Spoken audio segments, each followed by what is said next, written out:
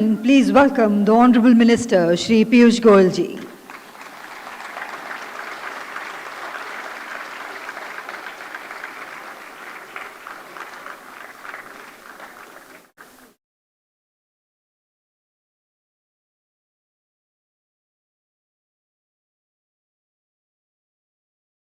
Kindly be seated.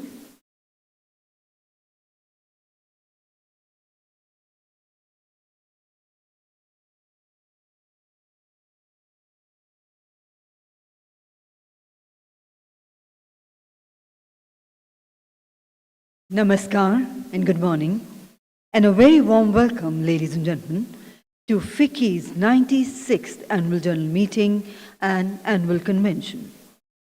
We are honoured to have the august presence of the Honourable Minister of Commerce and Industry, Consumer Affairs, Food and Public Distribution and Textiles, Government of India, Shri Piyush Goyal ji, for the opening session. Ladies and gentlemen, let's once again put our hands together to welcome the Honourable Minister.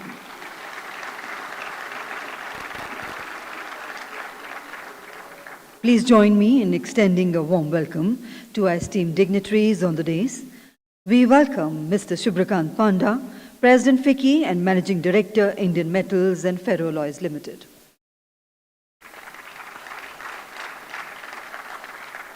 We welcome Dr. Anisha, President-elect, FICCI and Group CEO and Managing Director, Mahindra Group.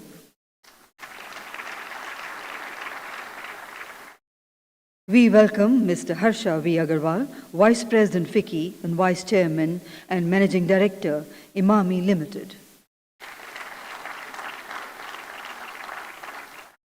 We welcome Mr. Sanjeev Mehta, Immediate Past President FICCI and President Commissioner, Unilever Indonesia.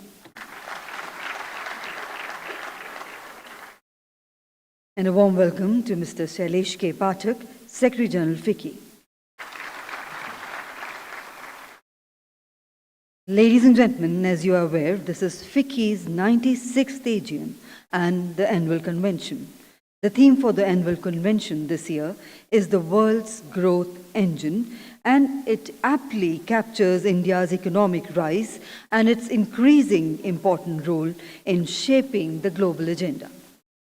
As we mark the opening of the significant occasion, we are honoured by the august presence of the Honourable Minister, Shri Piyush Goyal ji, and all other esteemed dignitaries from the world of business, diplomatic community, academia, and media present amongst us in the audience. Before we start the session, I would request the commemorative video of FICCI to be played.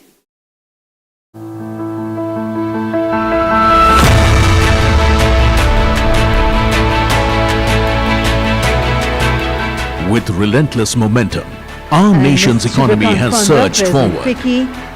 Today we have ascended to the world's fifth largest economy and will soon be the third largest economy globally, fueled by a dynamic domestic market, forward-thinking economic reforms, and the trees will be planted at Mata India Vaishno Devi is Shrine, gaining Katra, prominence in the name in of the this Honourable Minister. multilateral world across the Indo-Pacific and global South.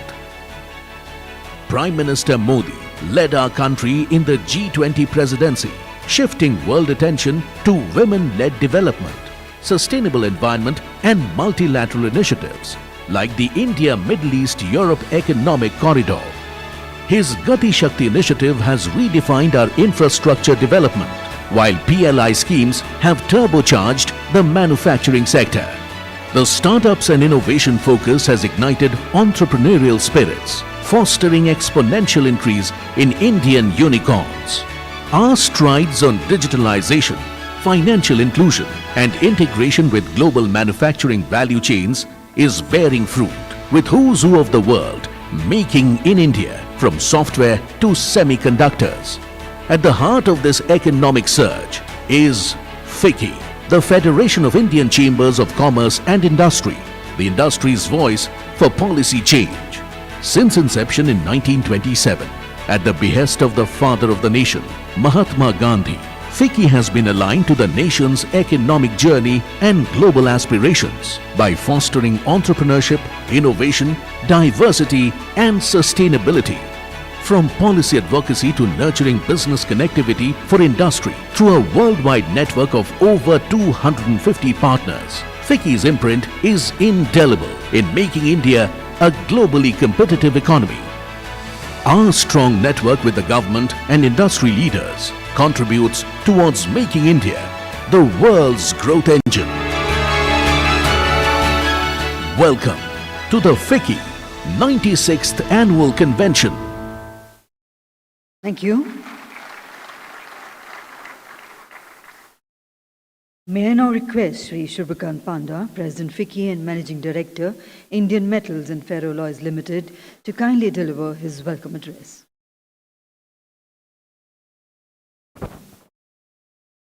Shri Piyush Goyal, Honorable Minister for Commerce and Industry, Dr. Anish Shah, President-elect FICCI, past presidents, dignitaries, ladies and gentlemen. It's my pleasure to welcome Piyush ji to FICCI's 96th AGM and annual convention. I've had the privilege of receiving your support and encouragement during my tenure, and I'm delighted that you are doing the honors to kick off this event. You are a tough taskmaster, and I say that with the deepest respect, but you have kept us on our toes through this year, and I assure you of continued engagement to support various initiatives of your ministry and the government at large.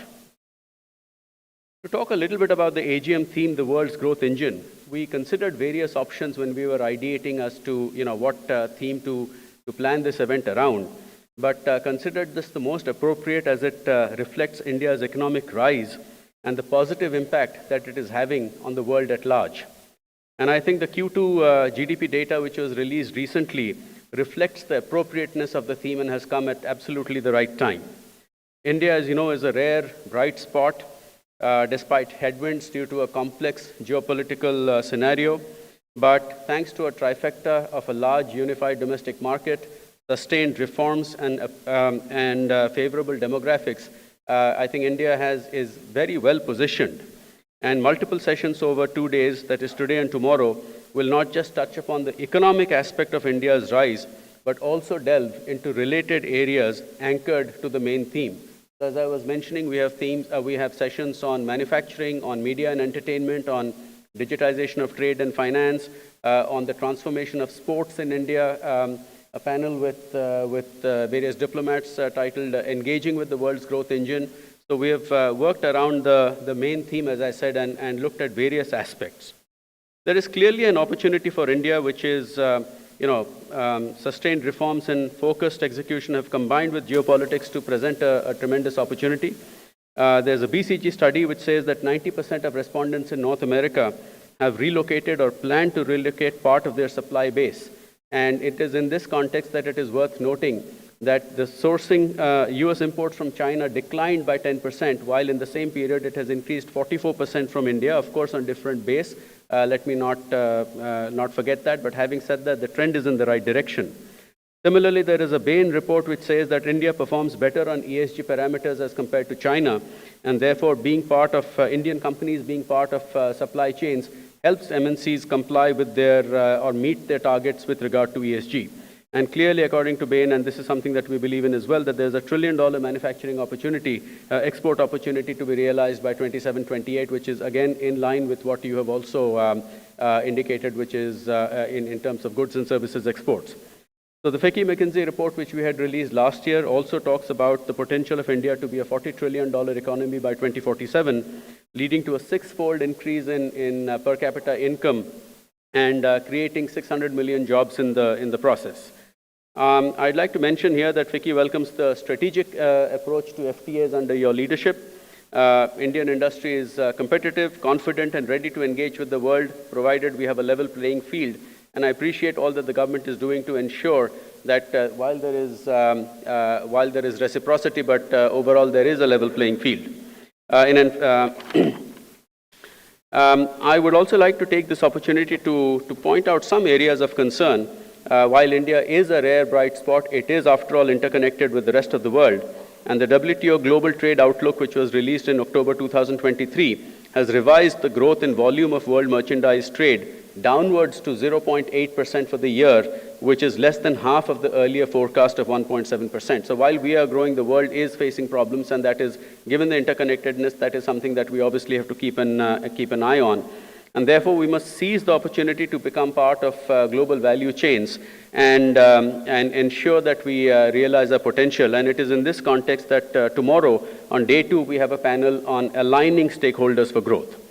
The second point I wanted to make is how to address non-tariff barriers, and I know that that is something that you have repeatedly focused on.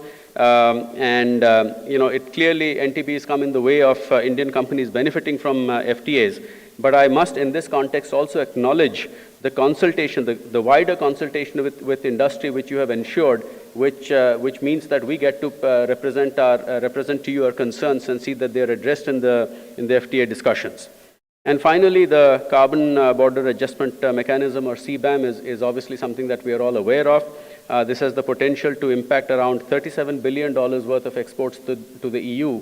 It is something that government and industry needs to work together, that while we focus on our decarbonization and energy transition initiatives, but this is something that also needs to be addressed. I don't want to take too much time, and so let me conclude by commending you for ably executing Honorable Prime Minister Modi's vision for a new India. You are a powerhouse of energy, always bubbling over with ideas, and on a lighter note, I hope one day you will agree to submit yourself to some research relating to battery storage. So thank you for your leadership and taking time out to be here with us today, and look forward to your address. Thank you.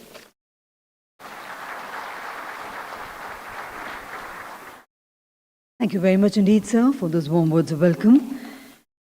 Ladies and gentlemen, may I now request the Honourable Minister to kindly unveil FICCI's commemorative publication on the occasion of the AGM and the annual convention. A galaxy of senior government officials, past presidents, members, and leading business figures have contributed to this publication by sharing articles on a wide variety of topics, anchored to the main theme, offering tremendous insights into the prime factors behind India's growth. Thank you very much indeed, Honourable Minister, sir, for doing the honours. Ladies and gentlemen, I now have the proud privilege in inviting Honourable Minister Shri Piyush Goyal ji for his opening address. Let's put our hands together to welcome sir.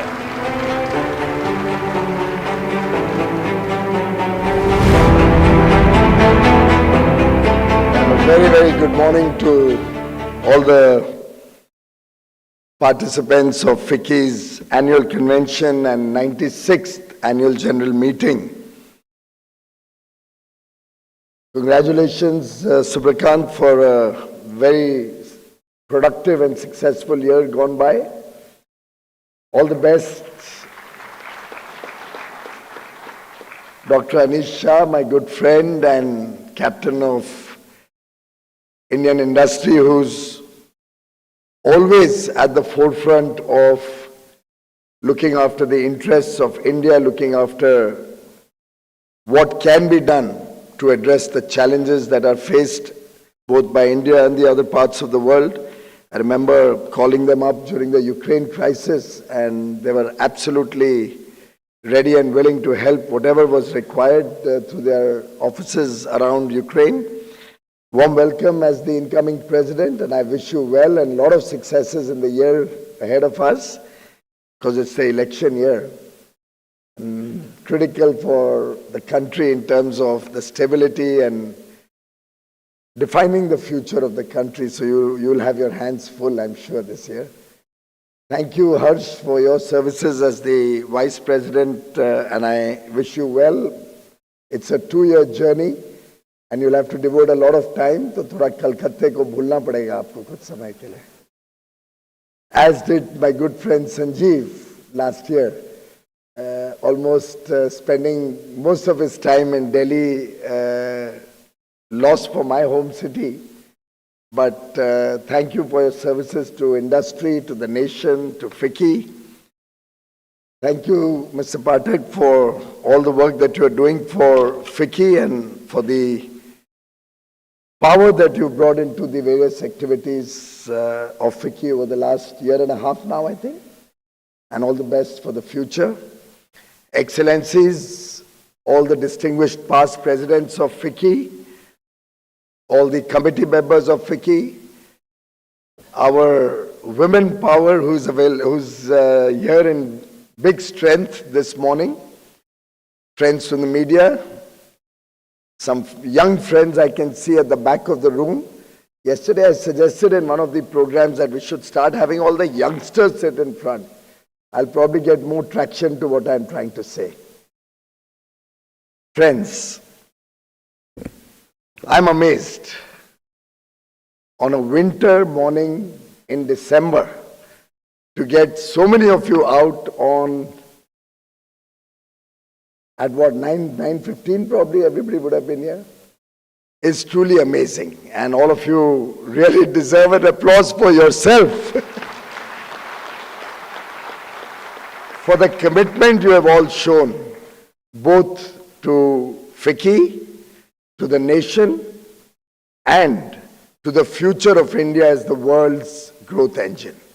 Thank you very much for reiterating the commitment as a team that all of you have accepted as we progress in the Amrit Kal towards making India a developed nation, a prosperous nation by 2047.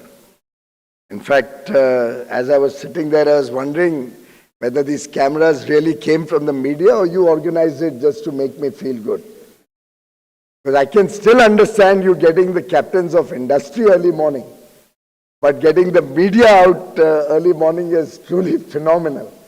Especially, and it's not their fault, they work late into the night every day, but truly demonstrates the commitment that each one of us in this room has to making India a better place to live in, taking India to greater heights, and finding our true place in the world ecosystem, the world economy. Today, as many of you may be aware, is Bodhi Day. It's the day on which Lord Buddha attained enlightenment under the Bodhi tree. I think as a nation, we are also gaining the same level of confidence and understanding of India's strengths, of India's true position. As each day and year passes, more and more of us are recognizing where India stands, what our role in the future of India will be, and how we can contribute to making India truly a developed nation. The Honorable Prime Minister had very rightly said, there comes a time in the development journey of every country when the country redefines itself afresh and pushes forward with new resolutions. Today, that time has arrived in the development journey of India. And this transformation that the nation is going through, this metamorphosis where we are engaging with the world from a position of strength, where the world is recognizing India and the land of possibilities, this incredible India, we see is converting itself, is gradually turning into inevitable India. And that's the strength that we are all witnessing. That's going to be our journey in the next 25 years, 24 now, with 1 year of Amrit Kal gone by. And I have no doubt in my mind that the Bharat of today will indeed be the world's growth engine, not only in words, but in terms of vision, not only in ideas, but in terms of action. And collectively, this nation is going to be powering the world economy for several decades to come. Our roadmap for the future is clearly laid out. We are looking at an exponential growth journey. We are looking at becoming the third largest economy in the world, maybe the next 3 or at best 4 years before we overtake the 2 other economies ahead of us. But clearly, the vision is laid out when we look at creating India as a manufacturing base, when we look at making India the technology hub and innovation center of the world. The vision is very clear that our services sector is going to engage and grow with the best of technologies and modern thoughts across the world. And our mission is extremely clear, that we are all committed to making India a developed nation. And when I say we have to be a developed nation, we are looking at a 10x growth to become a $35 trillion economy by 2047. And that mission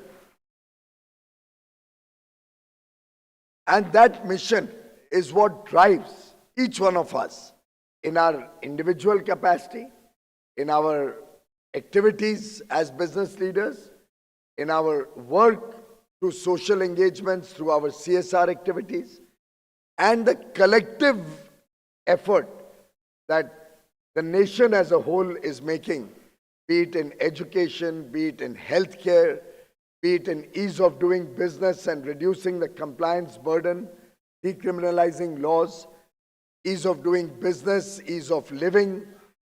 Every effort by government, by the corporate sector, and by the people at large is focused towards that single mission, like Arjun's eye, that we collectively as a nation have resolved to become a developed nation so that every child born in India has a better future to look forward to.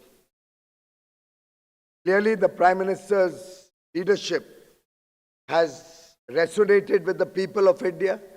It's evident year after year, week after week, when popularity ratings come out and we find him not only the most popular leader that we have in India, but the most popular leader in the world today.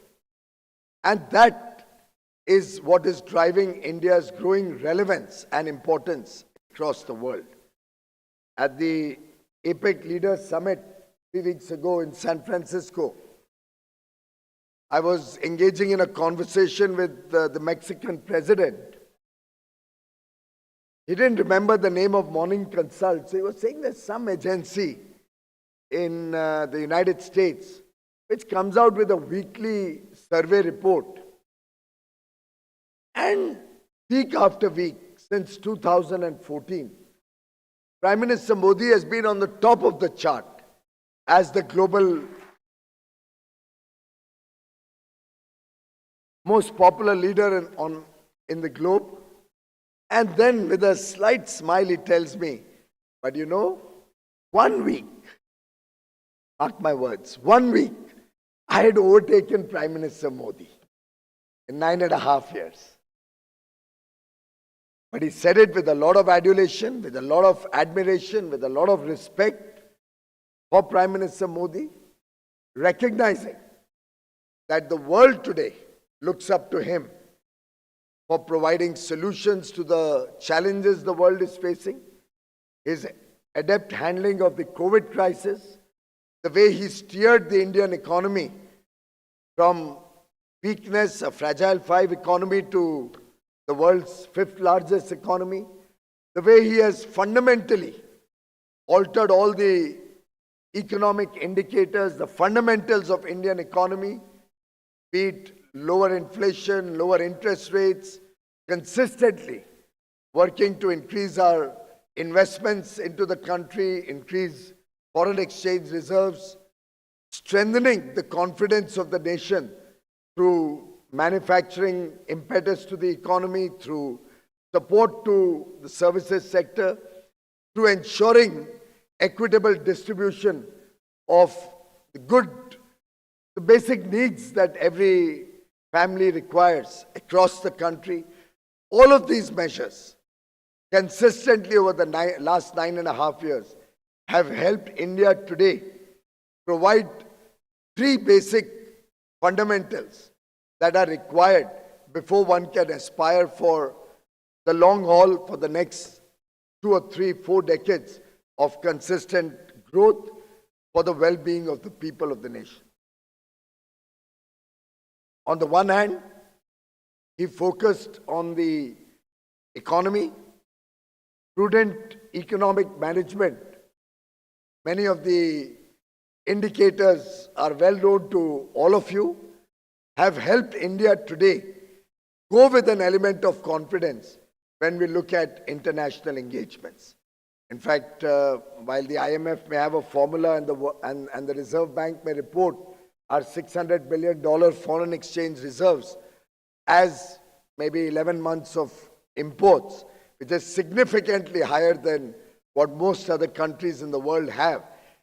My own perspective about our foreign exchange reserves is that they are now sticky. In the most challenging of times post-Ukraine crisis, in the most difficult situation where interest rates in Europe, in the United States, other parts of the world were at elevated levels, and most people felt there would be an outflow of foreign exchange, massive outflow which could threaten India's economy. We found that people preferred to stay in India. We found that our reserves are sticky, and therefore I dare say, if we really look at our foreign exchange reserves, they are enough to provide, even if we continue to have our current levels of current account deficits or current levels of trade deficits, they are enough considering the other inflows that we get in terms of remittances, in terms of foreign investment. Our current reserves are enough for the next 5 or 6 years without any threat to India's economy, without any threat to our foreign currency valuations. In fact, the world's largest investment bank, the CEO of the world's largest investment bank, again in San Francisco, in a conversation with me, was sharing with me that Indian currency is one of the safest currency for us to invest in.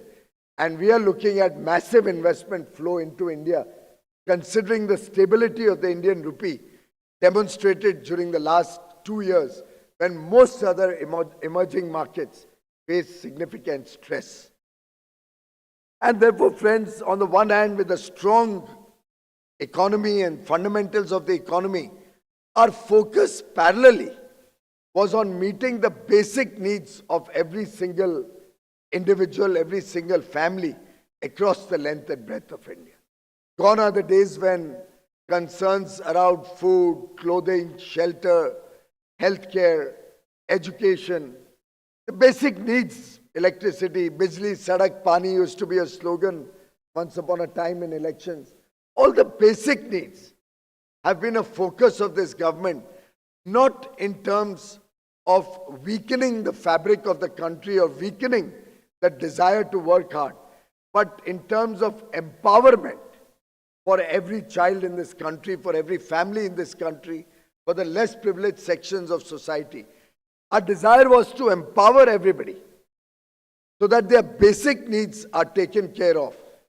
And given the Digital India push and the fact that we have 930 million internet users today, most of them through their smartphone, we have an ability to reach out and see what's happening across the world. And therefore, our young boys and girls today, with their basic needs taken care of, and all those statistics are well known, 40 million families getting a free home, 600 million people eligible for free healthcare, 810 million people getting free food grains. Across the country, every home having their own toilet, having digital connectivity in the length and breadth of India, the country moving towards 100% homes having water from a tap, Nal Se Jal, through the Jal Jeevan mission, where we've already saturated around 70% of the households next couple of years, and 100% households will have the basic needs of water coming into their home through a tap, infrastructure investments, helping roads reach every village and gradually every home. The transformation of a person's life, leading to ease of living, is driving our young boys and girls to aspire for a better quality of life, for all the good things that they see on their phone, available in Sydney, in Tokyo, in London, Dubai, Singapore, New York, Frisco. The world is on our smartphone today. And that aspiration is what drives the Indian young person to work hard, to work for a better future. And on the third track are investments in infrastructure, where the private sector co-investing with the central government and state governments. For the first time, a budget provided for 10 lakh crores for infrastructure investment. Another 3 lakh plus crores went to the states. Private sector adding their own investments in infrastructure. And we are all aware of the multiplier impact that this infrastructure investment has on any economy, with demand for steel, cement, sanitary ware, carpets, furniture, electricals, you name it. And it resonates into additional demand with infrastructure investment. And look at Delhi alone today.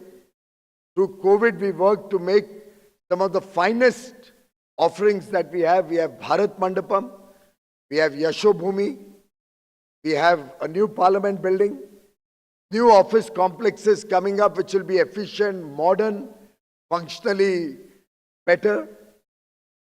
Vanijya Bhavan is one such example, but you can see 10 or 15 buildings being built which will provide a new edge to the way government works. You see the infrastructure on roads, railways, highways. The way the country is transforming, you can travel from Delhi to Mumbai in 12 hours. And of course, if you travel in an electric vehicle through that 12-hour journey, maybe you'll need one pit stop to charge your battery while you have lunch. And a family of 4 or 5 can travel from Delhi to Mumbai, I think in less than $100, or for 5 or 7, 8,000 rupees. So by the way, when I gave this figure to an electric vehicle manufacturer, he said, "I'm sorry, sir, it won't be $100. The cost of travel will be only $12 in terms of the electricity." Of course, I'm not one to take it lying down. I said there'll be the cost of wear and tear of tires and battery wear and tear and interest and depreciation. And therefore, my $100 figure stands.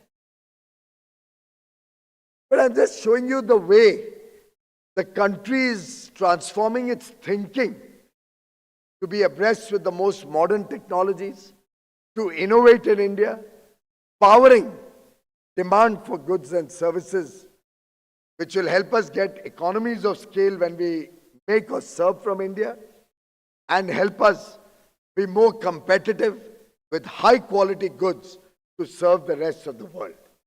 And therefore, these 3 pillars, friends, the pillar of strong fundamentals of the economy, the pillar of an aspirational India with their basic needs met, and the pillar of massive investments directed towards infrastructure is what will define the next 3 decades.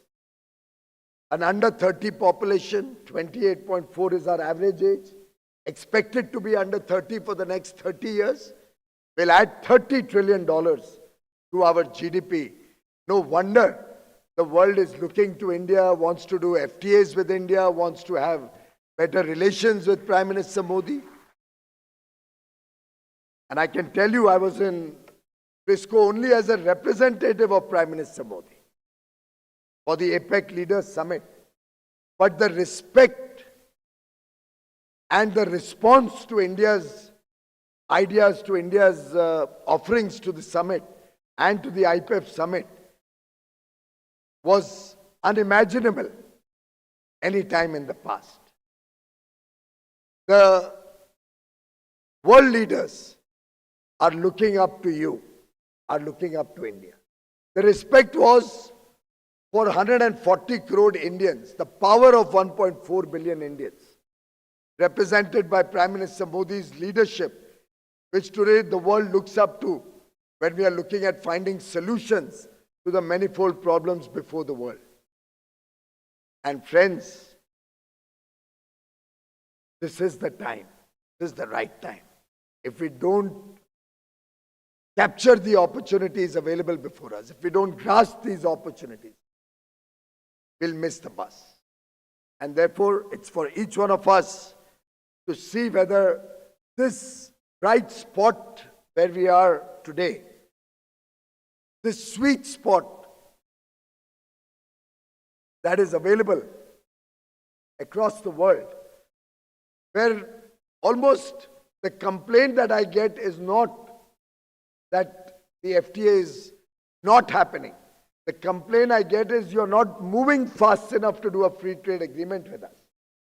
Where a country is very keen to beat the record of our India-UAE FTA, which was about 88 days, the world's fastest negotiated FTA, where now the world tells me, can we beat that record with you? And can we do it faster? Where countries across the world as far as Peru and Chile, where I would have thought they would not have much economic interest or interest to trade with India, are pursuing me that we want to do an expedited fast tracking of FTA negotiations. Where a large block of countries complains to me that you are too focused on the other FTA and you're not giving enough time to our FTA. Friends, that's your power. That's your power that you need to celebrate. They're not wanting it with me. I'm not in business. And I think with your blessings, Prime Minister Modi will continue to serve the nation, to take the country forward in the years to come. So I'm not looking to come back into your world. You don't want me as a competitor, do you? But the time has come, friends, to seize these opportunities. We have tried to set the bar high. Please join us in this mission. We have tried to saturate government policies. You try to saturate the world markets with your products, your services. And think of the 9 years. Prime Minister Modi has not looked at things in isolation. Every program of his have been to a plan. You recall one of the first things he announced, or amongst the 2 or 3 things he announced, was Digital India, Make in India, Swachh Bharat, and an identity card, Aadhaar, for every person in the country. He made sure financial inclusion. He brings every family into the banking network. Of course, now the Jan Dhan accounts have exponentially grown to 500 million accounts, 50 crore Jan Dhan accounts. 99% of the people have their own Aadhaar card. And every program has been taken to the remotest parts of India without discrimination. Nobody has ever been asked what his religion is, what his language is, whether he voted for the BJP in the last election or he did not. We've never looked at any of these. For us, it is India first, and it will always be India first. An India which is inclusive,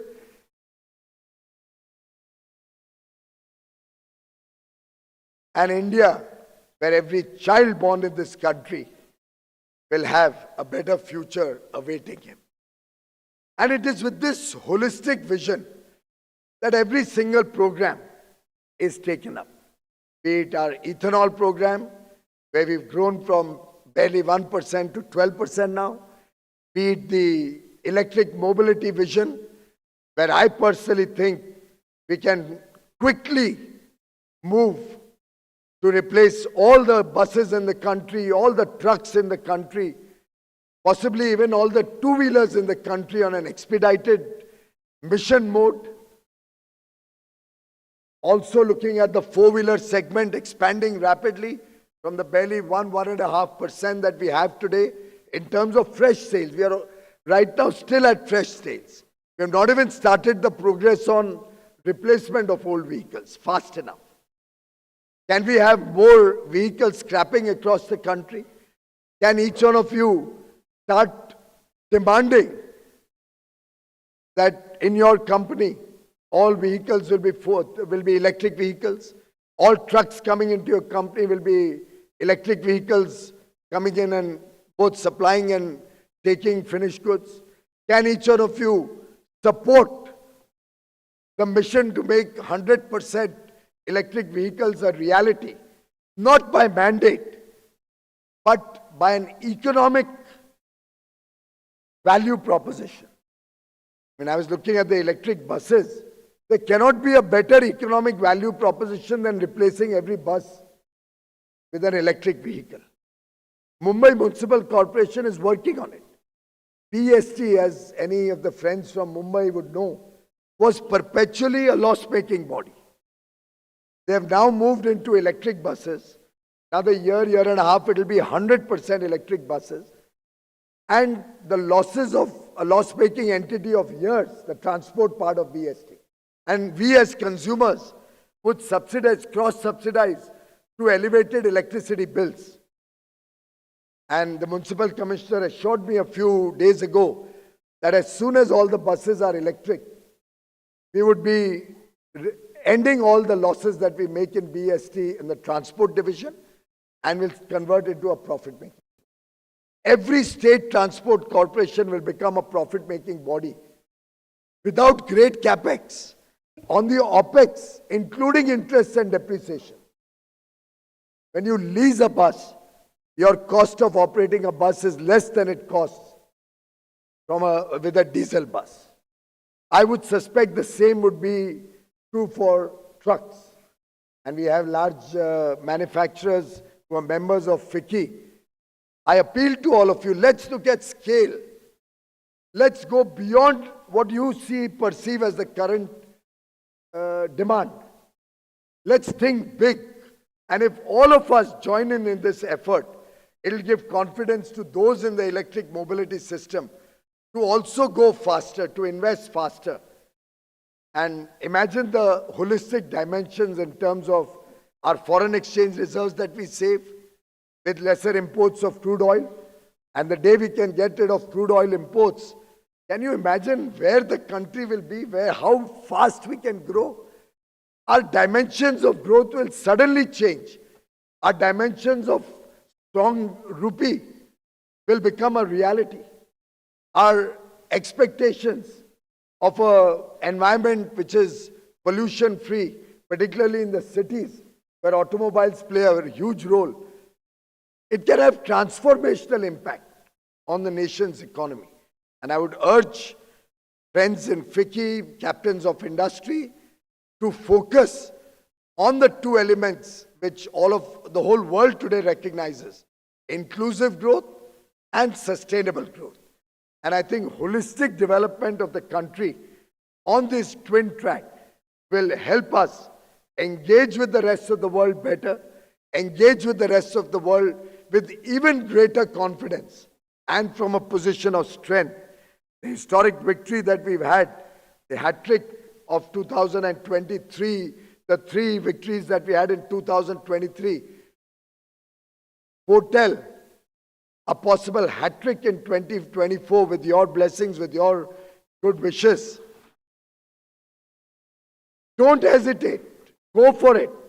Let's start seeing greater degree of private sector investments coming up.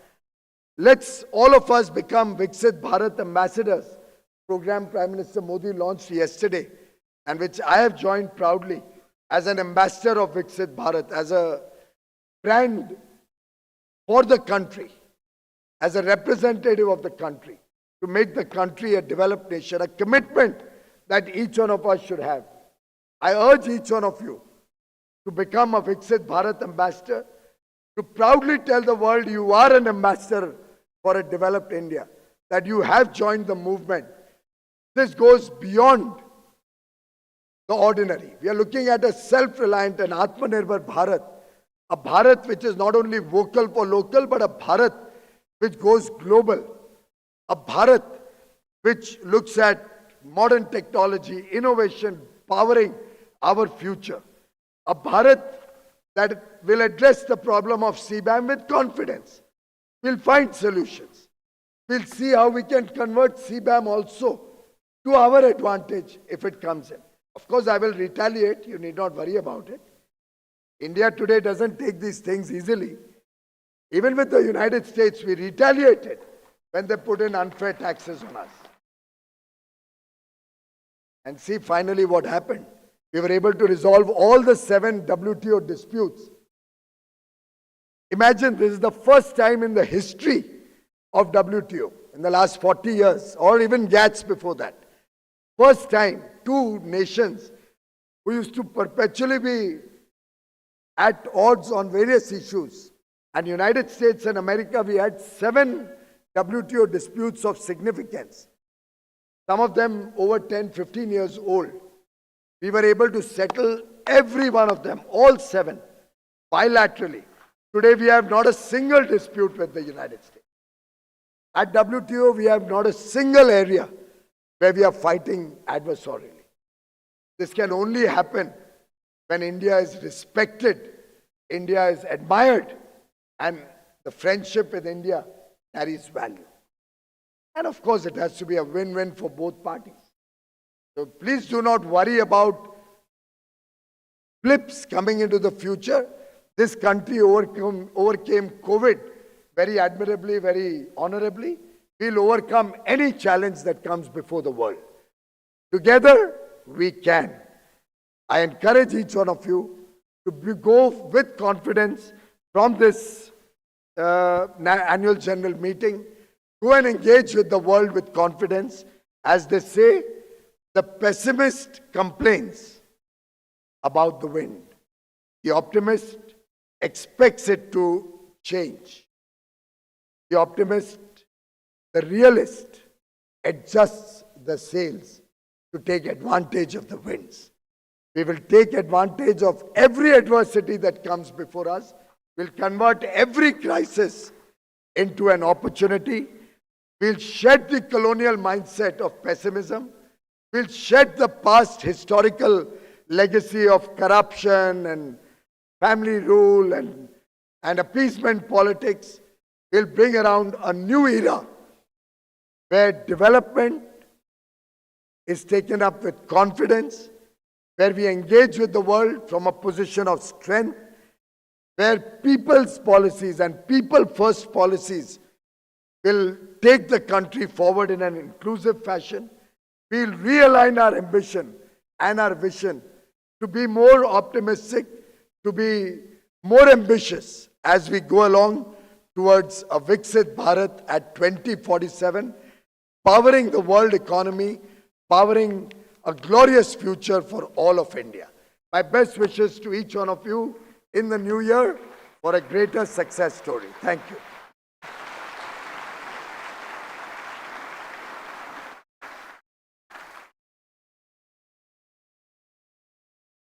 Thank you very much indeed, Honorable Minister, sir, for your insightful address. We indeed grateful Honorable to you. Minister has agreed to take 2 or 3 questions. So I'd request our past presidents if they'd like to. Any of our past presidents? Pankaj Bhai?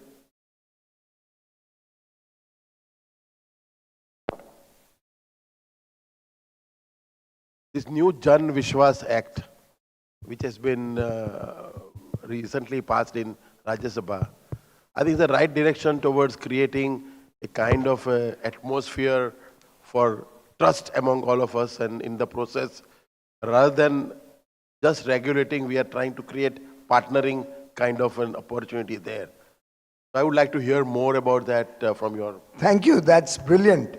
In fact, that's another area which Prime Minister has been focused on, I would say almost in every cabinet meeting, urging us to see how we can make life easier for businesses and for the common man.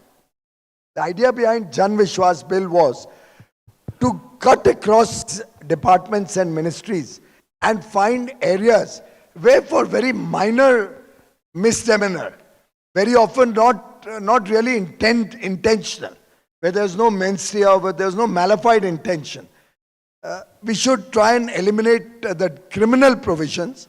We can have some small punishment, maybe in the form of a fine or something, but ease the mind and operational people from day-to-day fear of criminal action. And you know, the criminal action leads to some other kind of actions also. जब डर होता है तो कुछ और करना पड़ता है उस डर को ओवरकम करने के लिए. यहाँ बड़े मास्टर्स बैठे हैं, इसलिए मैं हिंदी में बोल रहा हूँ.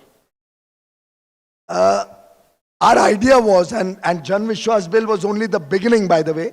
We are already requesting, and I urge you to come up with ideas also. We want to come up with a Jan Vishwas 2 and a Jan Vishwas Bill 3 and a 4, and continuously evaluate all the processes, all the laws of the land, all the procedures to try and decriminalize as well as reduce the compliance burden. I personally benefit a lot from my own experience in the past. I'll give you a simple example. When I was running a factory, I started at a very young age, a small scale unit. I didn't know there's a Statistics Act, and I didn't know that every month we are supposed to give some statistics to the government. And for 4 or 5 years, probably I had not submitted any statistics data. Of course, abhi law of limitation hai, so they can't go back to my old 35-year-old history and persecute me also. But I didn't know it, and one fine day an officer comes up and tells me that you haven't submitted this statistics data, and I need to file a case against you, and you could be imprisoned. I mean, a young guy, I've barely started business as a small-scale entrepreneur, and he's threatening me with the gun. And he came 3 or 4 times, and the damn form was so complicated, I couldn't even easily fill it up. कि वो हर बार आता था, तैयार भी नहीं होता था. 4 साल का data available भी नहीं था मेरे पास. Now, with that criminal provision in that law, there was possibility, and I know what I did finally. Many of you have had to do it in your young days. Our idea is that none of you has to do any rent seeking. And in fact, I had thought of making an appeal that we can't make India corruption free unless you all support us also. So you come up with ideas so that we don't leave any avenue for people to put the gun on your head. We want to decriminalize all such laws. Yes, if there's adulteration in, let's say, food products, I can't let that go. Or if a pharma company makes spurious medicines, you'll appreciate that that has to be taken very seriously. But for small misdemeanors, wherever possible, we want to decriminalize, make compliance easy. I urge each one of you, please come up with more ideas so that our Jan Vishwas 2 can have another 142 provisions where we decriminalize, make compliance easier. And this spans across 19 ministries, 42 different laws, 140 provisions. So there's tremendous potential.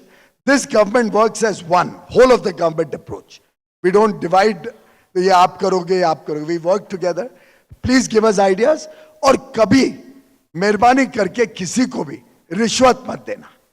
कोई तकलीफ भी आए तो complain करो, become a whistleblower. But please don't, ताली 2 हाथ से बजती है. प्राइम मिनिस्टर मोदी भ्रष्टाचार मुक्त भारत बनाना चाहते हैं, उसमें आपका भी आशीर्वाद चाहिए, आपका भी सहयोग चाहिए. किसी हालत में किसी को आप एनकरेज मत करें.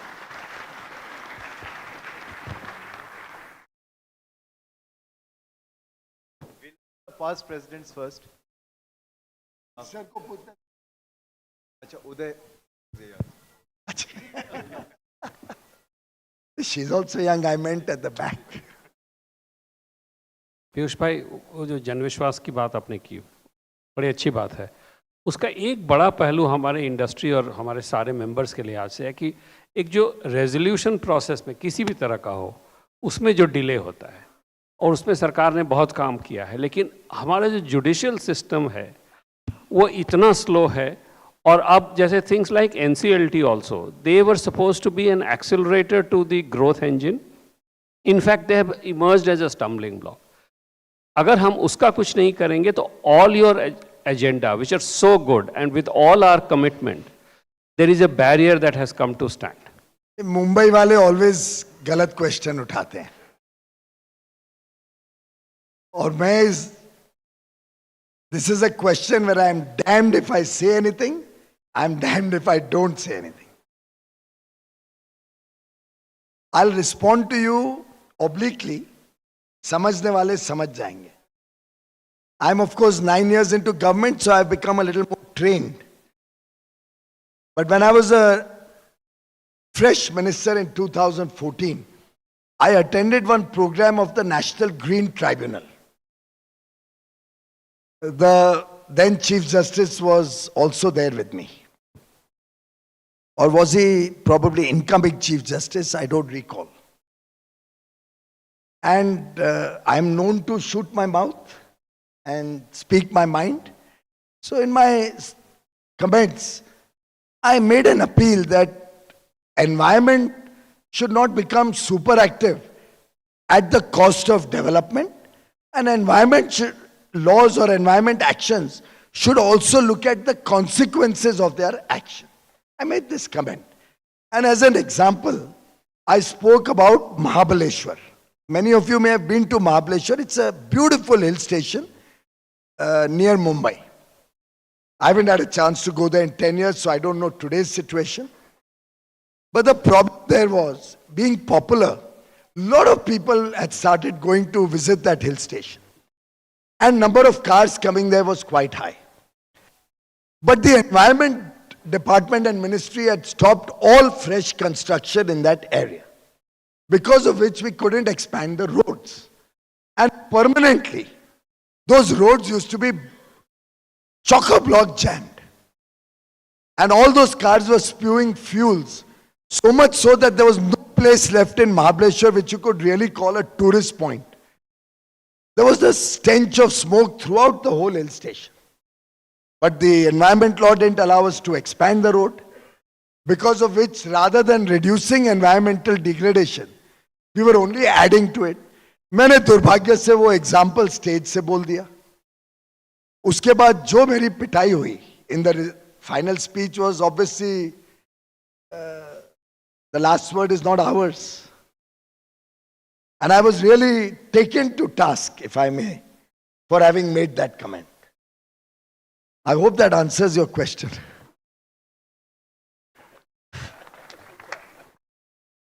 Thank you. Thank you so much, sir. I think we are running a bit late and he has to leave. So all of us will give a round of applause for the minister's speech.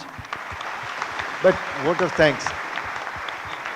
But before he leaves, a vote of thanks from President-elect. Thank you very much indeed, sir. And over to Dr. Anisha, President-elect FICCI and Group CEO and MD Mahindra Group, for kindly proposing a few words of thanks. Over to you. It is indeed a privilege for me to propose a vote of thanks to the Honorable Minister, Shri Piyush Goyal. India's growth story under the leadership of our Honorable Prime Minister doesn't need to be sold anymore. And sir, as you rightly said, India will power the world economy for many decades to come. Your efforts have laid a strong foundation, a foundation that includes various policies over the last few years. PLI, more recently the Jan Vishwas Bill, a number of actions around ease of doing business have really helped create that strong foundation. You've been a champion for India's leadership on the world stage. You have set a high bar, as you said, And yes, the time is now. In interactions with a number of ministers around the world, they have often, when I've talked to them, referred to the actions that you've taken to create the level of urgency that India needs to win on the world stage. The industry is thankful for your leadership, for the passion, the time that you spend, the attention to detail. I can tell you from personal experience that you cannot take a number to the Commerce Minister without him looking at the number and ensuring that everything is right around it. Because that attention to detail is really what sets him apart. I have been in 5-hour meetings where it is all about what is right for India. How do we create something that is right for India? And the passion so that you bring is something that the industry is very thankful for.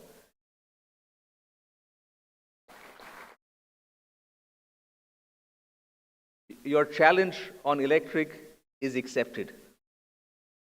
In three-wheelers, we've gone from 5,000 to 75,000 as Mahindra alone in the last 2 years, 52% penetration in 2 years.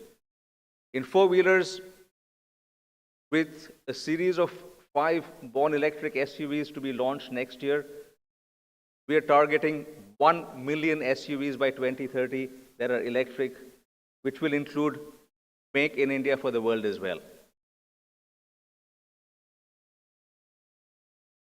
And finally, personally, I would like to thank you for your kind words.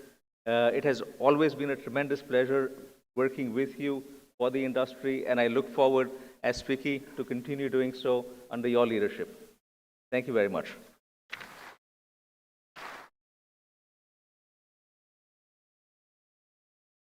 Thank you very much indeed. May I invite all the past presidents of FICCI to kindly come up on the stage for a group photograph with the Honorable Minister.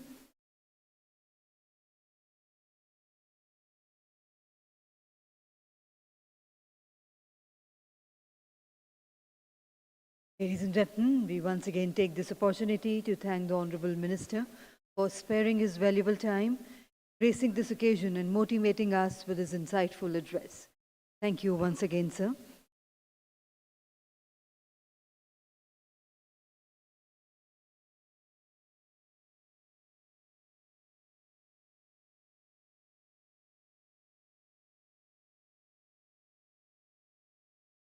Ladies and gentlemen, after this group photograph, as the Honorable Minister departs, I would request everyone to kindly remain seated in their seats. We will be straight away moving to the next session.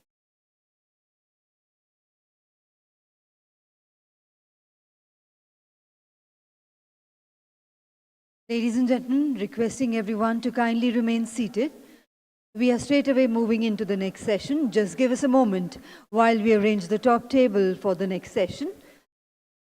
I also take this opportunity, ladies and gentlemen, once again in extending our heartfelt gratitude to all our sponsors for extending their support to us in organizing the AGM, the 96th AGM of FICCI. And let's once again put our hands together for the Honorable Minister.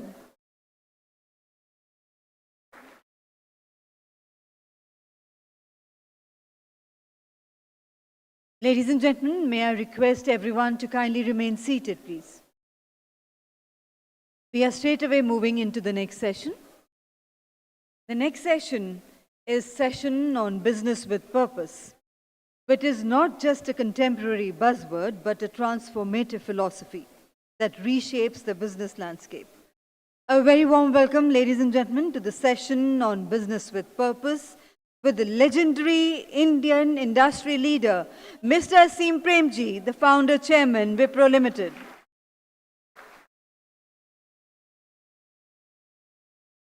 A very warm welcome to you, sir. Can you hear us? Are we audible to you, sir? Yes, sir. Thank you. We can also hear you loud and clear. Ladies and gentlemen,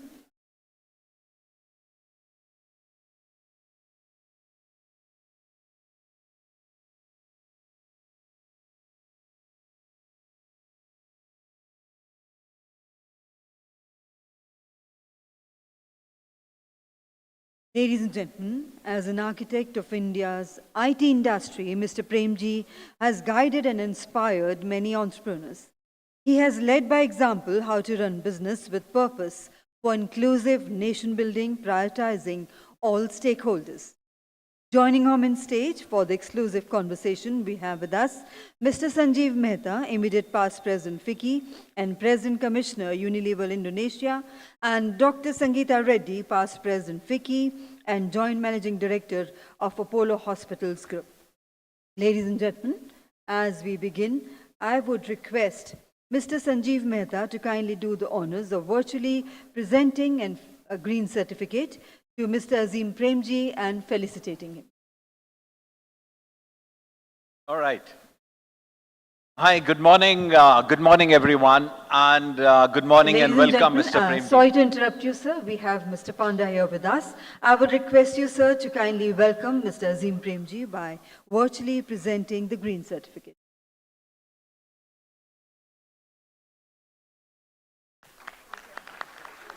Thank you. Thank you very much indeed, sir. Ladies and gentlemen, as we begin, I would request Mr. Panda to kindly make the opening remarks of the session.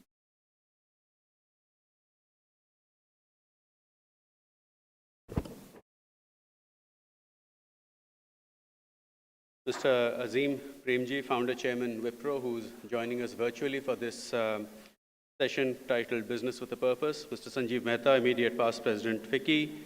Sangeeta Reddy, past President FICCI. Other past presidents, dignitaries, ladies and gentlemen. I would like to thank Mr. Premji for joining us via video link for this session and apologize for the little delayed start.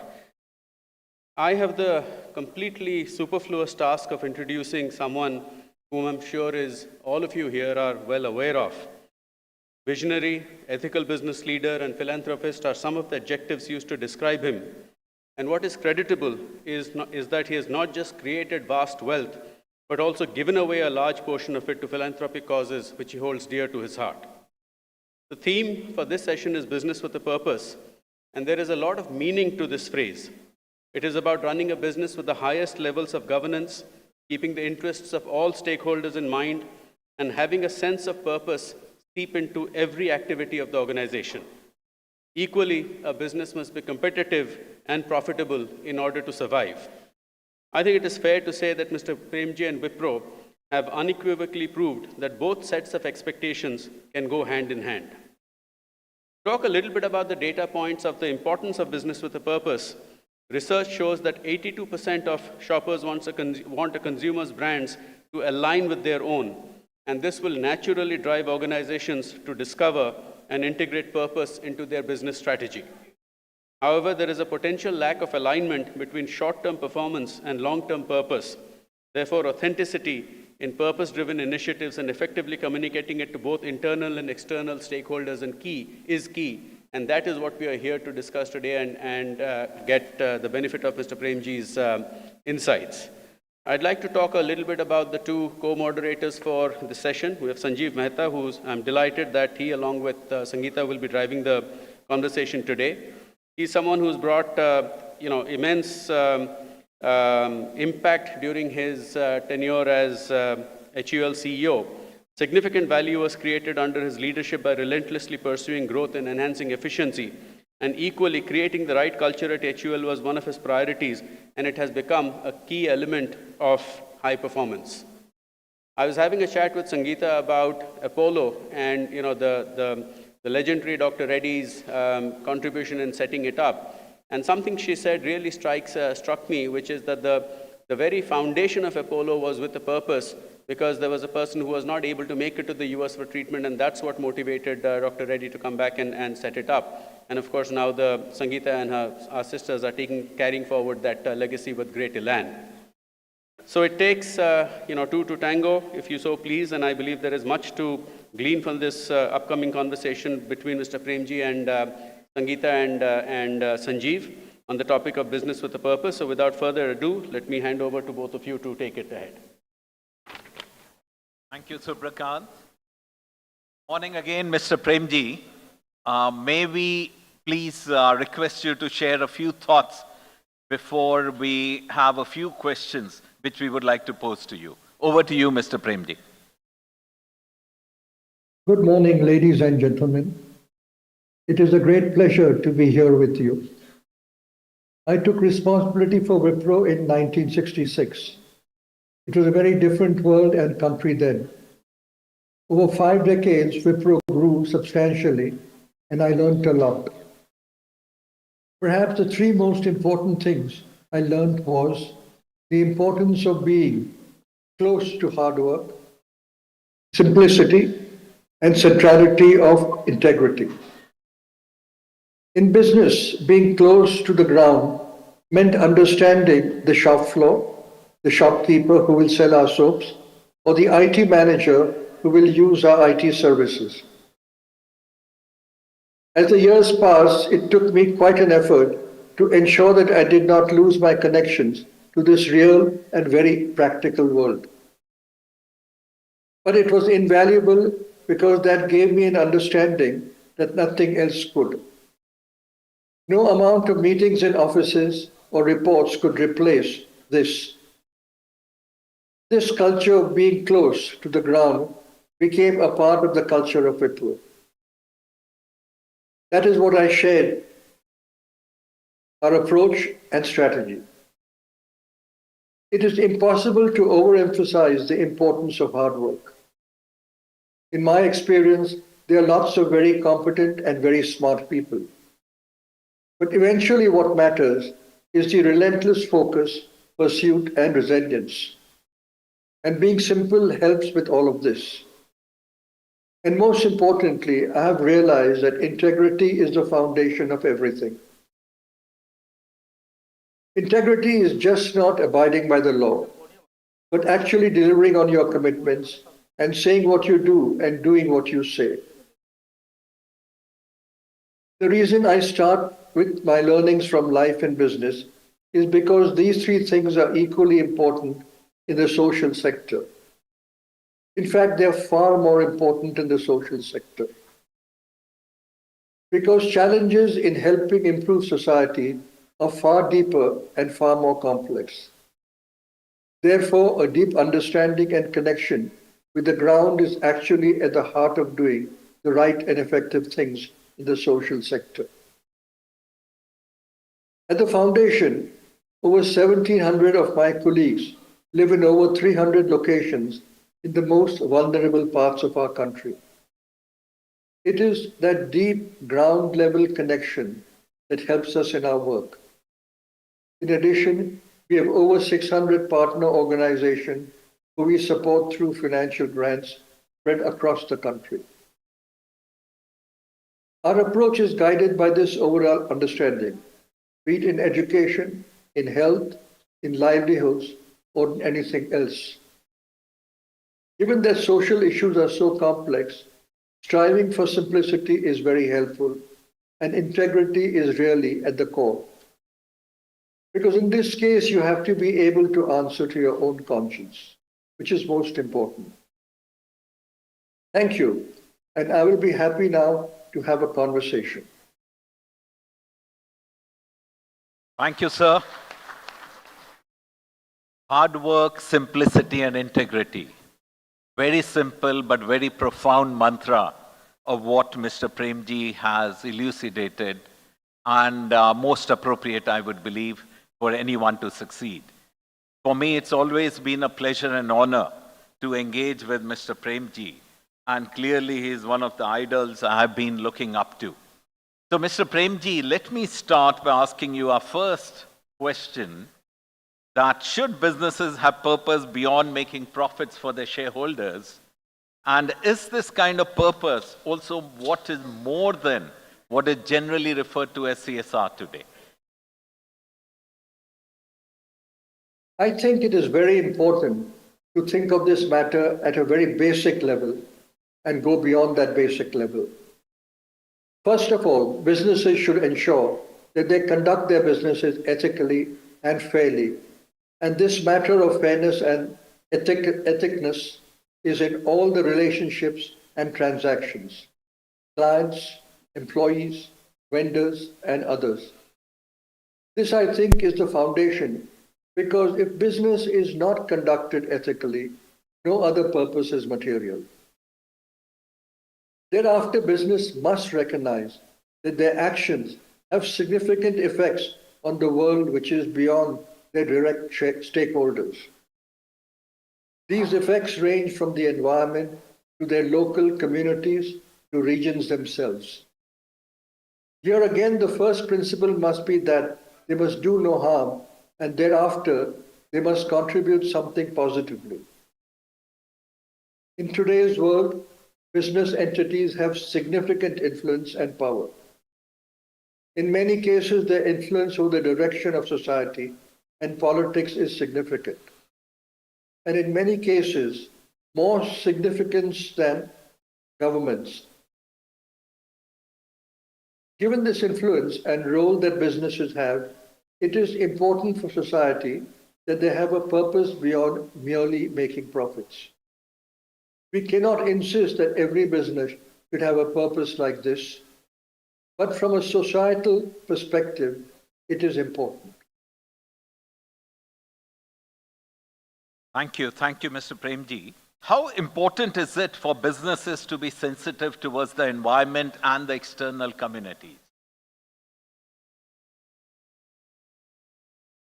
It is absolutely critical for businesses to take full responsibility for their actions in context of their environment. Climate change is perhaps the biggest crisis facing humanity, and there is environmental degradation of many kinds. For example, the contamination and depletion of water. Unless businesses act decisively, we will not be able to deal with these environmental crises.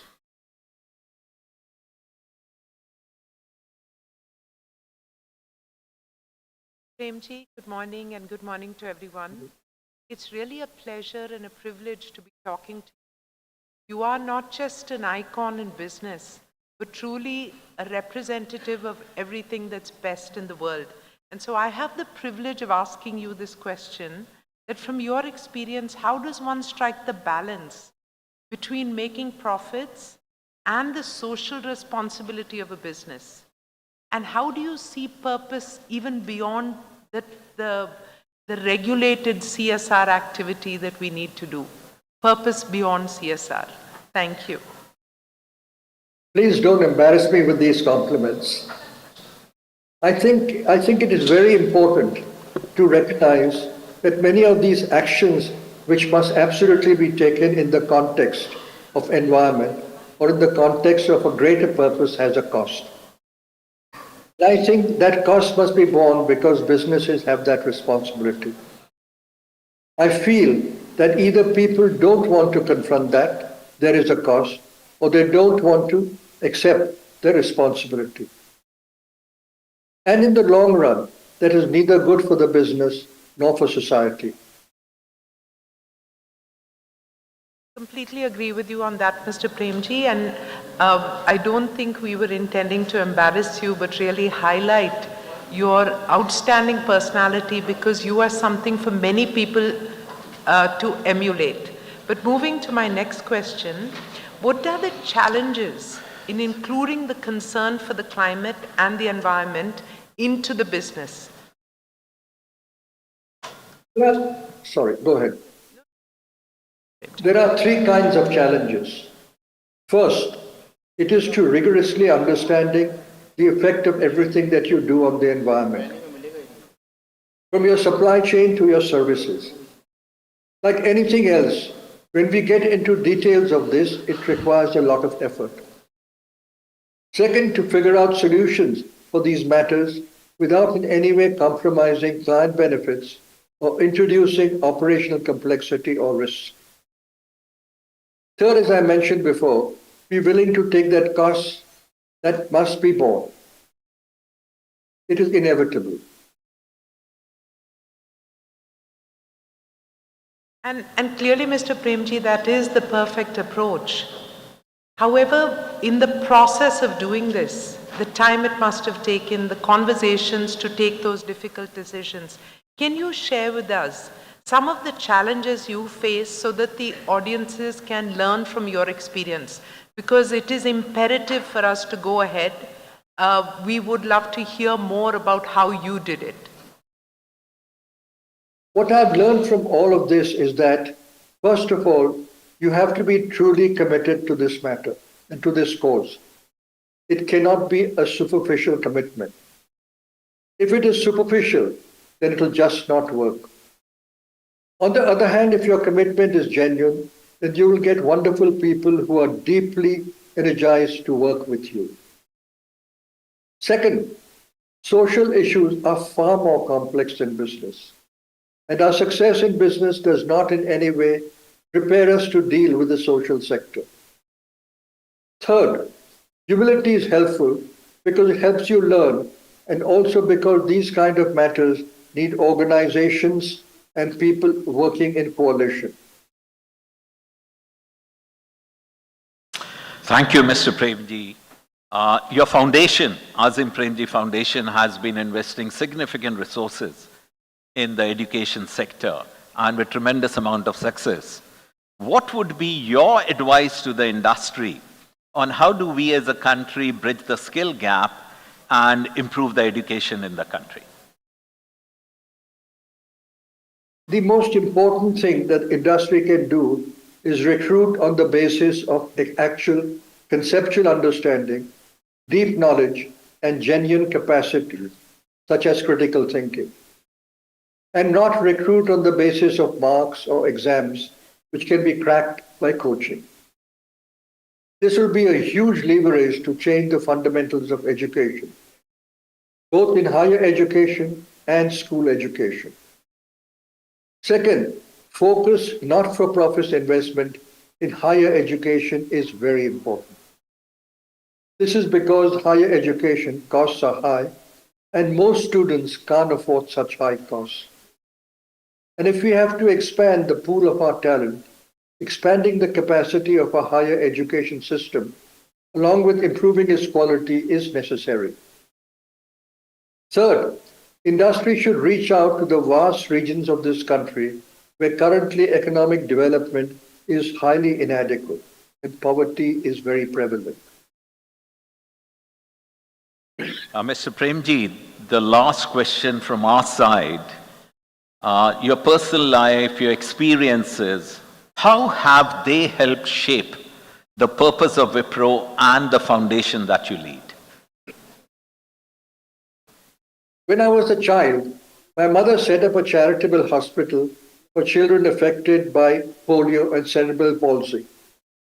I saw her struggle continuously with the operations of this hospital and raise money by begging both from sympathetic industrialists and mostly from government, which always got delayed. This is what really shaped me and my thinking. It was the untimely demise of my father, because of which I joined Wipro. Otherwise, just after college, I would have joined some social sector organization. I was so influenced by Mahatma Gandhi's notion of trusteeship. And as Wipro became bigger, I realized how true that insight is. Wipro is successful, but eventually it owes its success to society. That is how I donated most of the ownership of Wipro to the foundation. So now, while Wipro has its own significant CSR initiative, beyond that, for every rupee profit that Wipro makes, 66 paisa goes towards improvement of the lives of most of the vulnerable people in this country, because the foundation owns 66% of Wipro. So in many cases, Wipro is fully in service of a larger social purpose and has certainly been shaped by my personal life.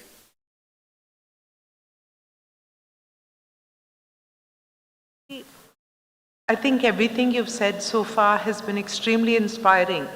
And I'm extremely happy that we had this opportunity to begin FICCI's AGM in conversation with you. Because truly business goes beyond the realms of what we do transactionally but towards the impact that we give to society, and there is no greater example or role model. I genuinely thank you for spending the time with us and for continuing to inspire us with your example. Over to you, Sanjeev. Thank you, Mr. Premji. Thank you so much, Mr. Premji. It's always a delight to listen to you. And while corporate purpose has aroused huge amount of skepticism, and for some very valid reasons, I think it is very clear that purpose is not something which is nice to have in the business, but it's a must-have. Pursuit of profits without purpose is no longer a sustainable business model. Without a sense of purpose, no company, either public or private, can achieve its full potential. The road to high performance for both individuals and companies depends on deepening our connection to enduring essential human values. Planning a purpose as a company means arriving at a clear understanding of what you were put on this planet to do. It helps you steer in the right direction, navigate trade-offs, and when connected to a social or personal purpose, it can inspire remarkable performance. To get purpose right, leaders should fundamentally change how they execute it, but also how they conceive of it and relate to it. Leaders must make a big leap if they are to go from talking about purpose to truly absorbing and actualizing it. I'll end today's session with a very small story, and this story is about a brand, Lifebuoy. Lifebuoy is one of the largest brands in the country. And during COVID period, it was the first brand which advertised that to prevent this infection, you need to use any soaps and not just Lifebuoy. Now, what I'll bring to light this concept of purpose through a very small film from Lifebuoy. Can we have the AV, please?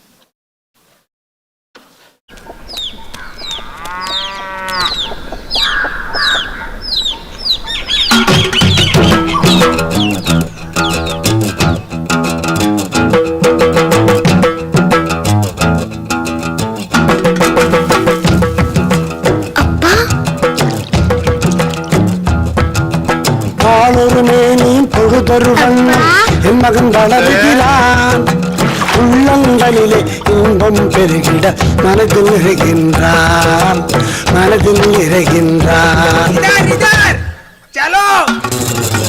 தாயும் தந்தையும் விரும்புவதெல்லாம் ஒன்னேதானுங்க ஐயா ஒன்னேதானுங்க கண்ணுக்கு கண்ணான தான் பெற்ற பிள்ளை துள்ளி விளையாடியே மனதை மகிழச் செய்யணுங்க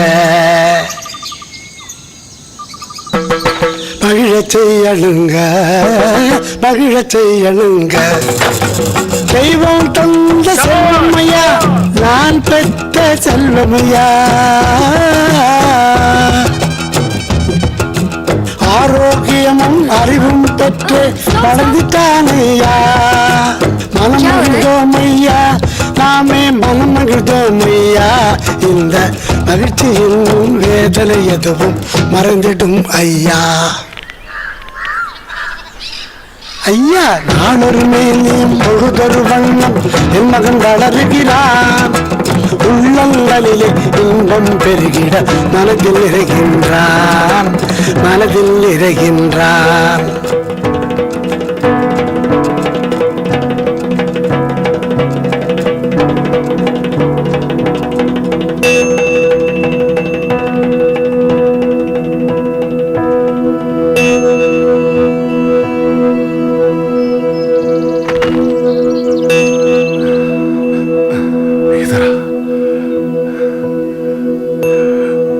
बच्चा 5 साल का हो गया। इतना सब 5 साल में कौन सी बड़ी बात है? बड़ी बात है मैडम, ये गुंडापा का पहला बच्चा है जो 5 साल की उम्र तक पहुंचा है। क्या?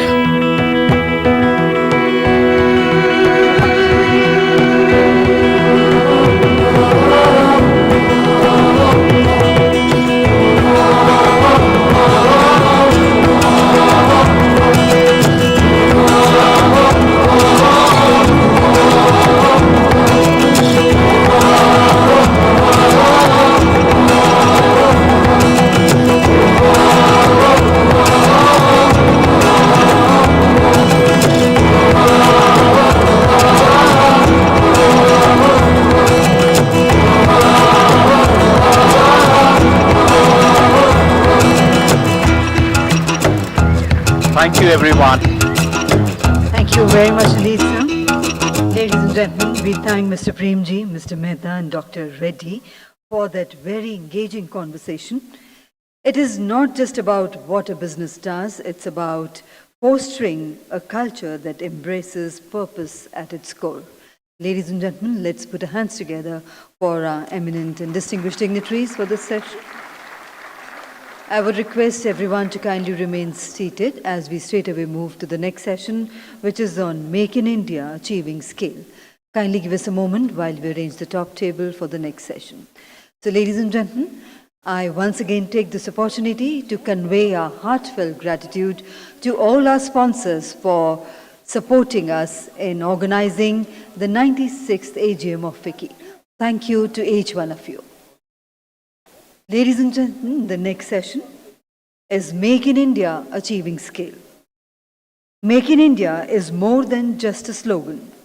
It's a bold initiative to transform India into a global manufacturing hub. At its core, it's about boosting domestic manufacturing, creating jobs and fostering innovation. Scale is the magic word when it comes to Make in India. The ability to produce at scale not only ensures economic viability, but also positions India as a reliable source for quality products across diverse situations. In this context, we have eminent panelists joining us today to share their valuable views on realizing India's ambition for the manufacturing sector. And ladies and gentlemen, let's welcome on stage Dr. Pavan Goenka, Chairman Steering Committee on Advancing Local Value Add and Export Scale. We invite Ms. Salja Firodia Motwani, founder and CEO, Kinetic Green Energy and Power Solutions Limited, and Vice Chairman, Kinetic Engineering Limited. We invite on stage Mr. Manish Sharma, Chairman, Panasonic Life Solutions, and Mr. Alok Sagar, Senior Partner, McKinsey, who will also be moderating this session. Ladies and gentlemen, as we begin, I would like to call upon stage Mr. Siddharth Birla, Past President FICCI, to kindly do the honors of presenting to Dr. Pavan Goenka, Chairman Scale and In Space, a green certificate.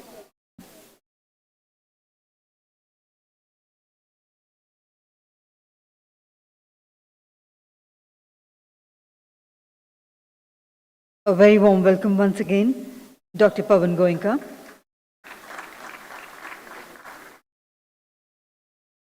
Ladies and gentlemen, I would also request Mr. Birla to kindly give his opening remarks, and the FICCI's commemorative AGM publication, which was unveiled earlier today by the Honorable Minister, has already been placed for the guest speakers. Over to you, sir. Mr. Birla, for your opening remarks. Thank you. Good morning and welcome to this session. As you can see, we have a stellar group of panelists who will be sharing their insights with us, and I welcome all of them. We heard the Commerce and Industry Minister this morning. As he pointed out, it is because of India's business success that many countries want to sign FTAs with India. Therefore, deepening our global supply chain engagement is well on the cards.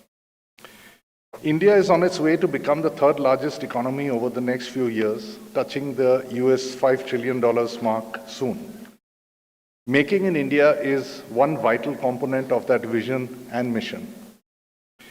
This mission offers several opportunities for our companies, particularly with new business opportunities emerging. New sectors will leverage the leap we have made in digitization, the transition underway in the energy sector, the build-up of infrastructure, and changes evolving in the social sectors.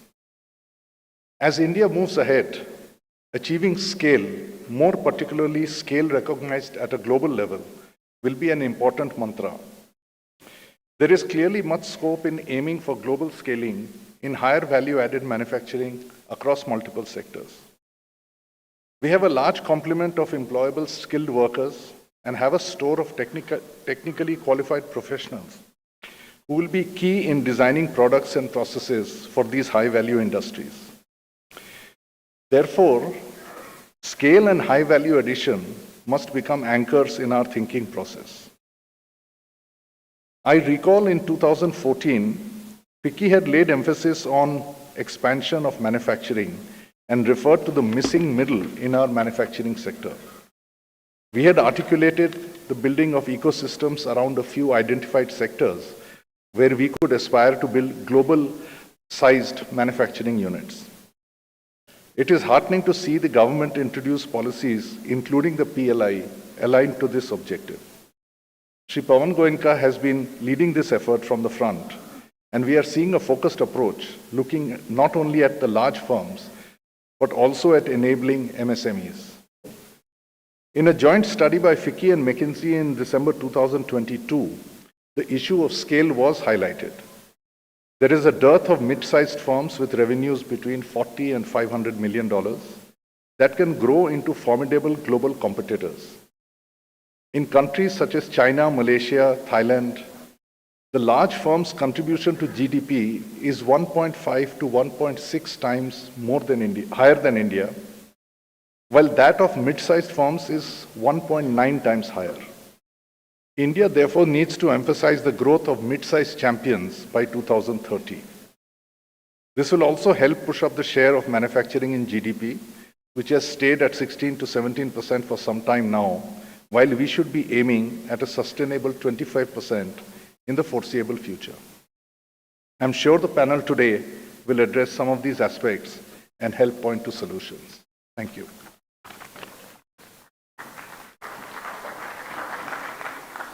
Thank you very much indeed, sir. Ladies and gentlemen, I would now like to request Dr. Pavan Goenka to kindly make his keynote address.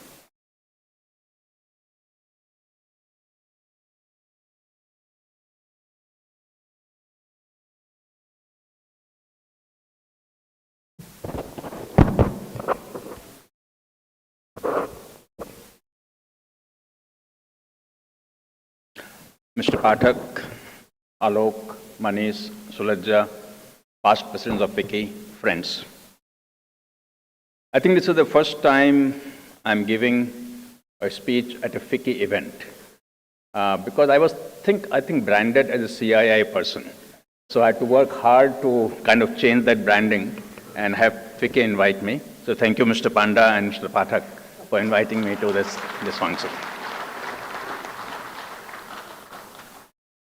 I see many familiar faces, and I'm delighted to talk about a subject that's very close to my heart.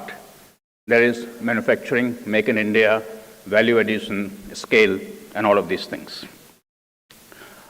It was just when I was getting ready to retire from my Mahindra role, that Minister Mr. Goel asked me to chair a committee that coincidentally was called Scale, which was to help grow manufacturing in India, and in terms of reducing import, increasing export, doing value addition, and so on and so forth. And I must say that FICCI has been very closely working with the Scale Committee, have given a lot of support over the last 3 years with its secretariat, and worked on many sectors with the Scale Committee. So this involvement helped me to step out of my comfort zone of auto sector, which is what all I knew about. And I saw the word manufacturing word with a new lens. And what I saw was really delightful. Because when I engaged with many sectors, entrepreneurs, both large and small, in these sectors, the aspirations that they had, the opportunities that India had in manufacturing, low-hanging fruits, I think the kind of things that we could do in manufacturing was almost unlimited. And as Minister Goel mentioned earlier in his address, that there is not a better time than now for India to leverage its potential in manufacturing with a very supportive government, with geopolitical situation that we have, with the macro environment that we have, and with the aspirations that everyone in this room who is involved in manufacturing has. And therefore, What do we need to do to crack this puzzle of manufacturing? And let me try and explain what I mean by puzzle of manufacturing. Would I have the first slide, please?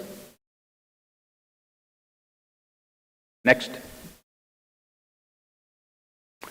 As speakers before me, including Mr. Goyal, has kind of alluded to, the big picture in manufacturing is that we have about $450 billion of manufacturing GVA, 14% contribution to overall GVA, $314 billion of export, but less than 2% share of global export, which is ranking us at number 17, even though we are number 5 economy.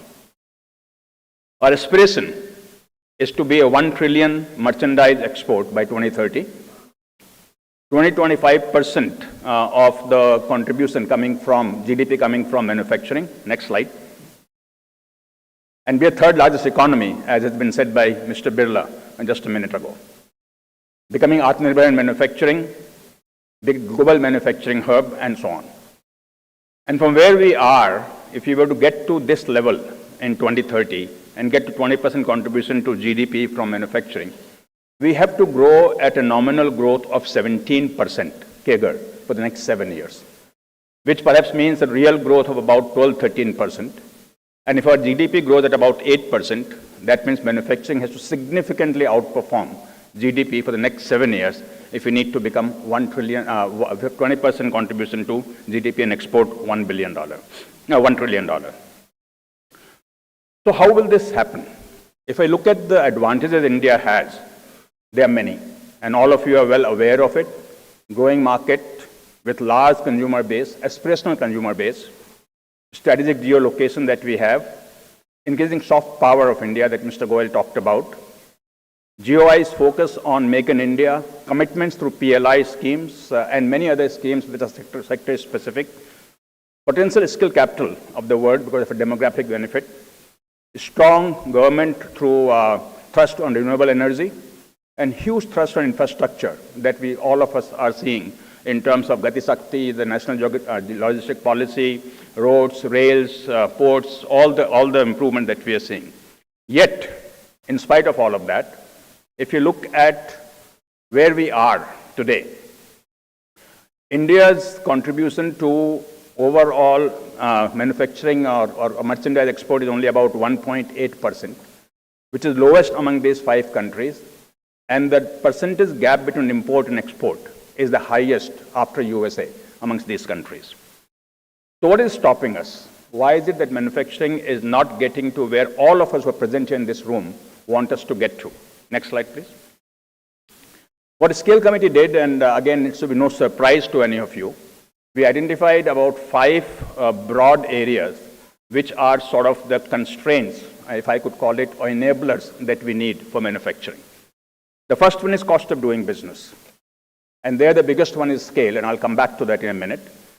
But overall, whichever sector we look at, we find that compared to China or Vietnam, India has a cost disadvantage or cost disability of about 10 to 12%. Depending on sector, could be 10, could be 12, could be 8, could be 15, but in that range we have. And these are the factors that contribute to that cost disadvantage: scale, the factor cost that India has, land, power, capital, infrastructure, efficiency in logistics. We all know that current logistic cost in India is about 13% against a global average of 8-9%. And now with all the effort that government is putting, that number will be coming down. Labor productivity, again, we all know about it, improving every year, but yet not reached what the best in the world is. Strengthening the MSME sector, and again, many of you are in MSME. Government of India puts a lot of support for MSME, but yet MSME perhaps has not reached to the level where it needs to reach to be able to really help the largest manufacturers to be able to deliver cost-effective product. The second item is in technology and quality competitiveness. And I guess India has more technology power than what all of us believe it has. We have a lot of opportunities with our academic institutions like IITs to do technical development, but the industry has not really invested enough in technology, if I could say that. Most of the investment technology and R&D comes from the government. Quality, again, significant improvement over where we were 10 years ago. But every once in a while, we will have a quality setback which gets global headline, which does bad for India's reputation as a quality manufacturer. Market access through FTAs, PTAs, again, Mr. Goyal talked about it, the soft power that India has now, where many countries are wanting to do FTAs with India. I guess the brand India is not very well known for manufacturing around the world. We are very well known for IT, we are very well known for digital areas, but not for manufacturing. And that is something that has to be worked upon by the government of India as well as by the industry. And finally, the ease of doing business. Again, a lot of work has happened in the last 10 years, but yet when we talk to industry, there are a lot of concerns on the ease of doing business part of manufacturing. So next slide, please. So before I go to that, let me spend some time on a scale. Can you get back to the previous slide? So we have talked about scale many times, and that's the theme of this session. And we have many examples now that all of us are aware of how scale has helped to make us cost competitive. Mobile telephone, very well-known example that we are seeing in the last couple of years. The example of LED bulbs where India has really made the cost down to a level where everybody now uses LED bulbs, are some of the examples that we have seen in India. I'll give you two very simple examples, one of room air conditioners and one of furniture, where scale is helping to make India competitive. And Manish has been leading the room air conditioner work from the front, and maybe he'll talk more about that. But here we were able to simply do some backward integration of demand and make some small policy changes, which will help the industry to grow from 16,000 crore to 1 lakh crore in terms of growing scale. The whole PLI thing that has been done with the objective of creating scale.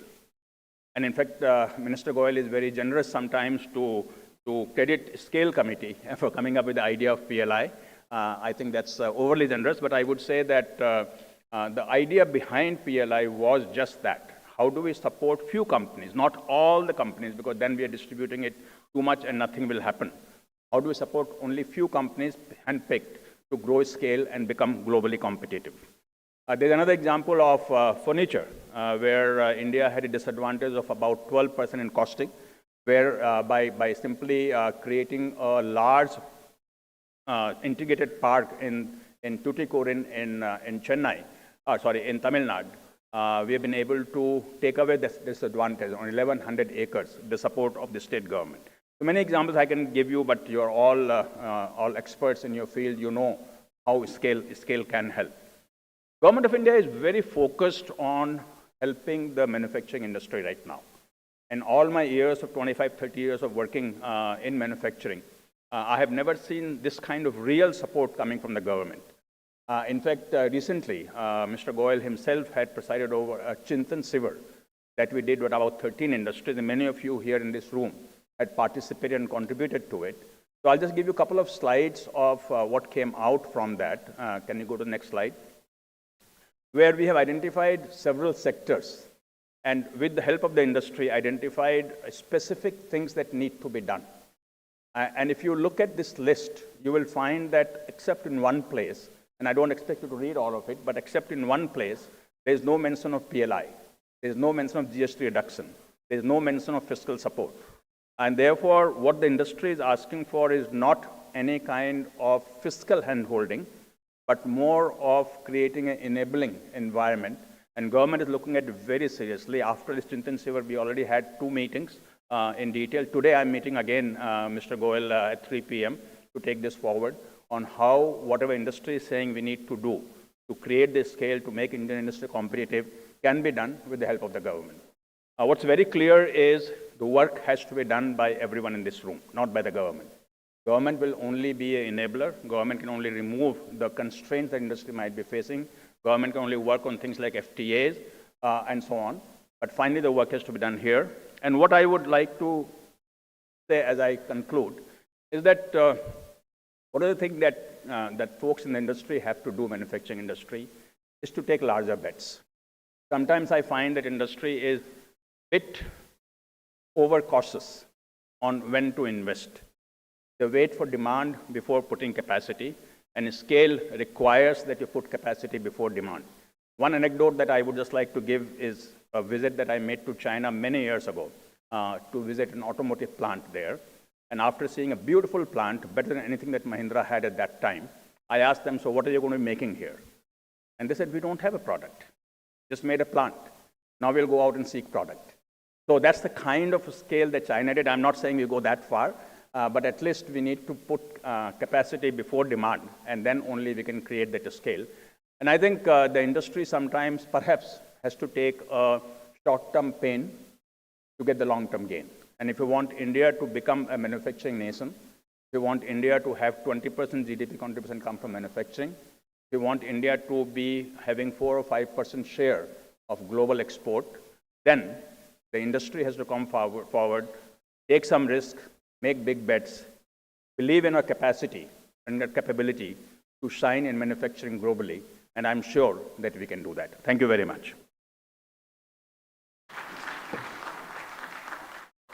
Thank you very much indeed, sir, for the keynote address. Now, ladies and gentlemen, may I hand over the floor to Mr. Alok Sagar, the Senior Partner, McKinsey, to kindly carry forward the proceedings of the session. Sir, you have about 35 minutes with you to close the proceedings. Over to you, sir. Good morning, everyone.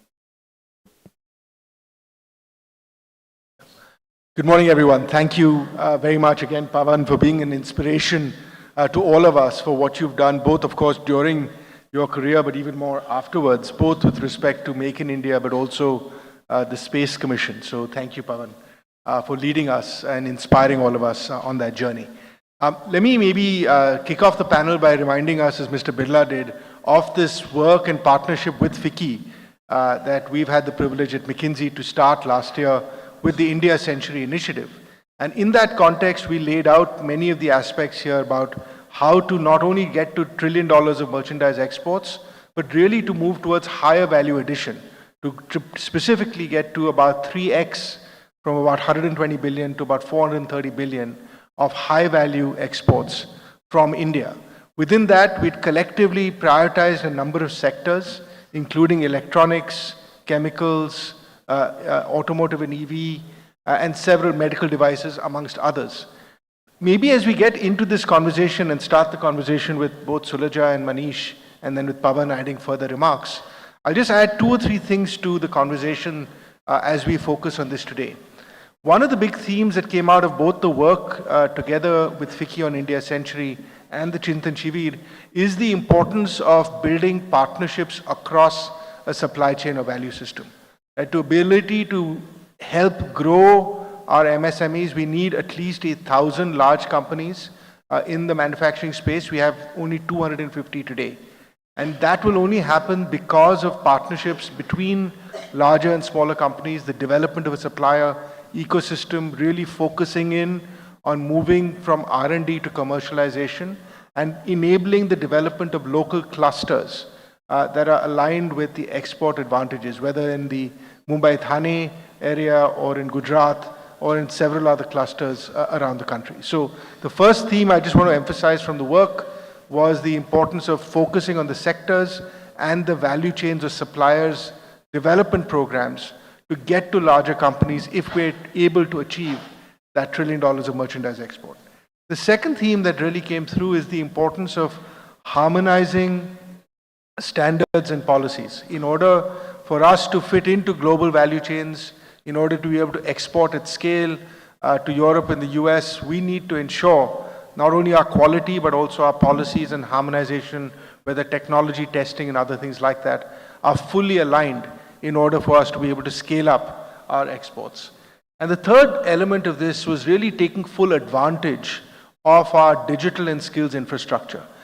We are at least 20% of the world's workforce, actually about 30 to 35% of the world's skilled workforce.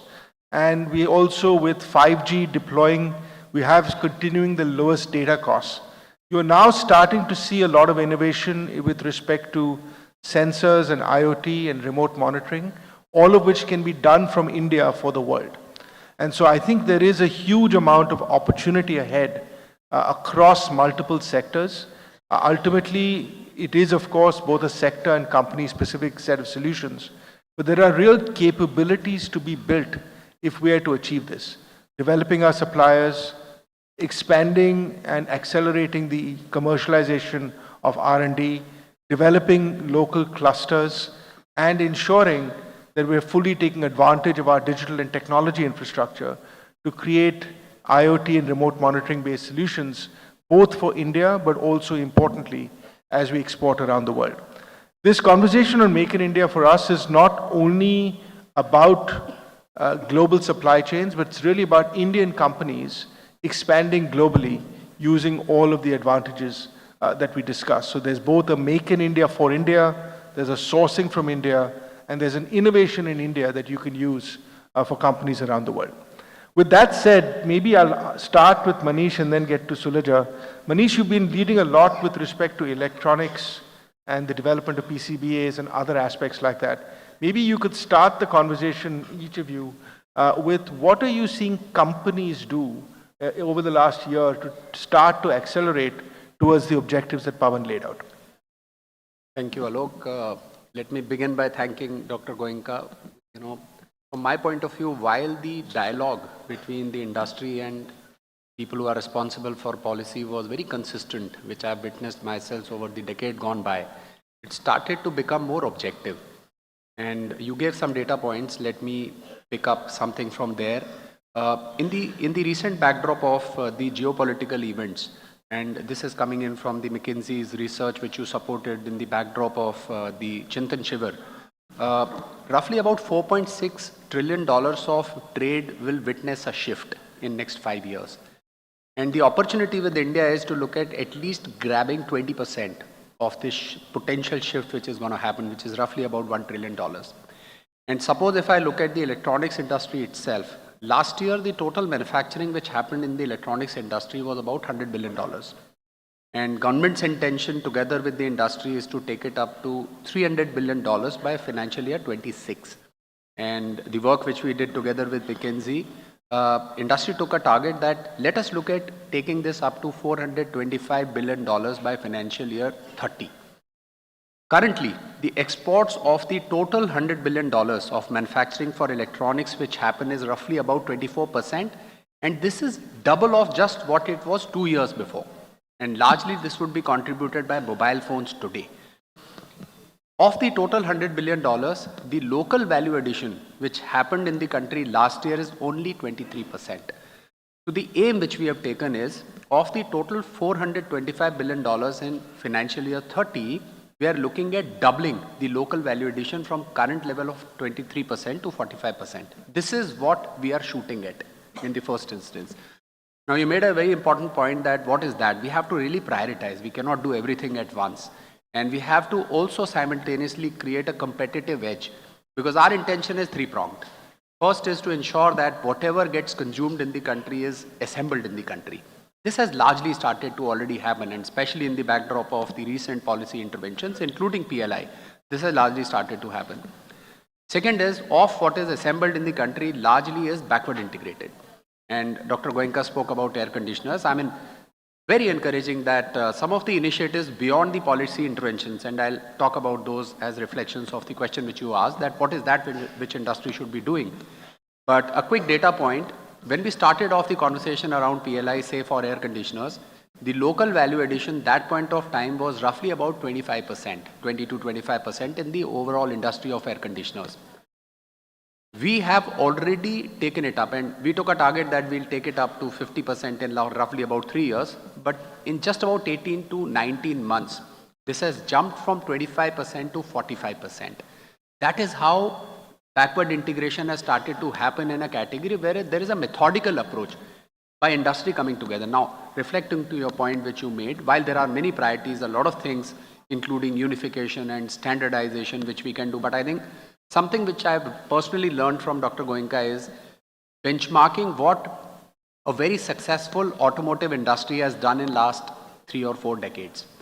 And something which we implemented, say in air conditioners, is to aggregate the demand.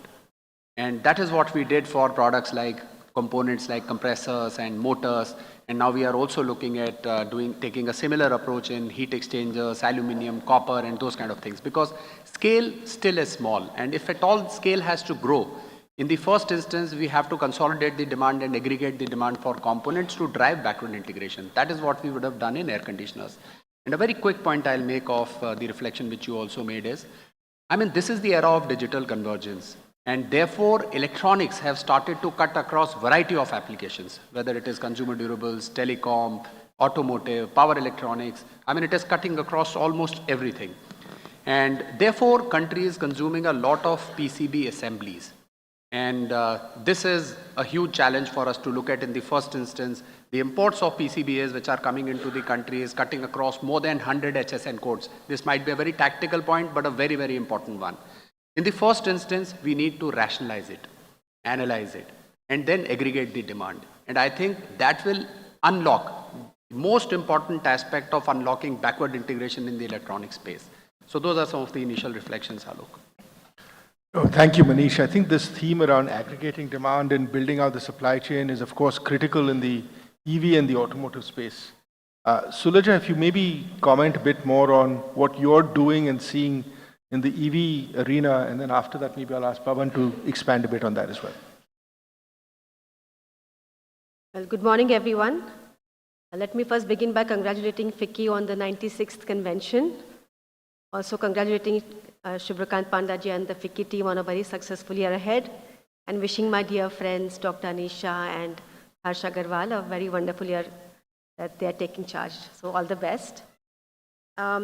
This is a very important and exciting discussion we are having. And I think let me first begin by kind of giving a context to why I think EV is important. Of course, our Minister Piyush Goyal spoke about it emphatically, and I was ecstatic. But let's just put a context to it, that why does India need to have scale? And why does India need to focus on Make in India for a success in this important transition? First of all, the automobile sector is a very important sector in our country. It's 49% contributor to our manufacturing GDP and creates more than 35 million jobs. Globally also, of course, it's a very important sector as a consumer and as a producer. Most automobile countries have now stated their goals for a transition to EV, from as low as 40% to as high as 100% transition to electric mobility or green mobility is on the cards for most of the nations, developed and developing nations. That means that the transformation of automotive technology from ICE to EV or green is absolutely imperative, and the world is growing green and is going electric. So India, if it wishes to be a superpower, an ambitious growth engine of the world, certainly cannot miss the bus in this important transformation. This is number one. Secondly, even for our own country, to meet the COP26 Panchamrit agenda, climate change, goals of our nation, fuel security of our nation, I think electrification is absolutely critical to move to this new technology, even to make our cities greener and our air cleaner, reduce pollution. So there are many reasons why India must leapfrog and claim leadership in EVs.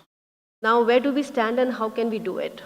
I think as Manish was talking about the kind of actions required on his sector, electronics and refrigerators, I would like to make a couple of points here that it's not the same state of list of actions that are required for electric mobility.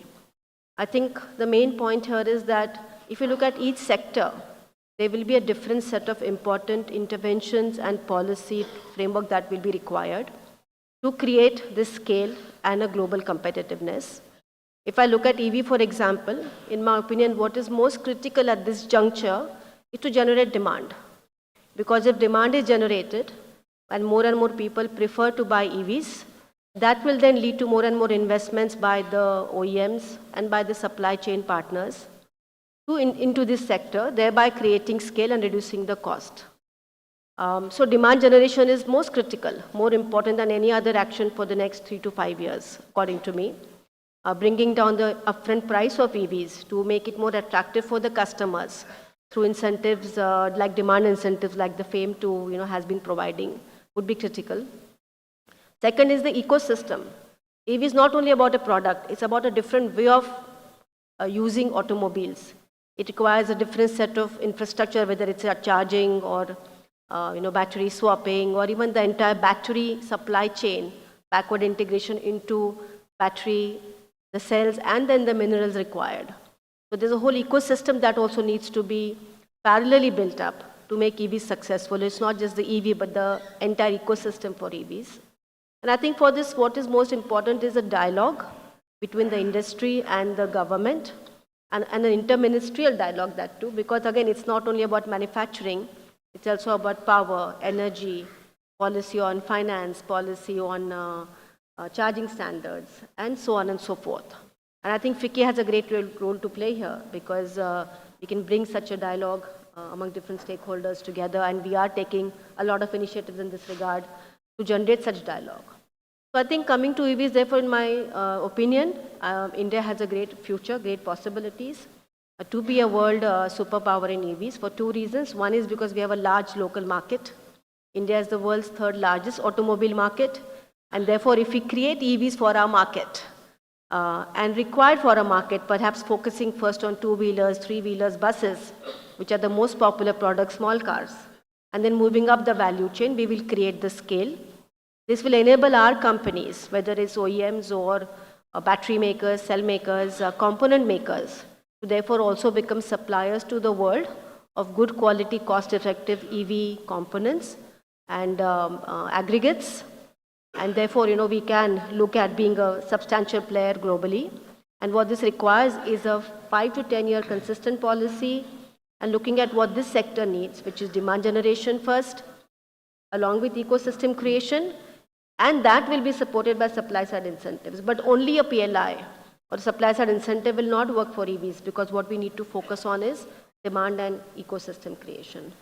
So that's my view. I think we have a great future ahead, and I was very happy that Honorable Minister gave so much time and importance to this sector, and I will request Pawan Goenka ji to definitely add to what I had to say. Thank you. Thank you, Surajja. I'll kind of cover a little bit on the EV side, a little bit on the electronic side. So on the electric vehicle side, I've been saying for many years, 10 years at least, that if we are not careful, then we can take a step back and let go of all the benefits that we have today in the auto industry of being highly local value addition. Auto industry is one of the industries where the local value addition today is almost 90%. But unfortunately, in EVs, we have gone back to about 50% or even lower. And therefore, we will lose a lot of jobs and value addition in India if you're not careful. And extremely important, therefore, that we have a demand aggregate, create demand aggregation, and the OEMs go a little bit out of their way to do what was done 30 years ago for ICE engine, where the OEMs went out of the way to, even at a short-term pain, created capacity in India and created vendors who could supply to the auto industry in India. I remember talking to Sulajja many years ago when just starting three-wheeler work, and Sulajja was one of the first persons to launch electric three-wheeler. And at that time, we talked about how we have to do everything locally. And Mahindra at that time had set up local motor manufacturing, local battery assembly, module and battery assembly, local PCB assembly for battery control module and vehicle control module. And that's something that really helped as we went along. And Anis pointed out earlier that today Mahindra is making about 75,000, you said, electric three-wheelers from the days of starting at 100 and 200.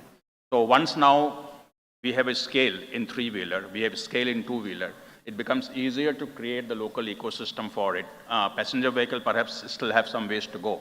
But again, I would urge all of you who are involved in electric vehicle ecosystem creation that there is no shortcut to it. You have to invest in local value addition, local capacities. Otherwise, we will become a large importer for things, and we will be into this vicious cycle of high cost because we have low scale. Again, scale becomes very important. The cost can be managed only if we have a scale that is at the level of China, perhaps someday. Coming to electronic, and Manish has been leading the electronic work for the scale committee and done a wonderful job for air conditioners, where we have seen in a very short time very good outcome.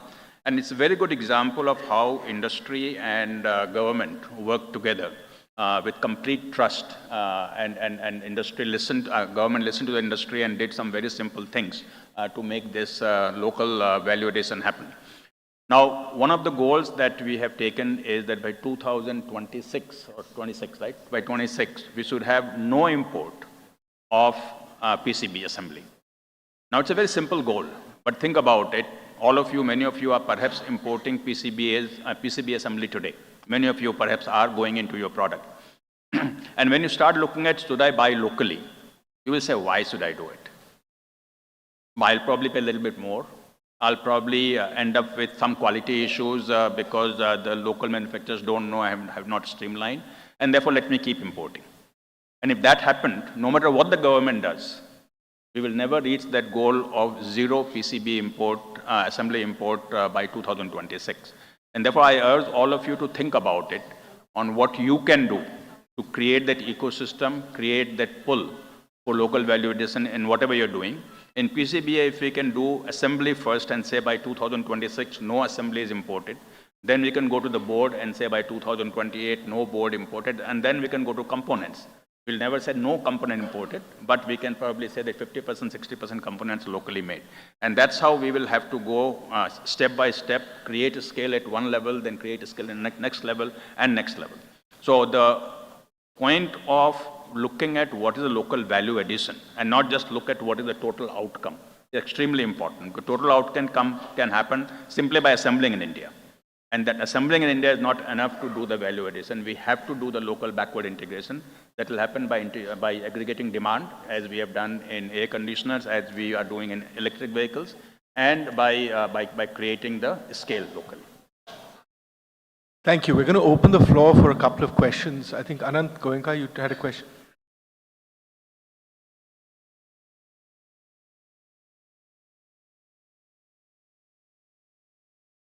Can somebody pass a microphone? You get a mic, or Anant, if you can just speak up. Or we'll repeat the question.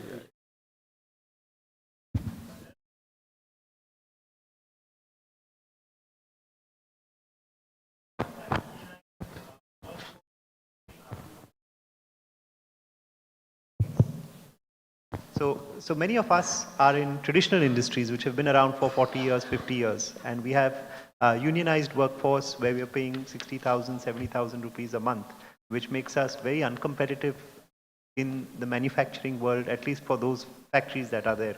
How do we kind of get out of this with the labor laws being relatively inflexible for traditional companies? Anant, very simply, we have to look at the individual pieces in your overall cost competitiveness and what is it that will drive you to become globally competitive, right? There's no magic to it. There are certain things where there is an India disadvantage. There are certain things where there is an India advantage, right? We cannot say that all the disadvantages will disappear.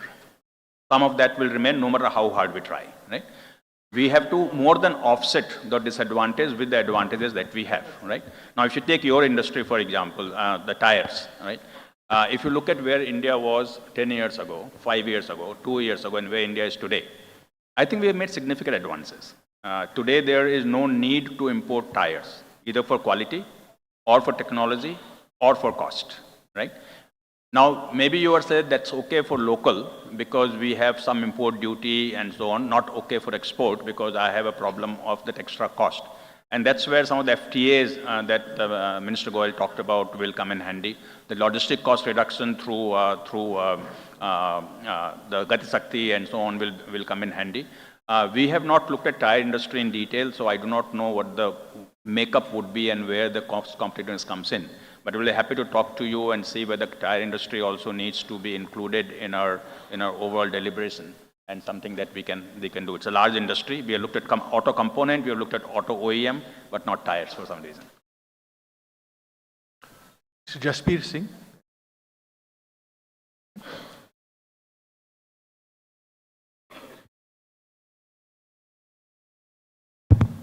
Dr. Goenka, you have been part of deliberations as chair of scale committee in various sectors like air conditioners, EV, furniture, footwear, etc.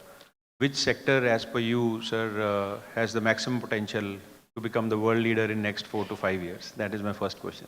And second question is, sir, in the electronic space, as you spoke about zero PCBA till 2026, what according to you should be done to bring the active and passive components complete manufacturing ecosystem to India? I would request Manish to answer the second question because he has done a lot more work on it.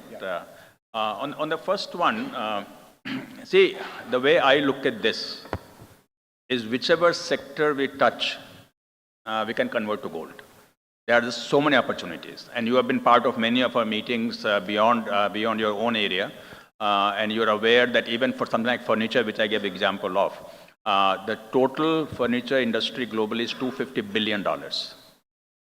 Total export, that is trade in furniture, is over $50 billion.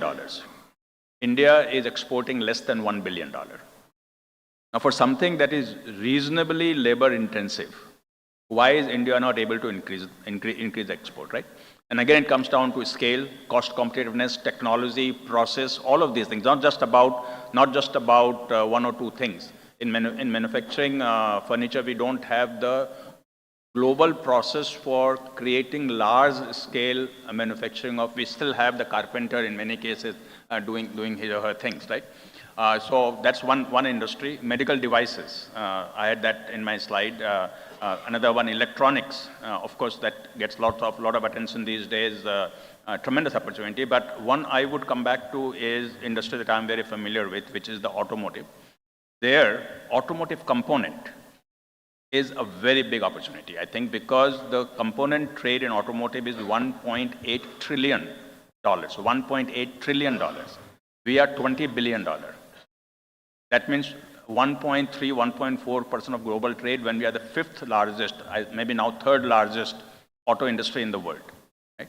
And I had given that target to the auto manufacturers in the September conference that we should target $100 billion export by 2030, which they've taken very seriously in working on it. So there is huge opportunity. So like I can go on. There are many sectors where we have opportunities, 15, 20, $25 billion of export. And just one thing I want to say is that while reducing import is very important, no doubt, but the real value for us will come when we focus on export.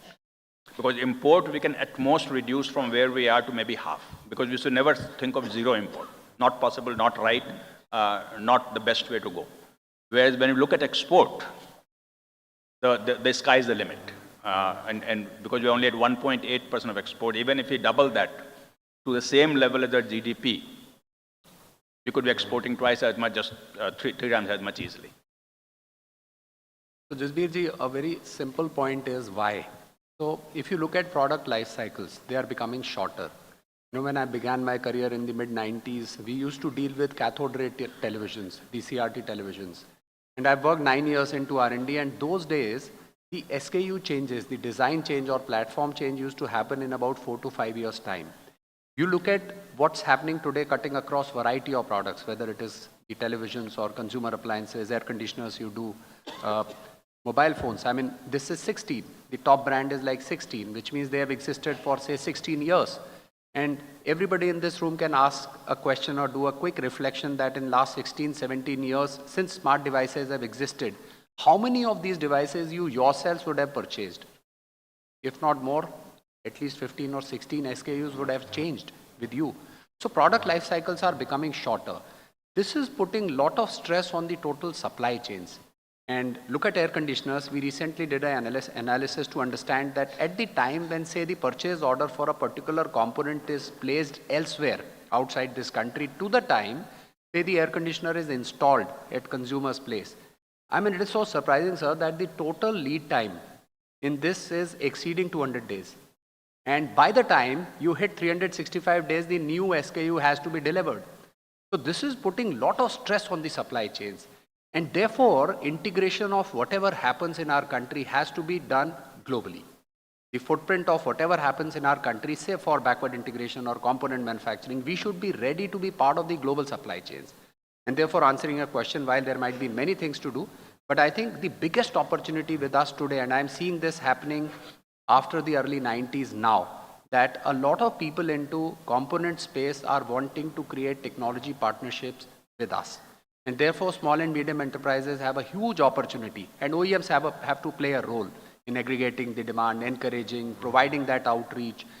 So today we can enable those technology partnerships and unlock, this opportunity.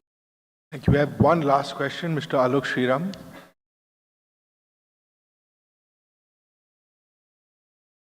Maybe you can direct that to Sulaja and then we can close it with a couple of remarks. I had a question to Dr. Pavan Goenka, if that's okay. Dr. Goenka, recently this Indian space policy has been notified, and I think you were very much party to that.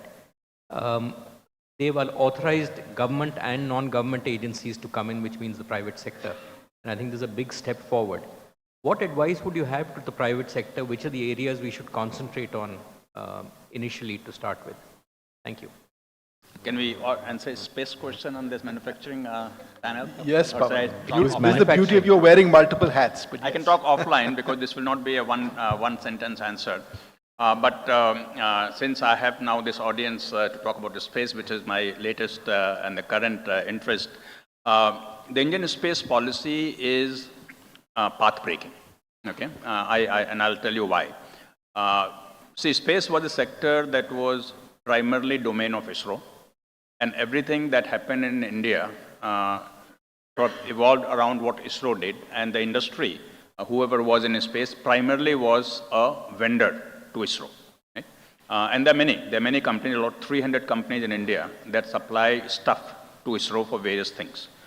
And it was Prime Minister Modi who recognized, now when you think of it, you say, what took so many Prime Ministers before Mr. Modi came that they couldn't think of it, but he recognized that space has so much potential.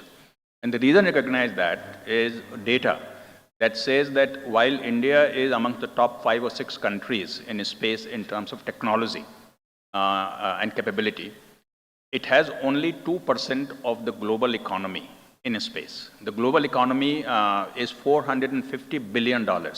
Most people will be surprised. And India is only about $8 billion. And so we said the only way we can go forward in global economy in space is if we bring private sector to play a end-to-end game in space and not just be vendor to ISRO. And the whole space policy is aimed towards how we remove all constraints, every constraint that private sector had.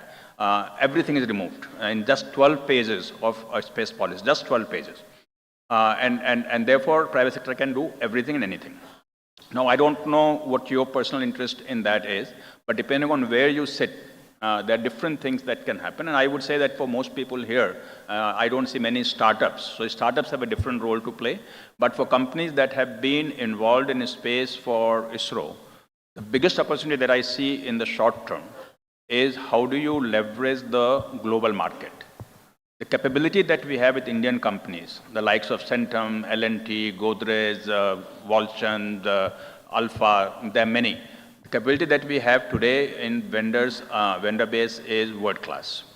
There's not enough capacity perhaps in terms of scale, and there's no visibility of their ability in the global arena. And one of the things that we will be doing in space is to see how we can bring that to the front and how we can get the local vendors or local suppliers to ISRO become global suppliers, and that opens up the whole wide world. So that is one small thing. Of course, we can talk more about it. I don't want to take everybody's time on a subject that perhaps is a very niche subject. Thank you, Pavan. I'm just going to close with just a couple of synthesis points from today's discussion. Firstly, I hope you're all as energized as I was by this, which is we've often talked about the opportunity on manufacturing in India. What you see is real action happening on the ground, right? Think about the example of air conditioners where within 18 months, you've gone from a value addition of 25% to 45%. So the first big point I'd like to make for all of us is that while we had collectively set out in our India Century work a set of actions for 10 sectors and how to get to $1 trillion of merchandise exports, there is real momentum underway, led by leaders like Sulaja, Manish, and of course enabled by leaders like Pavan and several others across the room. So that's the first point to make. Second point is this is not about a government incentive scheme alone. Right? Often the discussions center around do we need PLI or not. I think the evidence has shown that this is much deeper around where do you build and aggregate demand, how do you build out the supply ecosystem, the technology partnerships, the local clusters and the way in which you work with both the state governments and the union governments to make actions happen. Third is harmonizing to global standards. If we want to get out of being just 1.5% or 2% of global exports. We need to have a much greater harmonization with global standards. And in order to make that happen, our system will be there to both enable traditional companies that can innovate at much greater scale, but also to have our smaller companies, the missing middle that Mr. Birla talked about, actually get much larger because of the development of all of the technologies and the opportunities ahead. So we feel very optimistic. This continues to be India's century, as we set out last year as well. But as you take forward actions here, by sector, the actions are both real for companies, their suppliers, and of course the continuing enablement in partnership with government as we go forward as well. Thank you very much for an energizing panel. Thank you very much indeed, sir. Thank you all our eminent panelists for the interactive session. I would request Mr. Chetan Vijeshwar from FICCI to kindly do the honors of presenting the small memento as a token of gratitude to all our eminent panelists. I would request everybody to kindly remain seated as we straightaway move to the next session. Ladies and gentlemen, a housekeeping announcement for all our eminent guests sitting in the front. You have speakers in front of you on your desk. I would request to kindly make sure they are kept off at all times. They're causing some disturbance in the audiovisual. Requesting all our distinguished guests seated in the front to kindly switch off the speakers on their desks in their front of them. Thank you.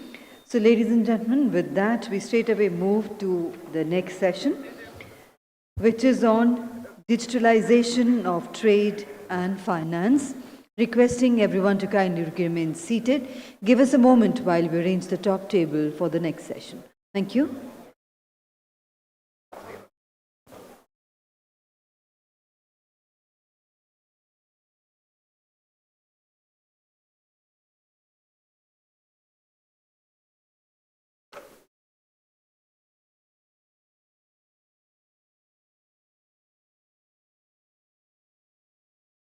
Ladies and gentlemen, this session will draw our attention to some of the key aspects towards furthering digitalization and how the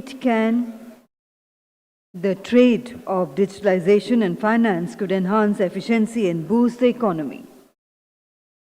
May I request everyone to kindly remain seated, please?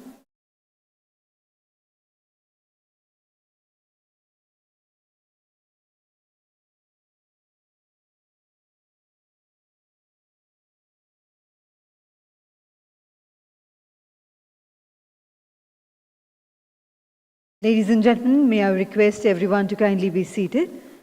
Gracing this session will be Mr. Ajay Seth, Secretary, Department of Economic Affairs, Ministry of Finance, Government of India. Ladies and gentlemen, and some very other eminent dignitaries are on the panel for the session. I'm sure you all are looking forward to listen to them. I would request everyone to kindly be seated. Once the session begins, the doors will be closed. You will not be able to come back inside. May I request everyone to be seated, please?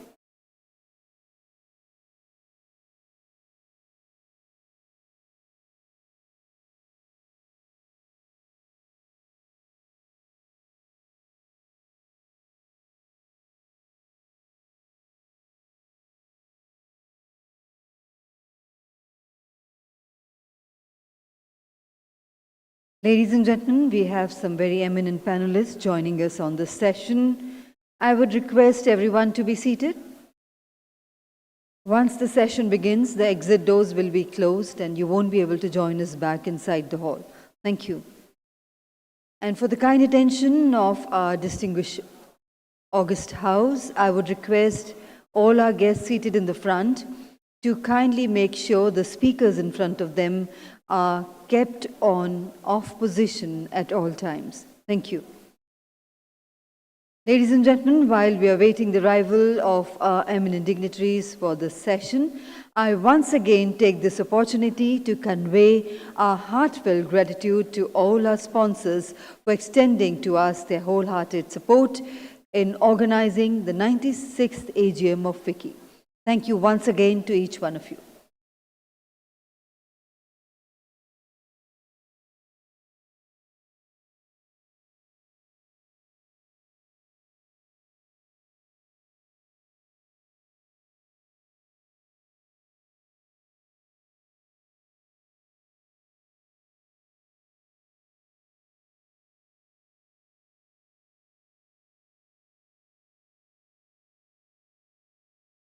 And ladies and gentlemen, let's put our hands together to welcome Mr. Ajay Seth, Secretary, Department of Economic Affairs, Ministry of Finance, Government of India. We also welcome Mr. John W. H. Denton, Secretary General, International Chamber of Commerce, ICC. We welcome Mr. Rajneesh Kumar, Chairman Bharat Pay and Chairman MasterCard India. We welcome Mr. Harsh Pati Singhania, Past President FICCI, Vice Chair International Chamber of Commerce and Director JK Organization. And we also welcome Mr. Sunil Sanghai, Vice President ICC India and Founder and CEO Nova One Capital Private Limited. Ladies and gentlemen, a very warm welcome to the session on digitalization of trade and finance. And as we begin the proceedings of the session, I would like to request Mr. Subrakant Panda to kindly come up on the stage to present a green certificate to our distinguished guest speakers.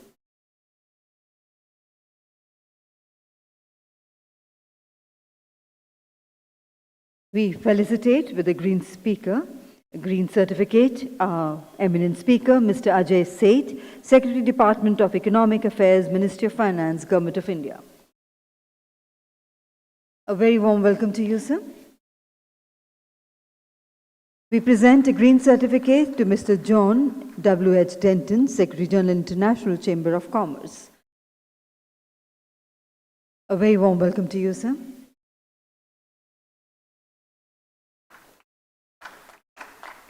And we present a green certificate to Mr. Rajneesh Kumar, Chairman Bharat Pay and Chairman MasterCard India.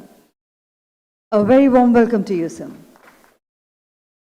Thank you, Mr. Panda, for doing the honors, and may I invite you for the introductory remarks.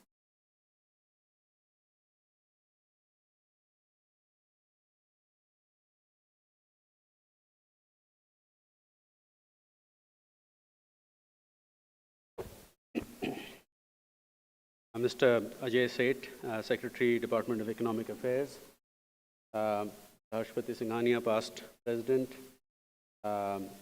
John Denton, Secretary General, ICC, Mr. Rajneesh Kumar, Sunil Sanghai, Past Presidents, dignitaries, ladies and gentlemen.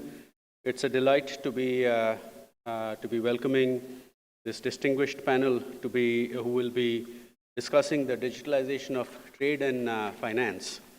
But before that, I wanted to talk a little bit about the theme of the AGM.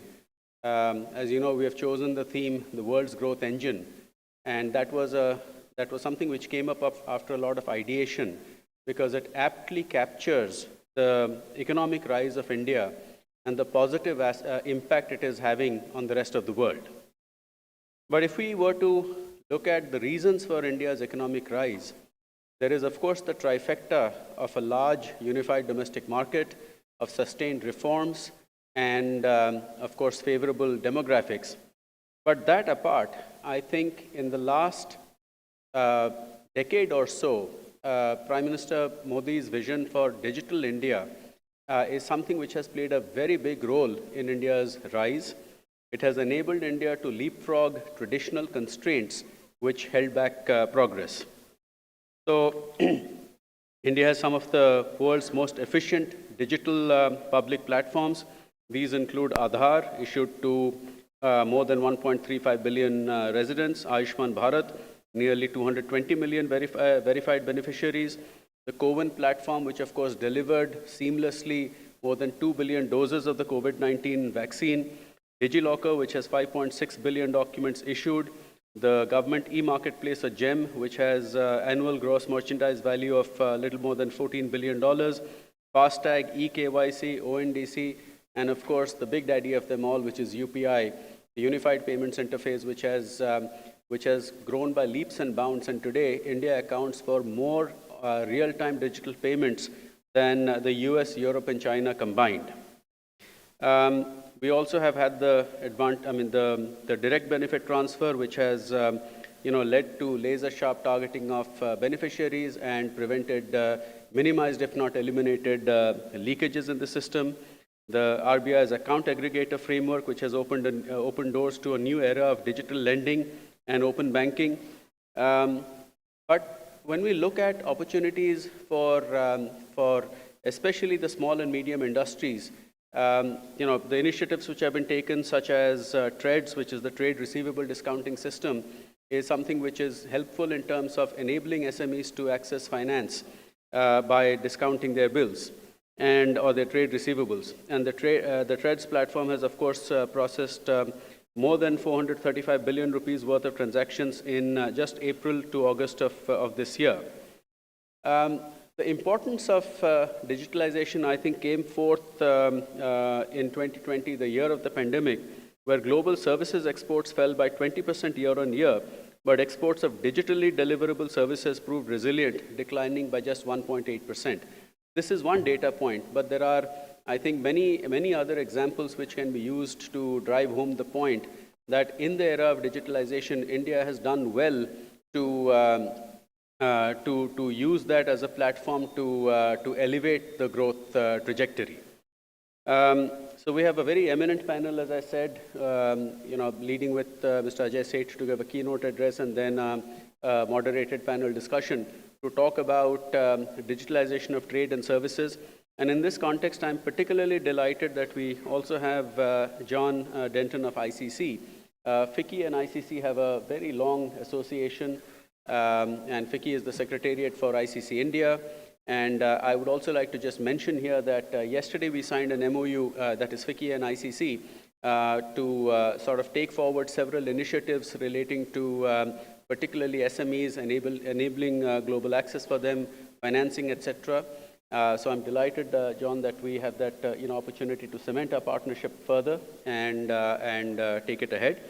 So let me not take more of your time. We have a very engaging panel discussion ahead, and I'm sure there'll be a lot of takeaway from that. So thank you.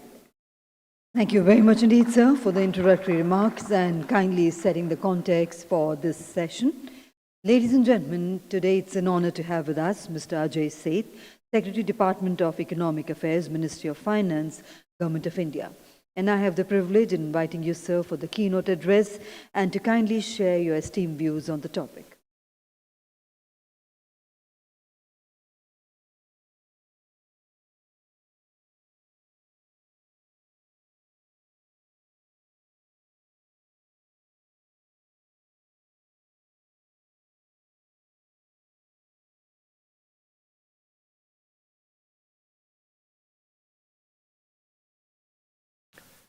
Ladies and gentlemen, very good morning. First of all, my thanks to Mr. Subrakant Panda, President of FICCI, and the entire leadership team of FICCI for inviting me here, giving me this opportunity. It is really a matter of honor, and I'm grateful to Mr. Panda and to FICCI for having me here. Same time, I would like to acknowledge the presence of the captains and the dignitaries on the dais. The theme of this session, I find it as a very apt theme, digitalization of trade and finance. But do we look at it as a mere convenience, or do we look at it as a means for efficiency, accessibility, and inclusivity? To my mind, the answer is very obvious. It is the latter which are important.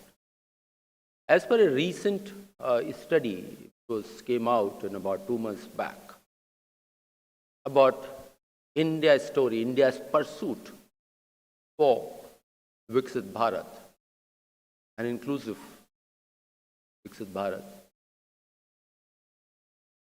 The growth story of India in next decade is likely to have a 55% contribution to capital. These are based on models, based on assessment that where we are, where we want to go. A good 30% is supposed to be driven by productivity gains, and the balance 15% by more people into the workforce, the labor. Of course, each of those three blocks or three elements of these factors of production have their own constraints, own opportunities. And I'll come to a moment in a digitalization, and I'm doing a little roundabout route to reach there. On capital, it's quite obvious that cost of capital for us will continue to be relatively more than what it can be in advanced economies. I'm not talking about the current phase wherein the global rates continues to be elevated. But given that inflation rates in India will be relatively more, our policy goals are 4% vis-a-vis most of the advanced economies having a policy goal of 2%. Cost of capital will be more. But there's an opportunity. I was just discussing with Mr. Singhania, having conversation with him, the cost of intermediation. That is a variable which is in our control. It is for us to see that how efficient our financial markets, our banking sector can be, so that a controllable variable can be brought down as low as possible. When it comes to the labor, it is quite obvious with population of 145 crore is an opportunity. We are not short of people. Skilling is a challenge, and government efforts along with trade and industry, and increasingly the efforts are that how does government and trade and industry work together to improve skill endowment for our population. Let me now come to the productivity gains part, and where I see a clear connect in use of technology, in particular the digitalization part to come in there. Efforts on the part of the government have been that how do we persistently keep on working towards reducing the compliance load. It's like saying that an expressway, a guided expressway where everybody can travel based on the norms laid down, and only those who do not follow the norms or have a difficulty in follow the norms, only those have to be addressed. Similar manner, persistent efforts towards increasing ease of doing business. It comes to, then brings a third element, that how do we deal with processes in our economy and how do we can improve upon in terms of technology, use of the technology and the digitalization. So ultimately for me, and this is not my quote, it is one of the eminent investor, and he has now moved beyond being an investor to other areas as well. It's a quote, more people using more capital, but using it more efficiently. That is what we have to say that in one sentence, what we have to pursue. And building that virtuous cycle of investment, growth, jobs, savings, and getting back to the investment again. Now, this entire process, that digitalization happens in driving this cycle much faster, and there comes the productivity gains. At the moment, we are not, our contribution to productivity in our growth story is not 35%. We have to strive for it. It's not a given thing. We have to keep on hammering on this aspect, find opportunities, and then implement. Let me go back to almost 2 decades back. One of us, Mr. Nandan Lekani, made a statement during a conversation that playing fields are being leveled. That was his conversation with Thomas Friedman, and that led to Friedman writing the book, The World is Flat. So the technology adoption, which is happening globally, and we are endowed to adopt it in a much more open manner, is that anything which can be digitized in the entire supply chain of goods and services, any component which can be digitalized will not know the boundaries. It will provide a level playing field. It is not just about IT sector, it is also about making the supply chains a much more efficient.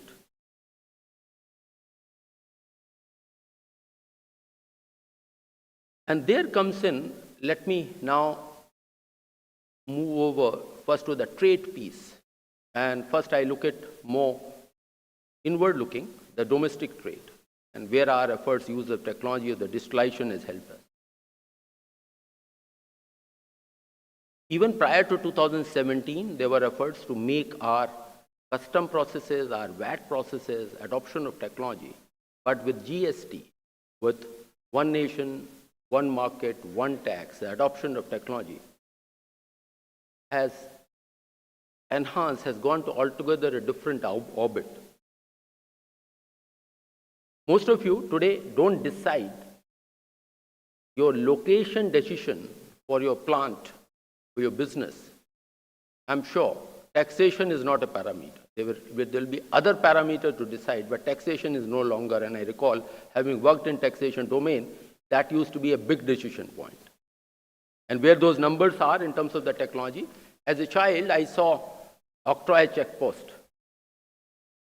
But by the time I got into the profession, the state where I started my career had abolished it 8 years back, 1979, they had abolished octroi. From there, for a long time, sales tax check post, VAT check post. And today we find that in one market, there are no check posts. Kind of efficiency gains in terms of logistics which has created. E-way bill. I just read this item which came yesterday's newspaper, that in the month of October, 10 crore e-way bills were generated. In terms of e-invoices, today 60% of the taxable value is getting generated through e-invoices. The kind of efficiency gains it makes in terms of administration, in terms of the tax compliance, in terms of doing the business itself. Today, a smaller businessman doesn't have to see those invoices. It will flow from a larger supplier, the kind of a gains which it creates. When it comes to international trade, the use of digitalization in our custom procedures by shipping industry, by airline industry, has been significant, but there's another story to unfold, and which was announced by Honorable Finance Minister, and Niti Aayog and DPIIT is working strongly on this, on a unified logistic interface protocol, ULIP, another ULIP, not of the 2 decades back, but is on the logistic side. Huge potential to create that as we become one market and goods have to move through a multimodal system within our country as well as what get transacted across our borders.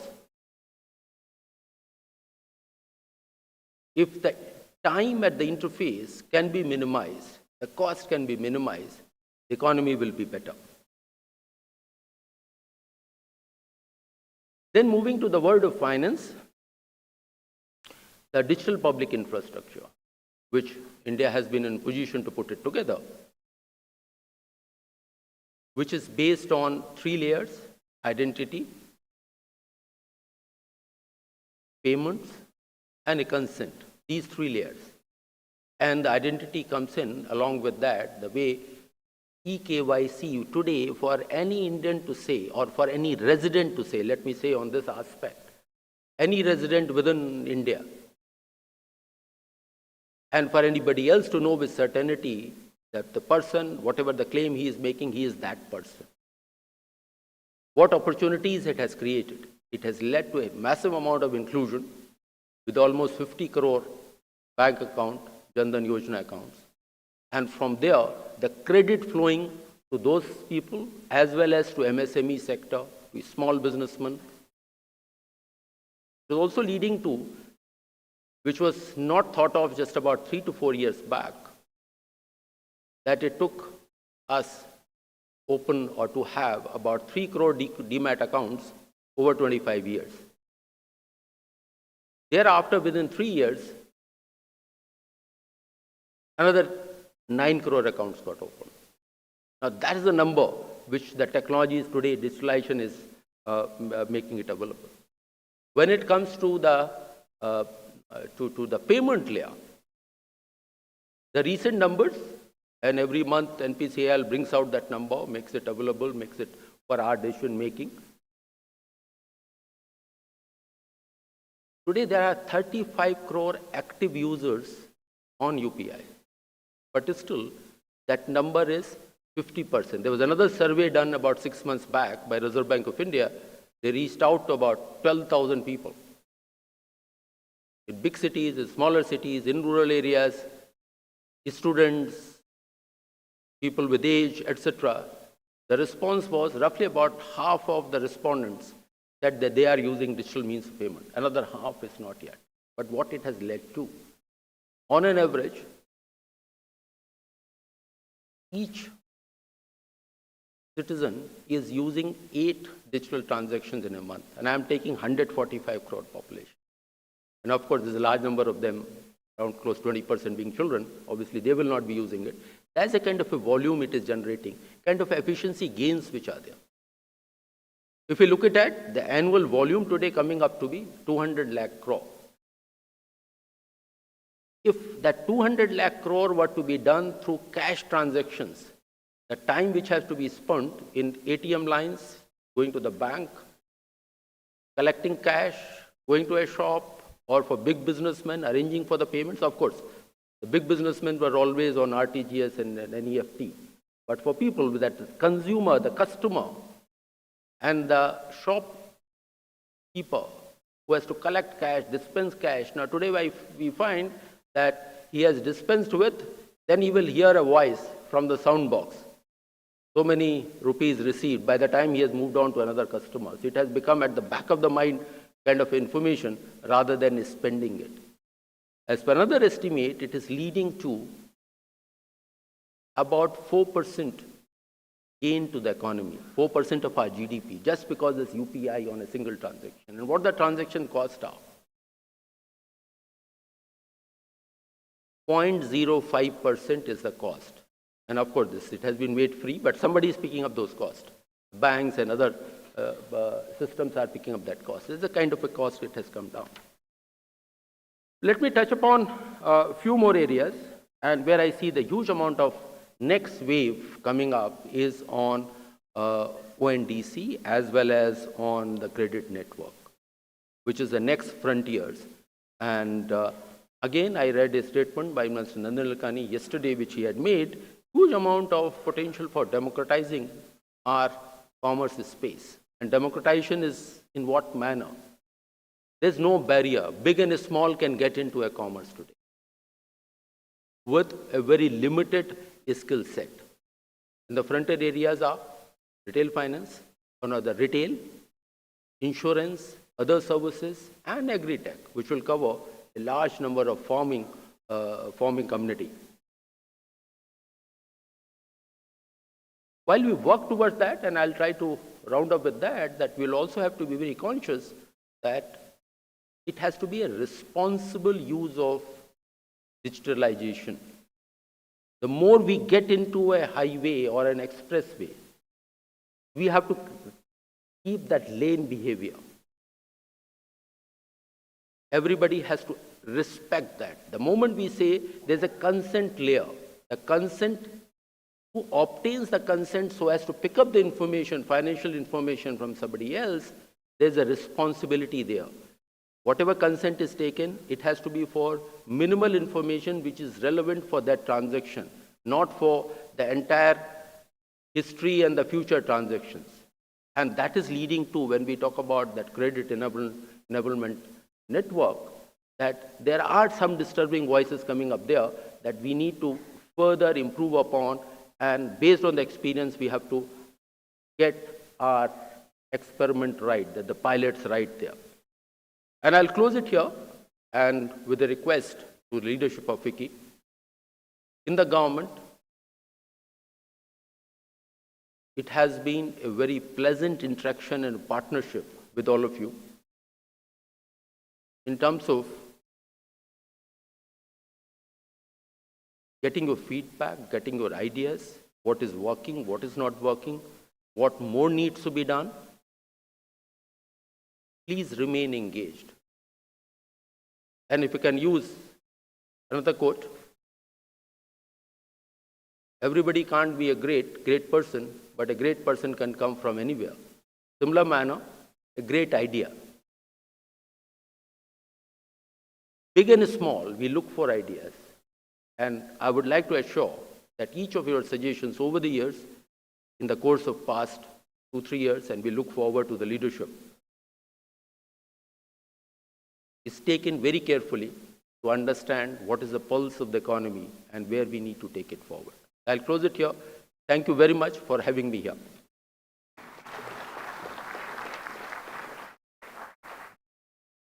Very much indeed, sir, for sharing your perspective on this very important subject today with the August House present here. And ladies and gentlemen, I would now like to hand over to our distinguished moderator of this session, Mr. Sunil Sangai, Vice President ICC India and founder and CEO Nova One Capital Private Limited, to kindly take over and carry forward the proceedings of this session. So you have about 35 minutes to conclude the proceedings. Over to you, sir.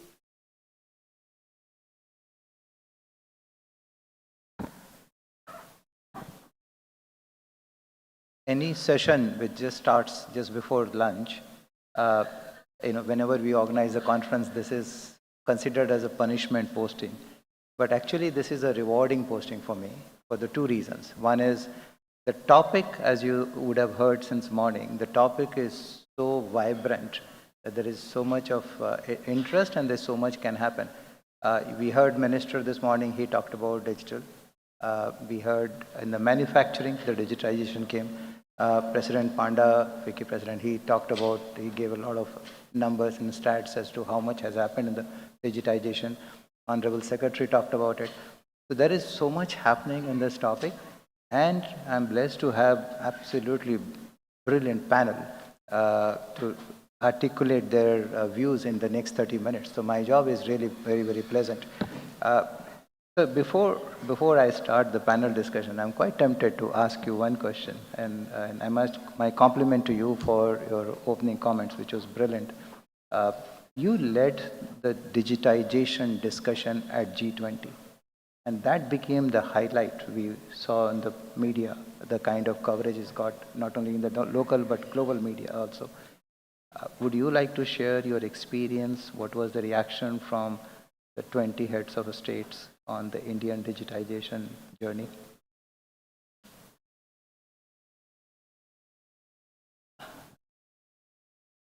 See, during the course of past 12 months,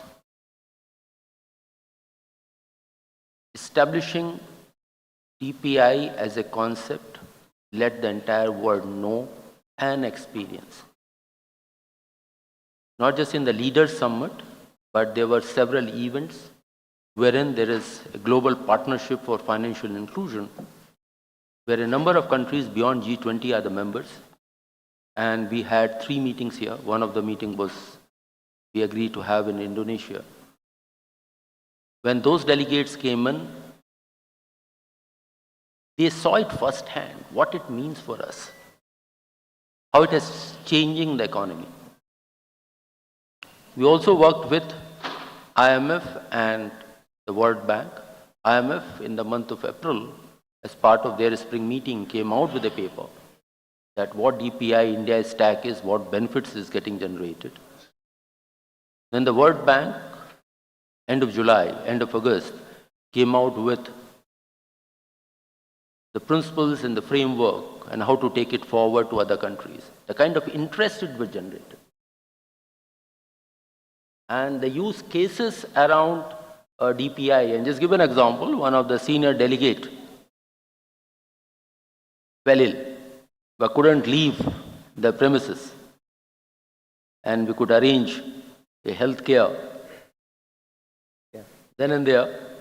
And the next thing was, when can we sign MOU with India for technology transfer or a technology partnership?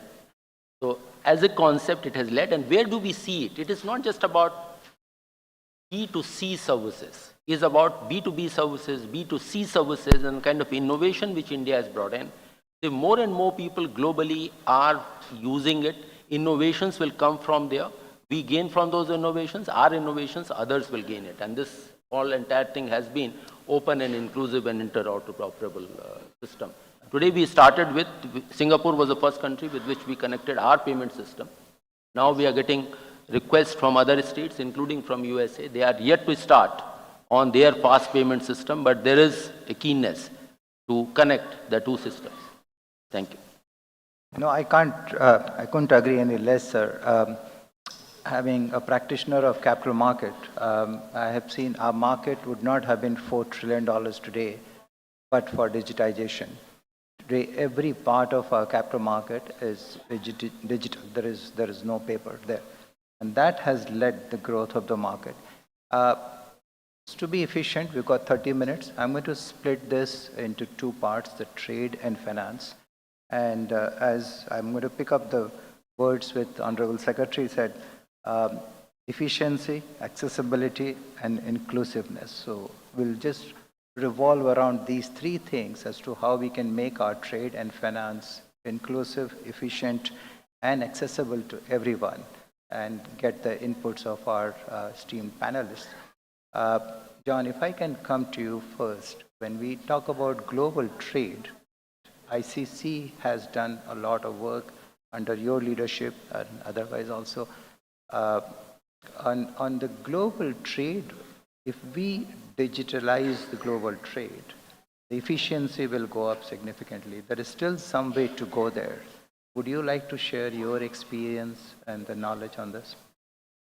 First of all, thank you very much for the invitation to participate today, and it's great to be on a panel with such distinguished speakers. And I was listening intensely to your comments, Mr. Secretary, because I think one of the achievements of the India G20 year was, in fact, the digital principles, and it's something that we advocated for a lot. Subrakant mentioned in his opening comments the historic memorandum of understanding which we signed last night between the International Chamber of Commerce and FICCI, and we're proud of the partnership, and we want that partnership to continue to grow. And the fact of the matter is there's an alignment of values but also strategy here. We both believe that the private sector is the world's engine of growth. We also both believe that the Indo-Pacific is the region in which that economic growth occurs. And let's be frank, India will drive the Indo-Pacific economic growth. Friends, it's a beautifully poised question to me, because when I look at the ICC, we are the world's great enabler of trade. If you think about it, we enable $10.2 trillion worth of trade finance through our instruments, which we curate. We enable another $7.5 trillion worth of trade through Incoterms, which we curate, develop, and deliver through the certificates of origin, through the operation of ATA carnos, and not even looking at what we actually generate in terms of enabling trade through the ICC Court of Arbitration, which is multiple billions. It adds up to $17.5 trillion, which, my friends, is 75% of merchandise trade is enabled through the ICC. I say this with some pride but a little humour. I had the pleasure of meeting Premier Li last week in Beijing, and when I put the number 17.5 trillion, I also said, of course, that aligns to China's GDP, and I must say he looked at me again quite seriously. The reality is that the ICC is a great enabler of trade, and what we're seeing here in direct response to your question is, how do we use, I think, the opportunity of the digitization, the opportunity that's been enabled through the principles to actually make trade more efficient? A couple of points. We're actually working very hard, and we have the head of our Digital Standards Initiative, Pamela Ma here from Singapore, because we see that there's a tremendous opportunity as the enabler of global trade to actually do more in that area. And we think digitization is a critical part of that. But there's a mindset shift here, if I could, my friends. Digitization is more than just taking bills of lading and making them electronic. It's actually, you actually got to create interoperable data standards to support that. And then you actually have to be able to use those electronic transferable records. You actually need to create a legal environment that supports that as well. And when you get those three pieces moving in harmony, if I could, that's when you'll get the speed. That's when you'll actually get the 80% reduction in trade time to process supply chains as they clear borders, which is a critical issue. That's when you'll get a concomitant 80% reduction in the costs, as you get a reduction in cost to process and clear shipments. That's when you'll get something which will become increasingly important, I think, when you look at the way supply chains will operate, which will be the fundamental question of traceability, which with the application of ESG standards, etc., the inability to show and actually provide traceability will be a deterrent. The ability to show that will actually be a positive, and that will actually be very supportive. You'll also get security on supply chains. We've already seen some of the drama play out with the lack of security around supply chains in some hubs where commodity trading takes place. This will certainly support that, because you'll be able to secure and facilitate data sharing. And on top of that, and this goes to, I think, an issue which I From my experience, my lifetime of actually coming and working and engaging in India is critical here. It will actually lead to inclusivity. It will actually create an opportunity for SMEs and micro SMEs, and frankly, my friends, SMEs and micro SMEs who participate in the informal economy as well, to find the value in the digital agenda. And you'll find that the use of global standards through digitization of trade will actually simplify the trade process for many SMEs and actually enable them to master what is already a complex global web of trade regulations, because once they're in and across the whole lot. So we do see quite a facilitative process here, and we see it leading to the inclusivity, which is important. Inclusive economic growth is the driver of opportunity, because that's the only way you can do it sustainably.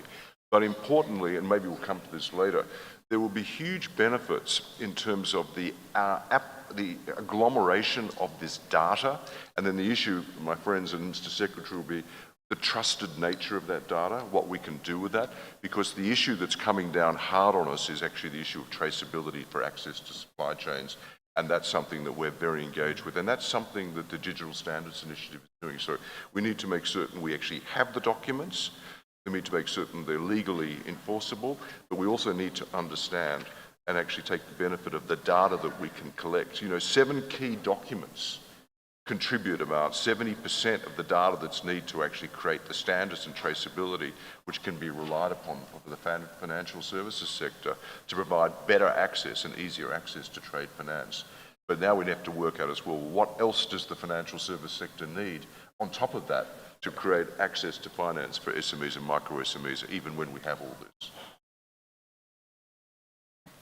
John, your knowledge and experience of global trade plus understanding of the different countries, different geographies, overlay on the top of this your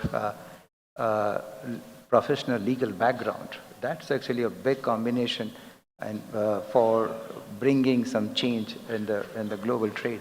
And we at FICCI, we're very excited to work with you and work with ICC and try and implement some of those learnings in India and file it to the government as the Honorable Secretary actually requested for inputs from our side. Just picking up the point which you said that digitalization is not just one event, it's just the whole ecosystem. Everything has to fall in place. Mr. Singhania, if I can come to you, your business interest cuts across multiple industry, cement, paper, automotive, tires, and the newer industries as well. You deal a lot with MSME, which is an important component. MSME contributes to more than 30% of our GDP. One of the important factors in MSME is the supplier relationship, right? And how do you see digitization helping there? By the way, I should add there, some of my friends in custom now have started always available for meeting. And I wonder as to why earlier they were never available. So now there's no work because there is so much of digitization. They just sit on the port or the airport, but there is no real work. Is that true from your perspective? Thank you very much, and great pleasure to be on this very distinguished panel. I think the issue that you have raised, Mr. Shanghai, is very important. While large businesses, as well as governmental institutions and banks and financial institutions are embracing digitization in many ways, it is the MSMEs in India which have greater difficulty for a variety of reasons. One is that many of them do not entirely understand or comprehend how to go about doing this, which is where we need to bring in much greater education for this. The second part is also about, they don't fully see the picture of the benefits they can have as a business if they actually did it. So we need to educate them or bring to them that part of the thing as well. The third is that there is also, to some extent, a reluctance or a diffidence about adopting some of these digital Not just platforms, but the skills, the people knowledge. So all of that has to come in place. But the bigger challenge is, while large businesses will do this, how do we as businesses bring our entire supply chain?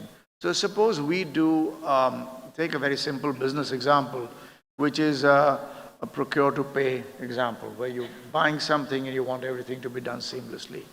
There, if your suppliers are big, that can happen, if your suppliers are institutional. But if you're buying from the informal sector, and particularly if you start taking agri-businesses, and as we know, agri-inputs form in India a majority of the base, whether it's directly used agri or whether it's then through intermediate products. How do you bring them online?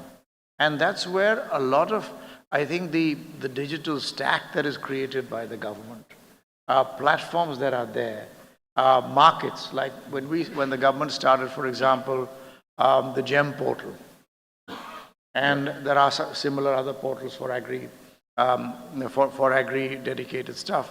So as they start coming in online with those, that gets better integrated. But I clearly think there is more work to be done, and businesses have to do this along with our suppliers. When we look at our distribution supply chain, there also we have to bring them on board and insist on some areas that we want to do it this way. The second part is, how do we help them do it and educate it? And there's one other element I'd like to raise, and I think the Secretary would understand this and appreciate it. Along with GST and many of these other digital sort of initiatives, we have brought in a much greater formalization of the economy. And as we have a more formal economy, some of these things will get facilitated. So I think you've raised an important point where SMEs have to come in. And which I would just leave one other point on the SMEs is that access to finance for those SMEs is also very important.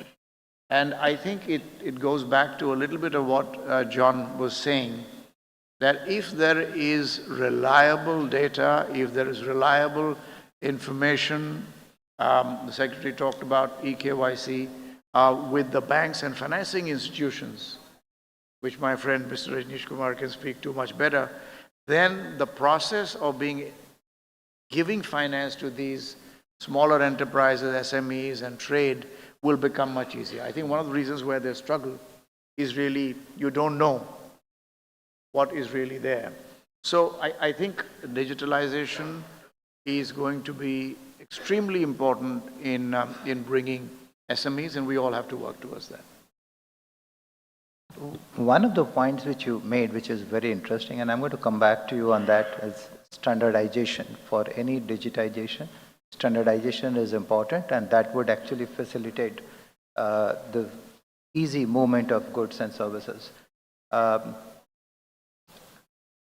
Let's turn to State Bank, the largest bank in the country. Mr. Kumar is not only former chairman of State Bank, but I should tell you from my personal experience that he was one man with whom you could deal at any point of time. I have dealt with him on badminton court and a very complex topic, an early morning, 5 a.m. in the morning on the badminton court. So he was always available late in the night in his office or early morning on the badminton court.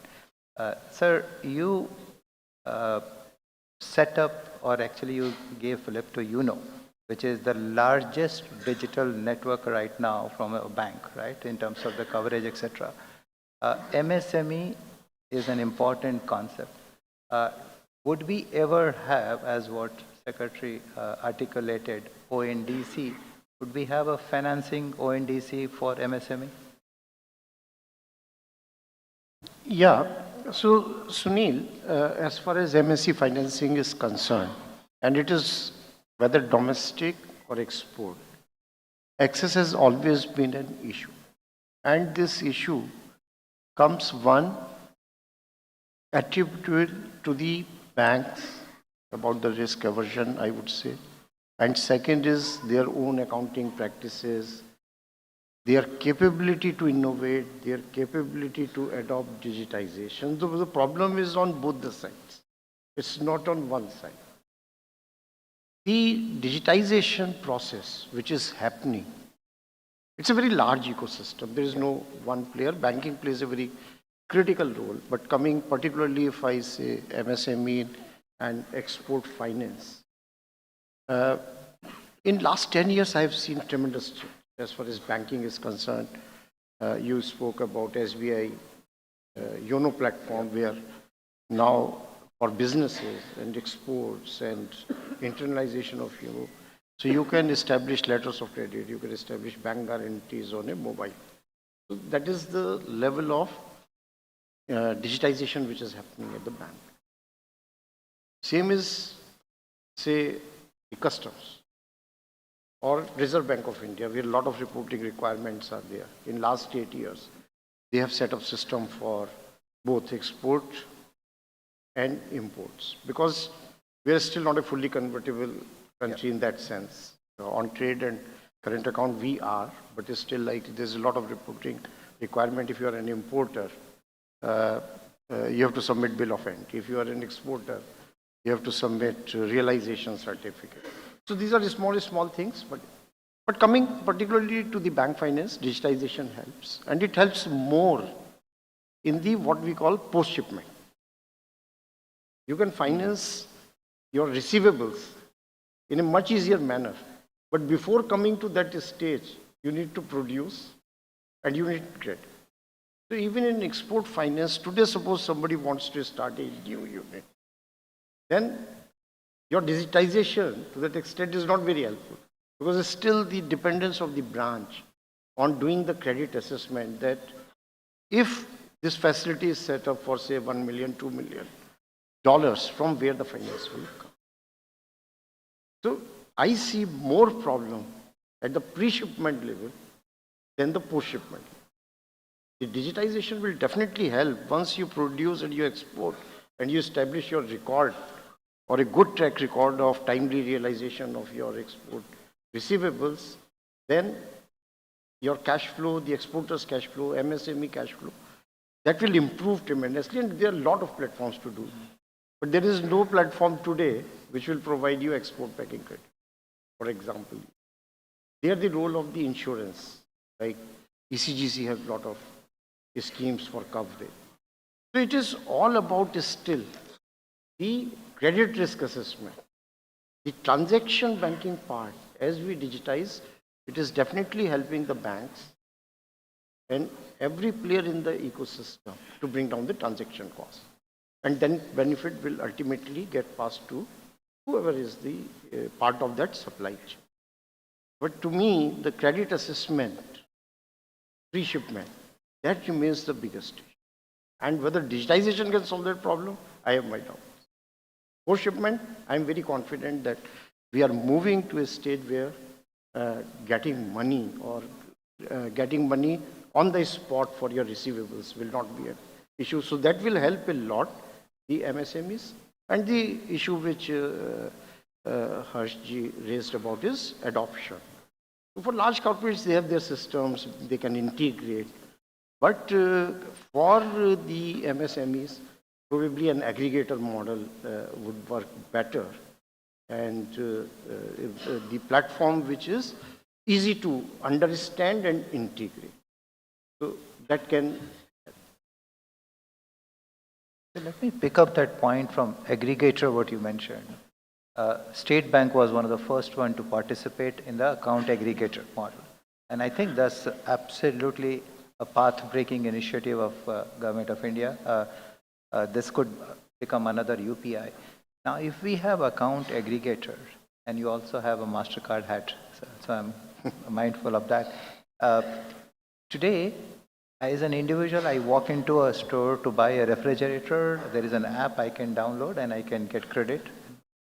Will that be possible for MSME? Can they get prepaid once the account aggregator is active? So that's what MSME is seeking for. That's the credit line they are looking for. Is that possible? No. As I said, again, like at the transaction level when the goods have been supplied and there is a receivable, things are easier. But today, imagine a person who wants to start a unit and who wants to export. how fast can he get the credit to set up a facility and the credit to produce and so on. I think still there is a lot of challenges at that is. And that is where we have to find a way that how do we expedite that process, and that's all about risk-taking capability. And credit risk assessment means establishing the trust. So still, like I come from the largest bank, that is true. Yeah. But I can imagine that somebody wanting a small facility of say 50 lakh rupees, I can imagine their plight in getting that 50 lakh rupees. That is the issue, sir. One other thing, and come to Honorable Secretary, the point Mr. Kumar mentioned that we are not fully convertible country is true. And you talked about, sir, efficiency and bringing the cost down. Now, for bilateral trade, knowing fully well we are not convertible, we have to go through the dollar convertibility, we have to go through the dollar clearing, and it has to go through the SWIFT for every bank. That has its own significant cost implication apart from the time, etc., and the transparency as well. Now, the initiative has been made because both RBI and SEBI comes under your portfolio, sir. Initiative has been made by RBI about CBDC. One of the use cases of CBDC could be also initiating payment through the bilateral trade. Do you see that happening, progressing? How do you see that panning out in the long term, the next 5 years or so? So the use case for CBDC, and that can be a very strong use case, if you look at cross-border payments, whether it is for the purpose of trade or remittance or for any other purpose.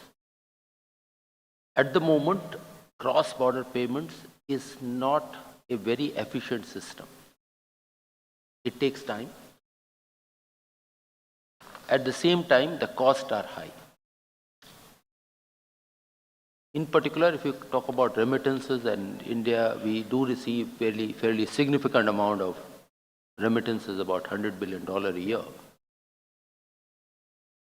Our costs are somewhat lower, of the range of about 5%, but globally, these can be as high as 8 to 9%. So for cross-border payments, CBDC can be a very effective mechanism to bring down the cost further to the range of 2 to 3%.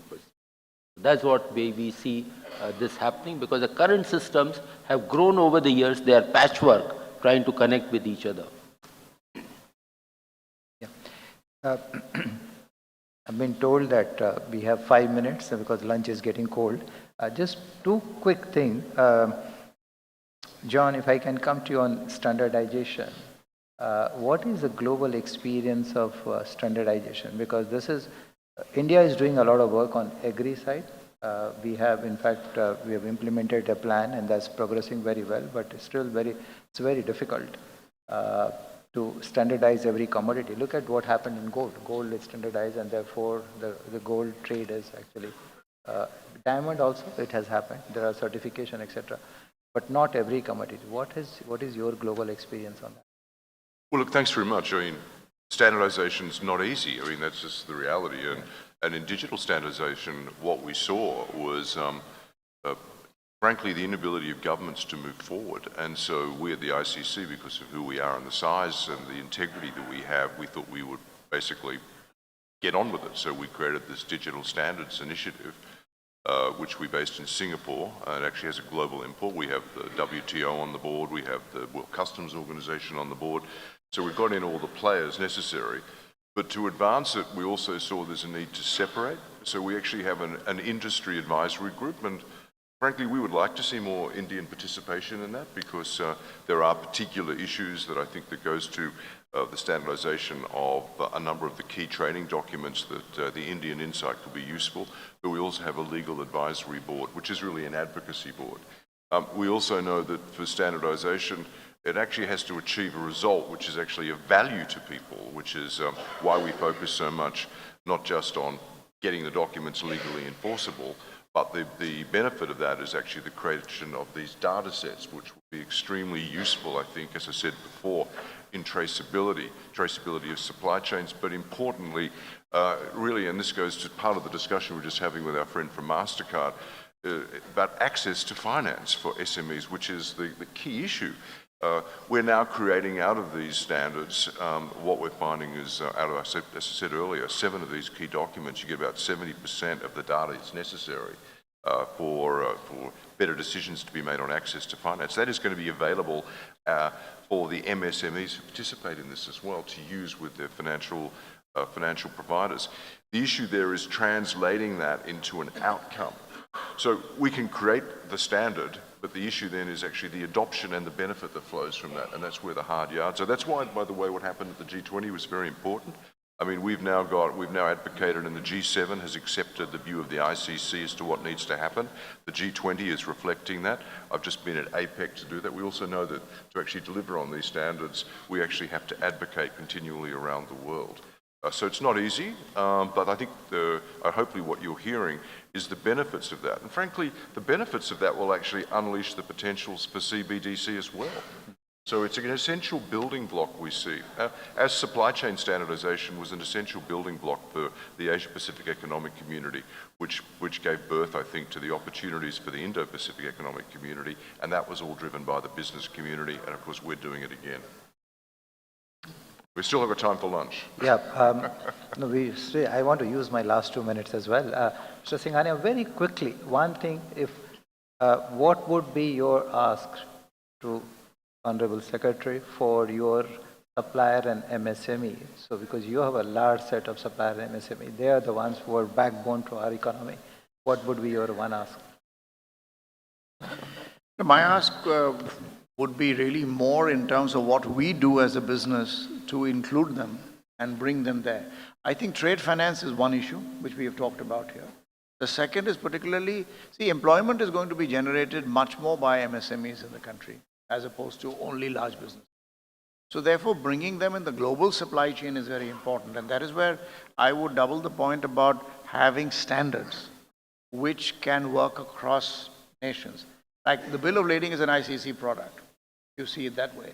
So similarly, standards which will help interoperability, which will help within the country as well as overseas some unification, that will help. Thank you.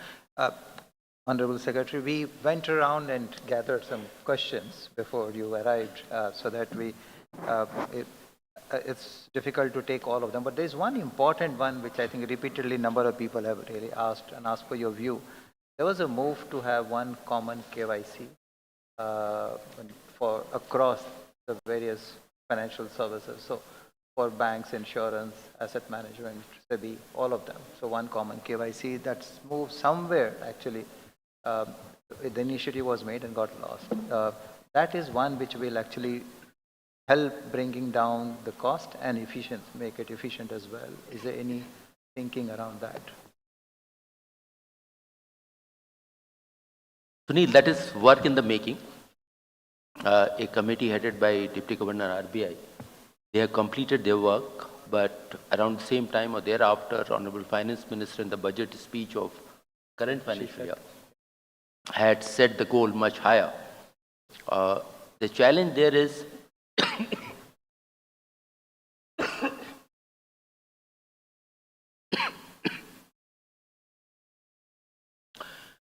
it's not a question of a uniform standard. Being in the financial market, the requirements are the basic layer can be uniform everybody. Somebody were to say, I want to claim I am HSC. How do I make different actors know about it? But my participation in the stock market may be different. Banks may require some more details about me. That will be added layer. Different layers. Different layers. So where it lies that the basic layer of identity should be simpler. It should be anytime, anywhere, online KYC. There lies the one. Now, even today, for MSME, that aspect has come in. It is not just about the proprietor, and in India, we have a large number of firms which are proprietor-driven. Their identity is needed. Further, the firm's identity is needed from two sources. I'm not taking any particular view about it.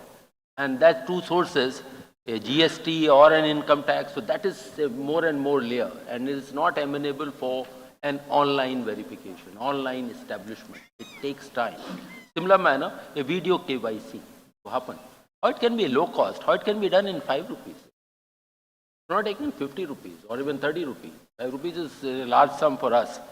And thus we have to bring it to that level. So it is work in the making. We expect that over next few months, we should be in a position to bring the basic layer anytime, anywhere. And I also like to briefly comment on the CKYCR, which was thought of as central repository. That has got its own set of challenges. Today it is possible. 7, 8 years back, those capabilities were not there. Today it is possible to do even at a transaction level, do it in about 4 or 5 rupees to a firm good KYC. It is a work in the making, but we should be hopeful that we will have completion sooner than later. With this, I think there is a clear 2 takeaways in my mind. What we heard just now is that there is going to be a common KYC, which is a requirement of the industry for a long time, and we will have a MSME credit card, hopefully, at some point of time. So with that, I close this session. You would agree with me, ladies and gentlemen, we couldn't have had a better panel really to deal with this subject, which is so important. Thank you. Thank you very much indeed, sir. Ladies and gentlemen, we thank all our eminent speakers for the engaging dialogue we had from them. I invite Mr. Imran Khan from FICCI to kindly present a token of gratitude to all our eminent speakers. And ladies and gentlemen, we will now break for lunch. The lunch is served outside in the atrium on the ground floor itself. We would request everyone to kindly be seated back by 1:40, as sharp at 1:45, we will begin the proceedings of the next session. The session will be attended by Dr. V. Ananta Nageshwaran, Chief Economic Advisor, Government of India, and Mr. Uday Shankar, past President FICCI, and co-founder Bodhi Tree Systems. Ladies and gentlemen, once again, a kind request for everyone to be seated by 1:40, as at sharp 1:45, we will go ahead with the proceedings of our next session. And ladies and gentlemen, as we move out for the lunch, I once again take this opportunity to convey our thanks to all our sponsors for extending their support to us in organizing this AGM. Thank you once again. Please enjoy your lunch and kindly be seated back by 1:40. Once again requesting everyone to be seated back by 1:40. Thank you.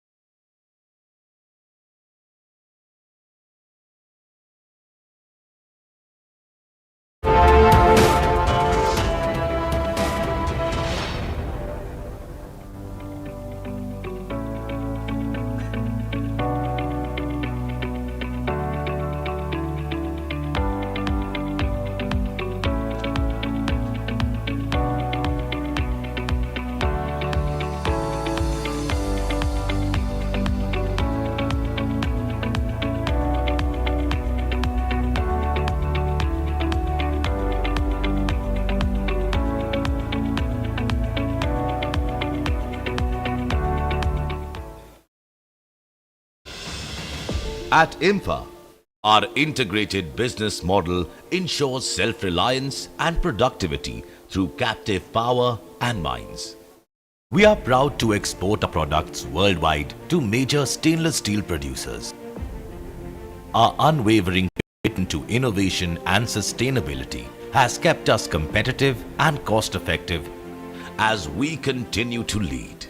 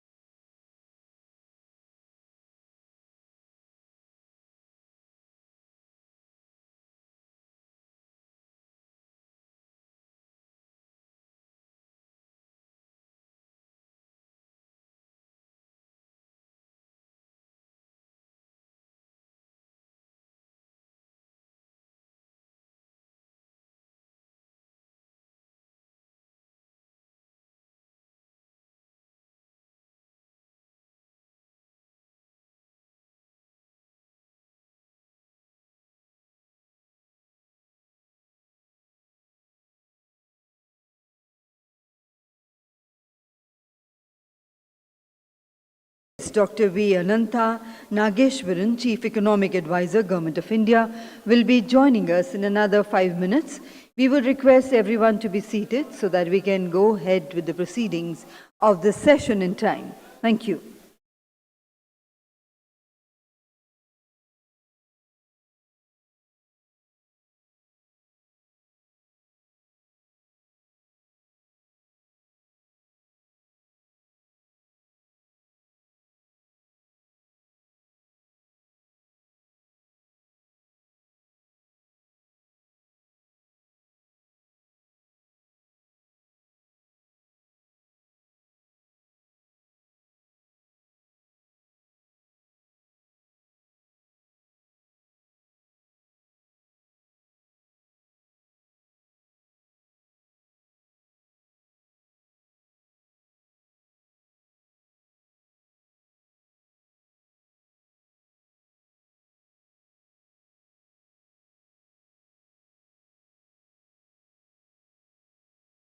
Ladies and gentlemen, requesting everyone to kindly be seated. All those in the aisle passages or in front of the stage are kindly requested to occupy the seats. Ladies and gentlemen, very shortly we will be joined by eminent personality Dr. V. Anantha Nageshwaran, who is the Chief Economic Advisor, Government of India.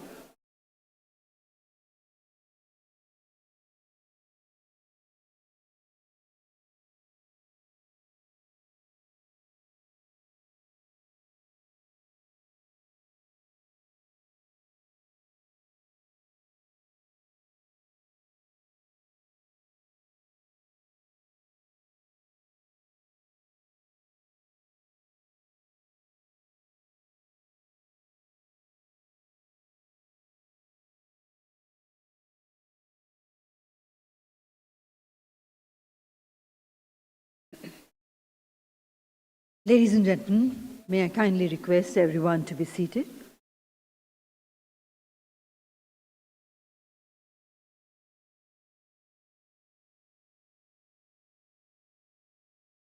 We will begin the proceedings of the next session in sharp 2 minutes from now. As Dr. V. Anantha Nageshwaran has very limited time, which he has kindly given to us to be gracing this stage today. He has an important meeting. We need to commence the session in time.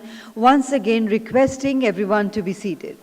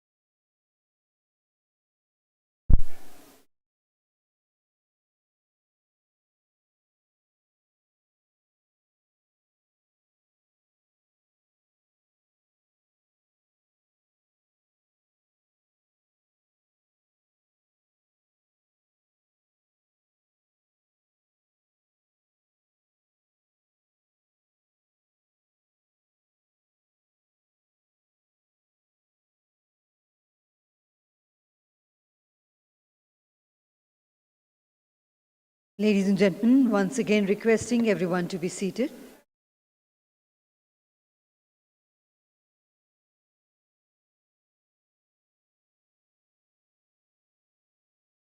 May I once again request for all mobile phones to be kept on to silent mode. And as we are waiting the arrival of our eminent dignitaries for the next session, I once again take this opportunity to thank all our sponsors who have extended their full support to us in organizing the 96th FICCI Convention. Thank you to each of our sponsors for such a great help.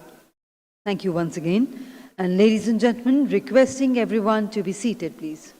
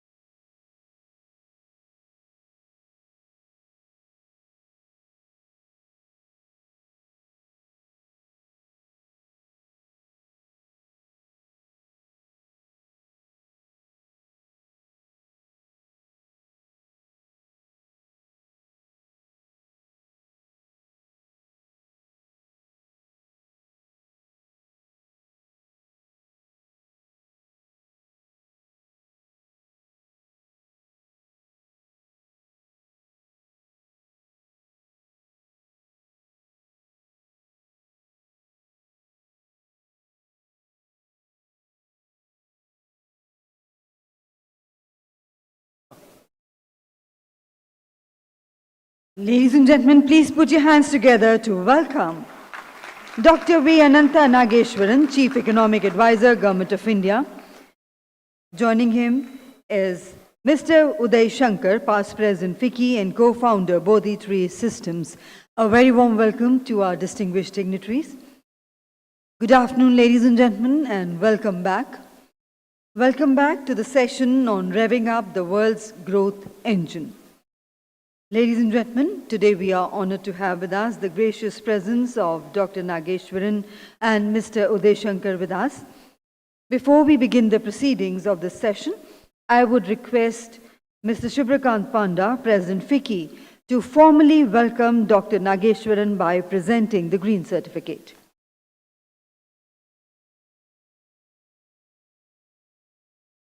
And ladies and gentlemen, the FICCI's commemorative AGM publication, which was unveiled earlier today morning by the Honorable Minister, has also been tabled for our distinguished guests. A very warm welcome to you, sir.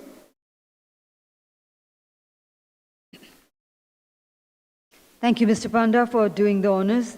And now, ladies and gentlemen, I would like to invite Dr. V. Ananta Nageshwaran, Chief Economic Advisor, Government of India, for his special address. Let's once again put our hands together to welcome our distinguished guests.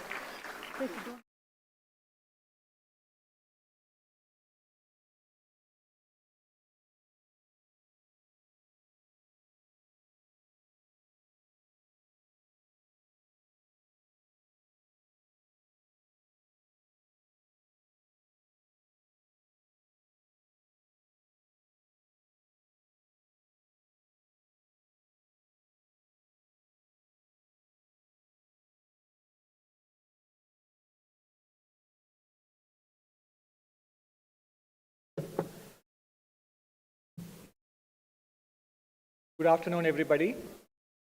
Mr. Shubhrakant Panda, President FICCI, past presidents, distinguished office bearers, ladies and gentlemen. It is my pleasure to stand in front of you and to speak on the topic of revving up the world's growth engine. You know, it is normally when I get topics like this, I tend to start from the first principles. So what is revving up?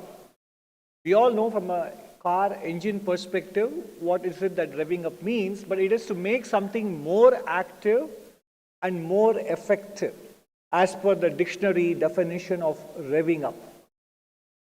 And we have said revving up the world's growth engine. I think the implicit assumption in this that we are the world's growth engine, because I don't think FICCI is interested in talking about how to rev up the world economy per se. That would be too presumptuous of us to try to offer comments on that. So I presume that, we are the world's growth engine, which, going by the current growth rates that we are experiencing and the growth rates that we are anticipating, we indeed are the growth engine.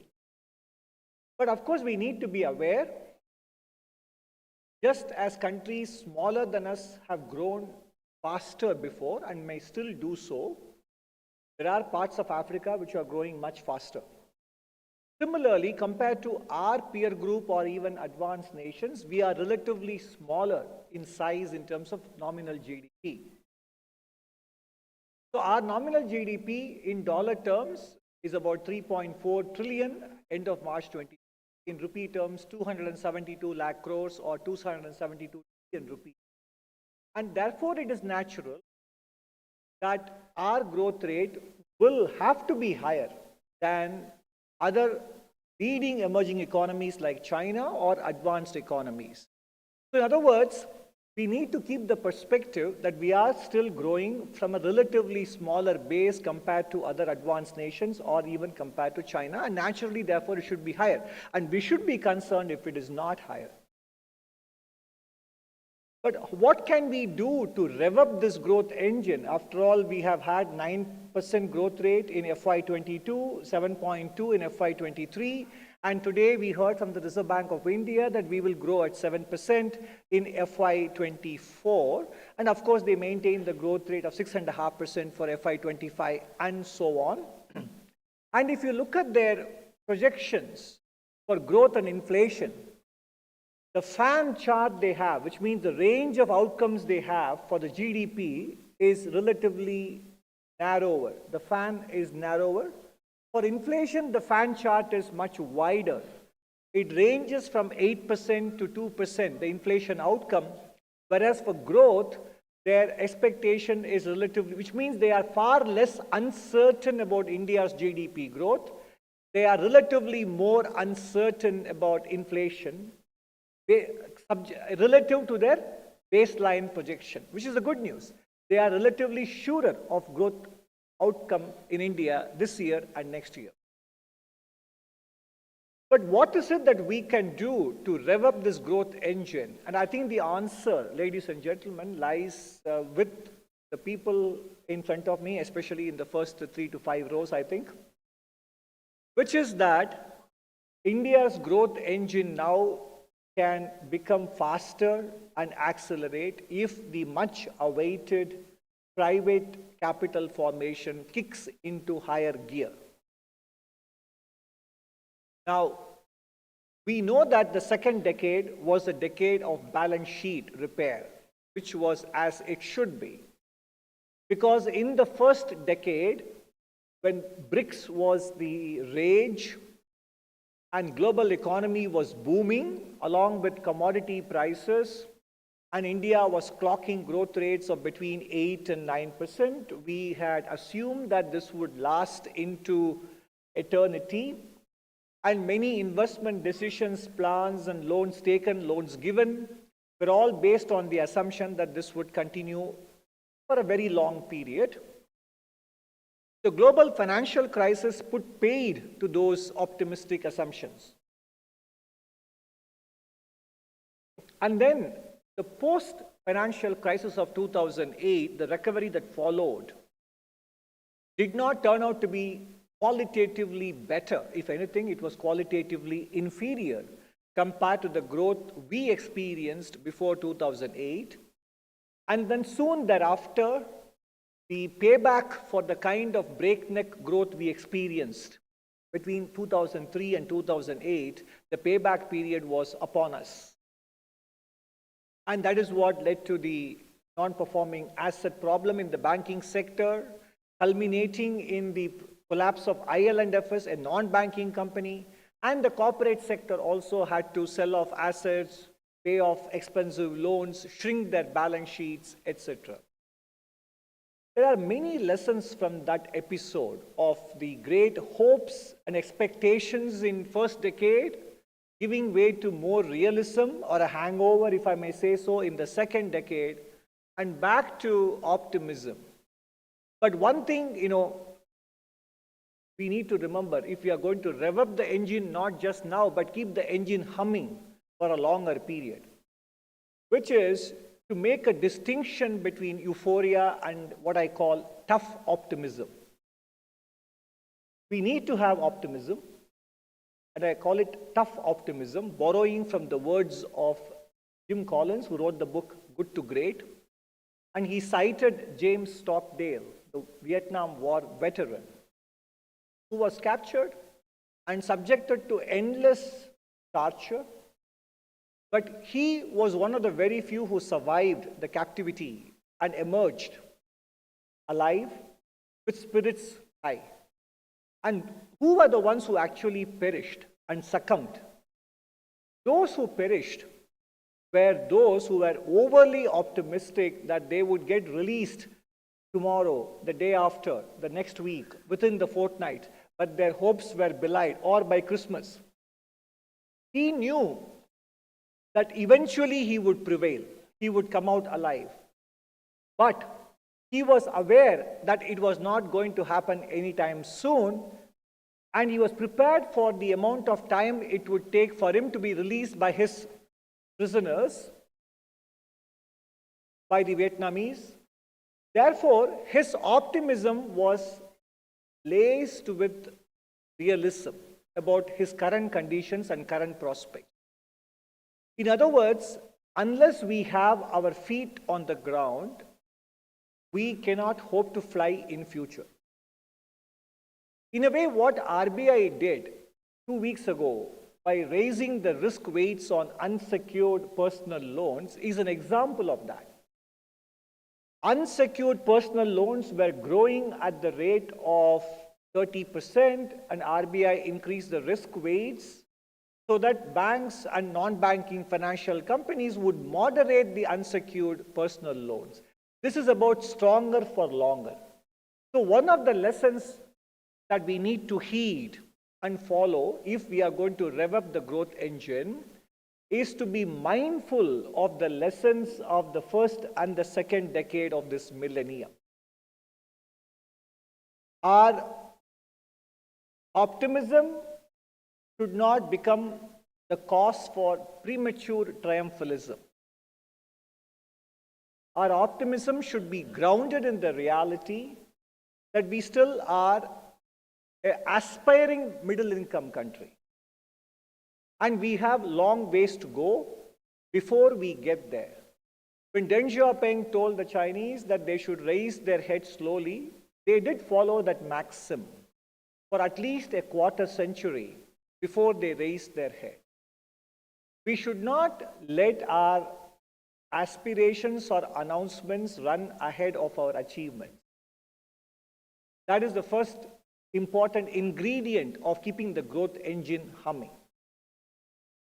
The second ingredient of what it takes to rev up the engine is, as I said, the private investment.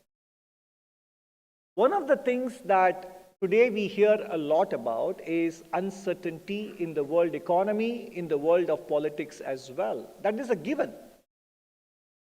Because if you read history, whether it is a history of 2 centuries, or the last 80 years post-World War II, or 50 years or 5 decades, histories do repeat. In many cases, they rhyme, if not repeat. And the cycle of war and then peace do follow. These cycles do follow. And it is expected that the current decade, if you go through history of 250 years or 80 years cycles, the current decade is going to be a turbulent one. The geopolitical order, even if it doesn't shift or change, it will be shaken. And it will be a period of realignments, fragmentation, etc. And we are being nimble in the geopolitical arena. We are making use of the opportunities these things throw up, but we are also mindful of the challenges. A similar principle has to apply in the case of the business sector as well. We have to be nimble. We cannot wait for the blue skies to arrive before we take to the skies.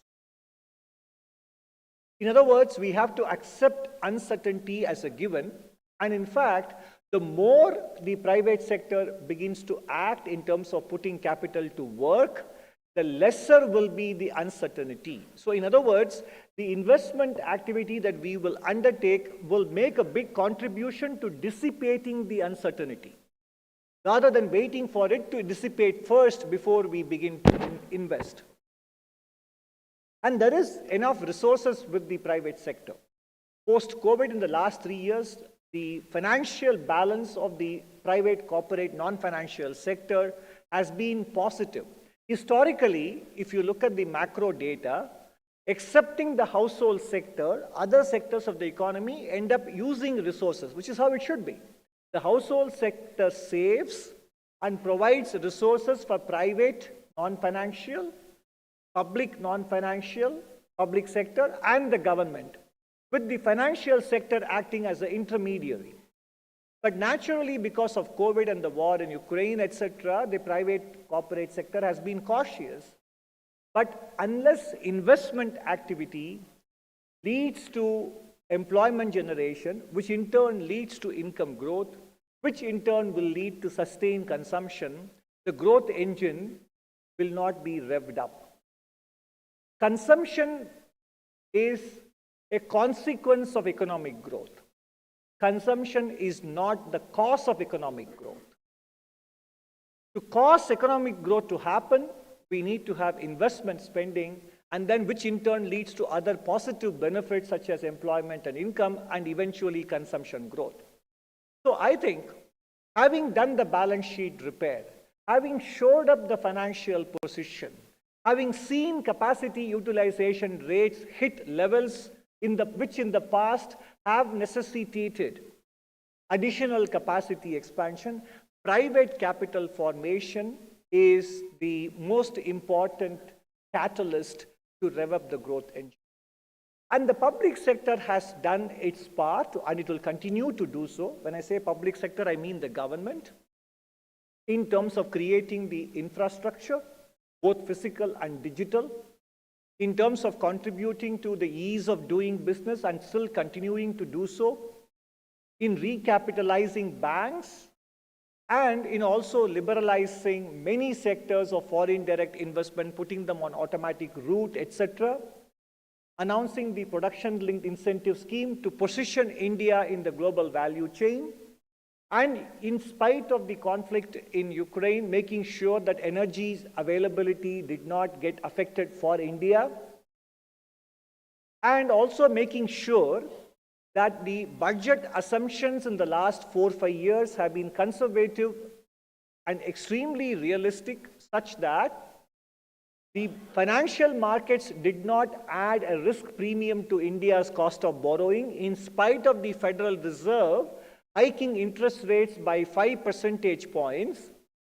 The spread between the Indian government's cost of borrowing and the US government's cost of borrowing actually came down. The gap between the two narrowed. These are all the multiple ways in which the government of India has contributed to making it possible and conducive for the private sector now to step up to the plate and carry the baton along, because public investment was used to maintain growth amidst strained balance sheets. That phase, which began in 2018, FY 2018, is now coming to a logical close, and FY 24 and 25 onwards, private capital formation is the tool that we will need to look for, and we are all looking forward to rev up the growth engine, apart from the fact that we need to have an attitude of the road is long and there are many milestones to cross and many mountains to climb before we can bill ourselves as the world's growth engine, both in absolute terms and in relative terms. Thank you very much.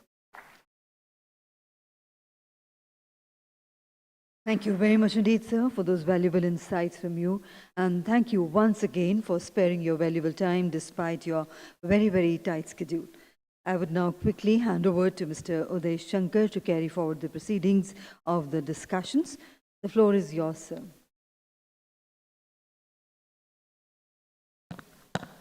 Thank you, sir. That was very precise and spoken like someone with a deep understanding of economics, but also a great deal of exposure to the world of business, which you have. You, to the best of my recollection, are the first chief economic advisor to the government who straddled both worlds with very success. And that is why it is really good to talk to you about this, and that is why I shall ask you questions that I would perhaps not ask all the chief economic advisors. The first and foremost, since you know how the world of money and investment works, and you made this point, and you made this point more than once now, that private investment needs to pick up, and which is absolutely the case. And you're absolutely right, sir, that the balance sheets have been cleaned. The economy is in a far more robust shape, and we've weathered storms like Russia-Ukraine war and COVID with much greater success than much bigger economy.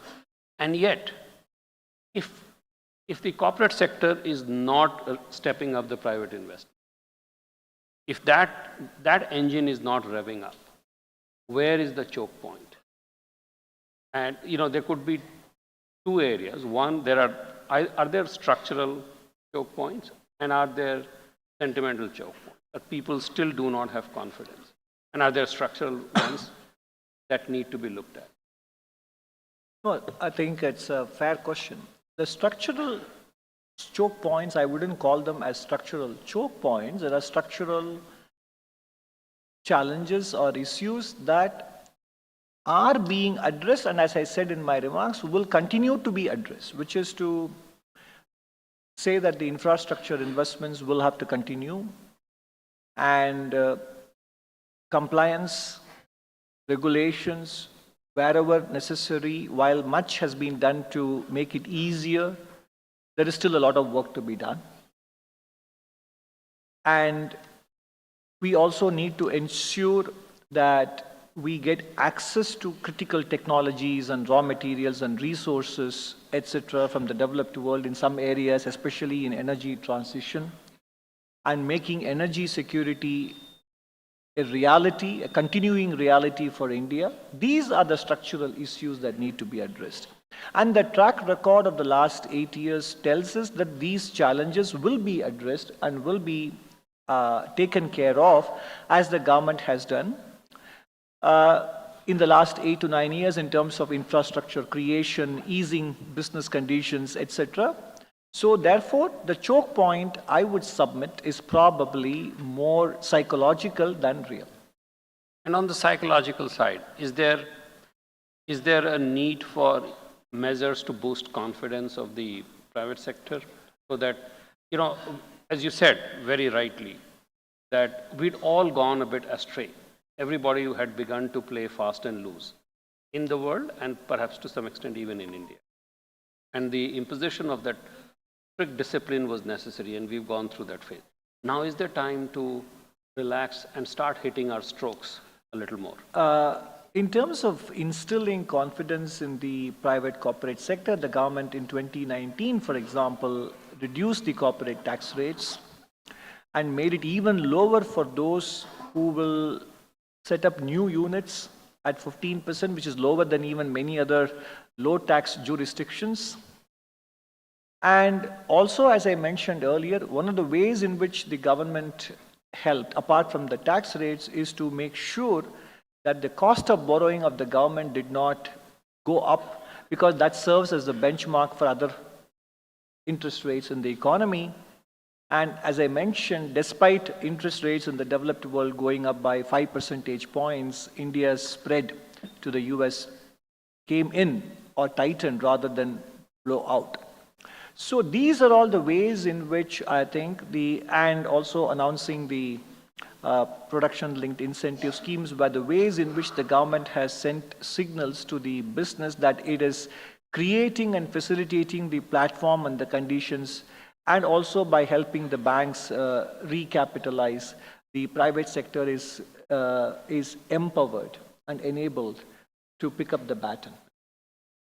In our community, there is a feeling that our regulatory system, the broader regulatory system, regulatory and compliance system that was designed, has served us well to bring us to this place. But now if we want to get to the next level, now there is a feeling in our community that the broader regulatory framework was designed very well for accelerated growth 1.0, so to speak. But now if we want to get to the next level, there may be a need for a comprehensive overhaul for the entire regulatory framework across sectors and so as to enable them in order to force everybody to behave and comply in the best social national interest, and yet grow with greater deal of energy and acceleration. I agree with you, and the government in fact agrees with you. That is why in the budget announced on February 1st for FY24, the Honorable Finance Minister did mention that there will be a thorough regulatory relook at some of the regulations, whether they have outlived them, do we need to modify them. So this is something that needs to be done every few years, because while regulations are framed at some initial point, then later on, due to specific developments, a lot of additional ad hoc regulations get added, and without us realizing, they tend to become complex and unwieldy. Right. And there is a need to revisit them at some regular periodicity, which is what the Honorable Finance Minister announced. Therefore, the spirit of what you said is well taken, and that is happening in several sectors, and I concede the point that it can and should happen in many other sectors and ministries as well. And also in terms of the mindset, as I said, compliance versus facilitation of economic activity. There has to be a better balance. At the same time, on the part of the regulated entities as well in different sectors, the problem comes in, it should not become the case of a cat and mouse race as to who is the smarter of the two in terms of, complying with the letter of the law but violating the spirit of it, etc. If that happens, then that is what forces the regulators to show that they also have a better hand to play. And it becomes a sort of a mutually counterproductive path towards more and more regulation and more evasion, etc. So in some sense, we need to understand that as a lower middle income country, aspiring to become a middle income country and so on, the country does need resources. And many investments which the private sector will not make, the public sector has to make. Therefore, tax resources do have to go up. Our tax to GDP ratio is not low as many people claim, but it can be better. So in other words, while on the part of the regulators, there needs to be a better balance between compliance and facilitation. There is also on the part of the regulated, there is a better need for a better balance between prudence and smartness. That's very well spoken, sir. And on that, some of us who run businesses sometimes tend to get a feeling that while our job is to grow and behave, the regulator doesn't seem to have any incentive or any KRAs to also ensure that there is growth. It's just about regulation. Oh, that's a very good question, and I think you are, this is probably a topic that cannot be addressed in 30 seconds. It probably needs 30 hours. Because you are talking about the concept of what is the alignment of the executive with the overarching economic goals. Yes. I think that's a good point. I take the point that you are making, but we don't have the time to go into the details of it, but the point is well taken. Thank you. One last question. I know we are short on time, but one last question from my side. I was really heartened to see the expression triumphalism that you use. And in this country, whether it is in a cricket match, whether it is in business, whether it is in anything or everything, we seem to be victims of, or we seem to fall to triumphalism very soon. Are we, as a society, are we susceptible to that once again? That we have come a long way, incredibly good journey, but we have a very long way to go. And are we once again, in sector after sector, in walk of life after walk of life, announcing or getting the feeling to ourselves that we are triumphant? And does that concern you? No, I mean, as I mentioned in my initial remarks, there is this fine balance between euphoria and what I call tough optimism. I think it's important to feel confident and take pride in your achievements. I mean, one doesn't have to wallow in self-pity. In fact, I would say there is lessons to be learned not only from failures, but also successes. Of course. And most of the time we tell our children only to learn from failures, but also we need to learn from successes to replicate them elsewhere. So to that extent, to celebrate successes and look at the lessons to be learned from them are important. And I do not, therefore, anyway trivialize the importance of feeling happy about the successes. But it is a fine balance. It is difficult to spell out in mechanical terms what it means to be a tough optimist. That's why I gave the example of the Stockdale paradox. He survived despite being realistic, not despite, but because he was realistic about his chances and how long would it take for him to get out of the jail.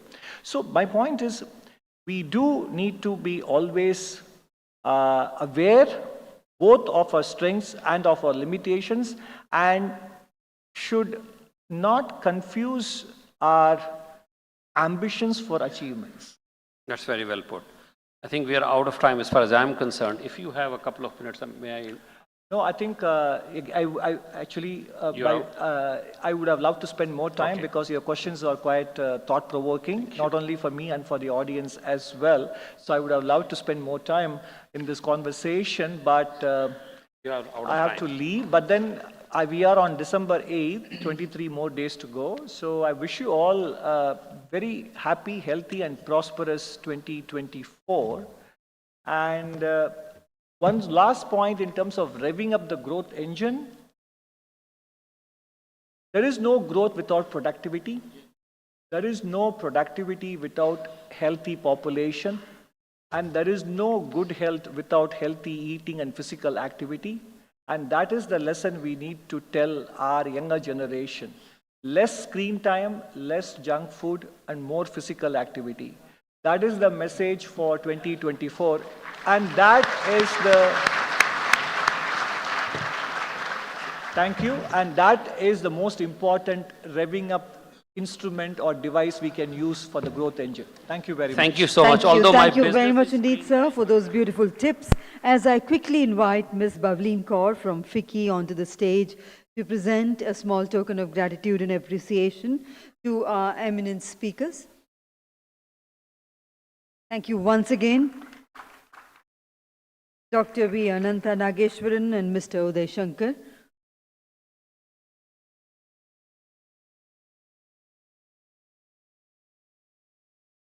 Can we have a quick group photograph? Thank you, sir. Ladies and gentlemen, we would request everyone to kindly remain seated. We are straight away moving into the next session. And before we go ahead with the next session, I have a small announcement. We have found a driving license which is made from Kerala State Driving License. I think the name was Mr. Sirajuddin. In case you have lost it, dropped it somewhere, you can kindly collect it from backstage. Thank you. So, ladies and gentlemen, moving ahead to the next session, which is on the role of regulators in economic development. So, one of the crucial aspects of economic growth is the role of regulators, and Indian regulators are playing an increasingly important role in delivering the economic objectives of market stability while ensuring transparency and securing the interest of all the stakeholders. And now let me invite on stage our esteemed panelists for this session. Ms. Ravneet Kaur, Chairperson, Competition Commission of India. A very warm welcome. I invite Dr. Deepak Mohanty, Chairperson, Pension Fund Regulatory and Development Authority.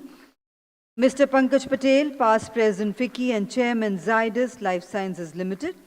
Mr. Sandeep Somani, Past President FICCI and CMD Somani Impresa Group.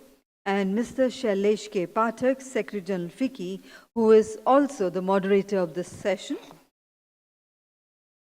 To begin the proceedings, I would request Mr. Pankaj Patel to welcome our eminent guest, Ms. Ravneet Kaur, with a green certificate. A very warm welcome, ma'am. And I would request Mr. Sandeep Somani to kindly do the honors of welcoming Dr. Deepak Mohanty with a green certificate.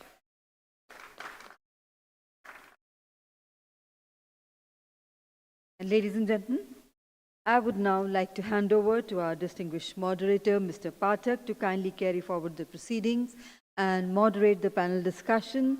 The floor is all yours, sir. Yeah, can you hear me? Good. Dignitaries in the dais, dignitaries in the audience, ladies and gentlemen. You know, the world's growth engine will hum and accelerate as much as the accelerator and the brake allow us. But at the same time, there will be speed limits. If we violate the speed limits, we will probably crash. And the role of the regulators is speed limits, right? Just before this coming on the dais, we were saying that regulators have a very difficult job. They have to stimulate growth, encourage growth. But at the same time, they cannot stifle innovation. If you regulate everything, if you set a speed limit of 5 kilometers per hour, no road will be habitable. And we had a similar discussion with a regulator in Mumbai. And an industry person asked, why don't we have stable regulation? And the answer from the regulator was that when business is innovating, regulation also has to innovate. You cannot run a 2023 India with 1995 regulation, just to take an example. So we have a great panel. I'll invite the two regulators after I invite two of the past presidents of FICCI, who are world leading industry leaders in their own right. And I'd like to start with Mr. Sandeep Somani, who also chairs the Ease of Doing Business Committee in FICCI. And I've seen him as a dynamic president of FICCI and a dynamic president of PhD before that. So around 4 minutes, and then Pankaj Bhai, who all of you know is a global pharma leader. And then we'll go to the two regulators. If there's enough time, we'll open it up for Q&A. It'll be very helpful if you take a slip of paper and write your question and your name and just send it across to me. There will be volunteers from our FICCI team who will bring it up to me. So without further ado, we have 40 minutes. Mr. Sandeep Somani, a round of applause for the first speaker.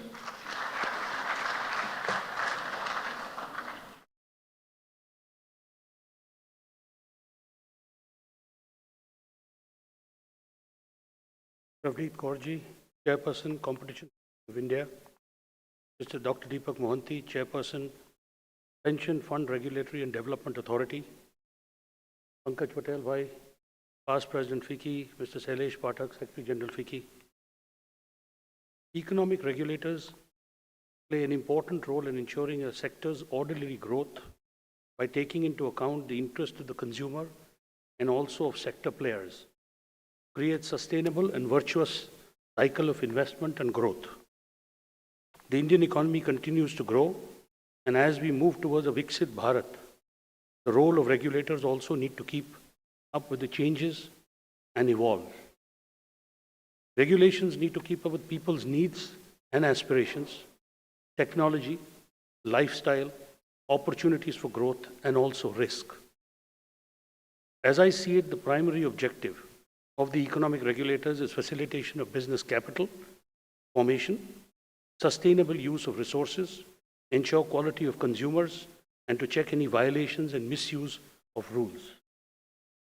Success of any regulatory interventions, whether through policy or administration, is reflected in the success of the business, in their efficient running and a sustainable path. Trust is another aspect that the regulator has to ensure. Trust of the participants is the litmus test for any regulator. Regulators need to ensure that the trust and confidence of stakeholders is maintained. Regulators also need to ensure a timely and transparent interventions. Regulator needs to ensure the stakeholders are able to take informed decisions by providing them with relevant, comprehensive, and correct information in a timely manner. Information asymmetry needs to be minimized in both substance and in form. The other thing that we need to improve is to ensure that there are no overlaps among the regulators, and there are many instances of this happening even today. Instead of having separate rules for the same purpose, like in waste management, environment, safety, etc., we can have these consolidated under a single agency. There's need to align the compliances under various agencies like BIS, BEE, quality controls orders. That would ensure that duplications are avoided. Many regulations often remain on the statute books without ever being evaluated whether they are fit for purpose and achieve the goals for which they were adopted. It is important that governments systematically review regulations after a certain period of, say, 5 years, beside ad hoc reviews mostly focusing on administrative regulatory burden reduction. Although we have not reached the ideal state, we have seen quite a lot of change in the approach in the current government being very proactive. The country has repealed in the last 9 years more than 1,500 old and irrelevant laws in the past years. Many of these existed for the last few centuries.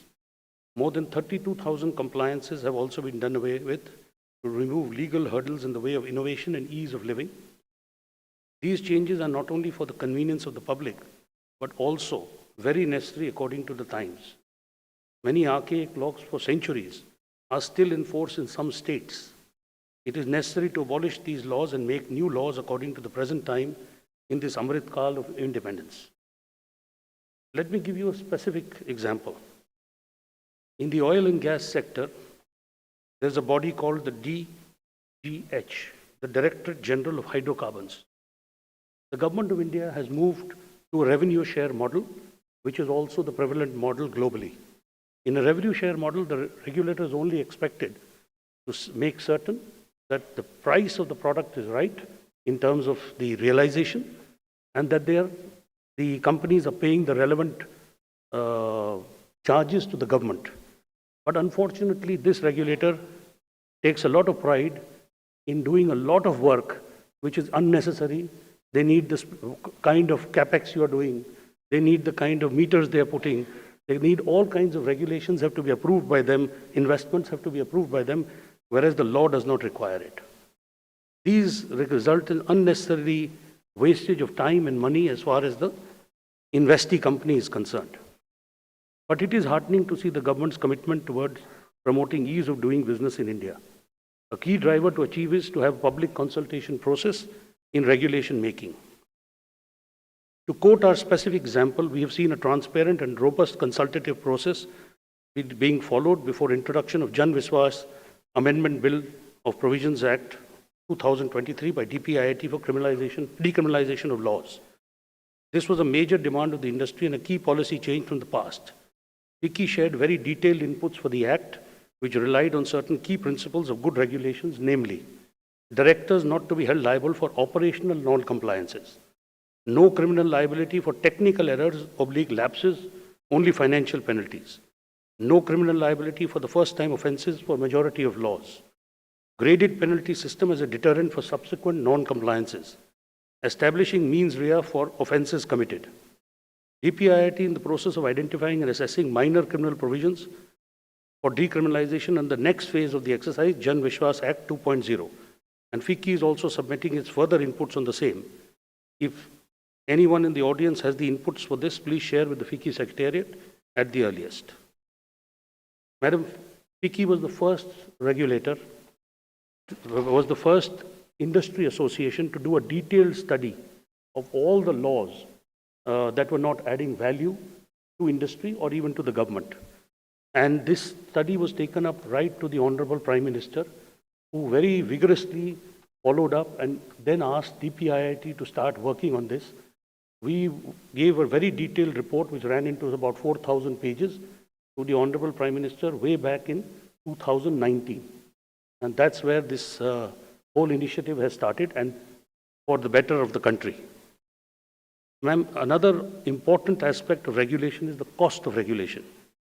You know, we need to have parameters to measure the cost of regulation.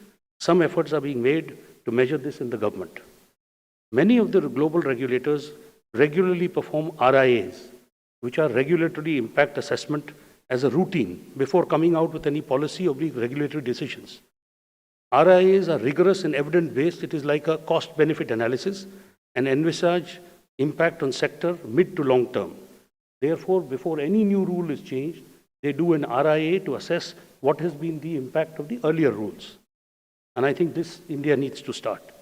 Lastly, in order to be internationally competitive and reach the, the target of $1 trillion worth of exports, India needs to benchmark our legislations with those prevalent in competing countries, both in number of compliances and the time taken for procedures. Thank you very much.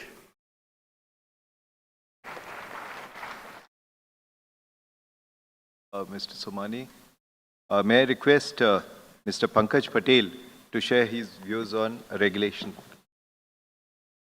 A very good afternoon. I think Sandeep has given a talk on everything which one would like to hear.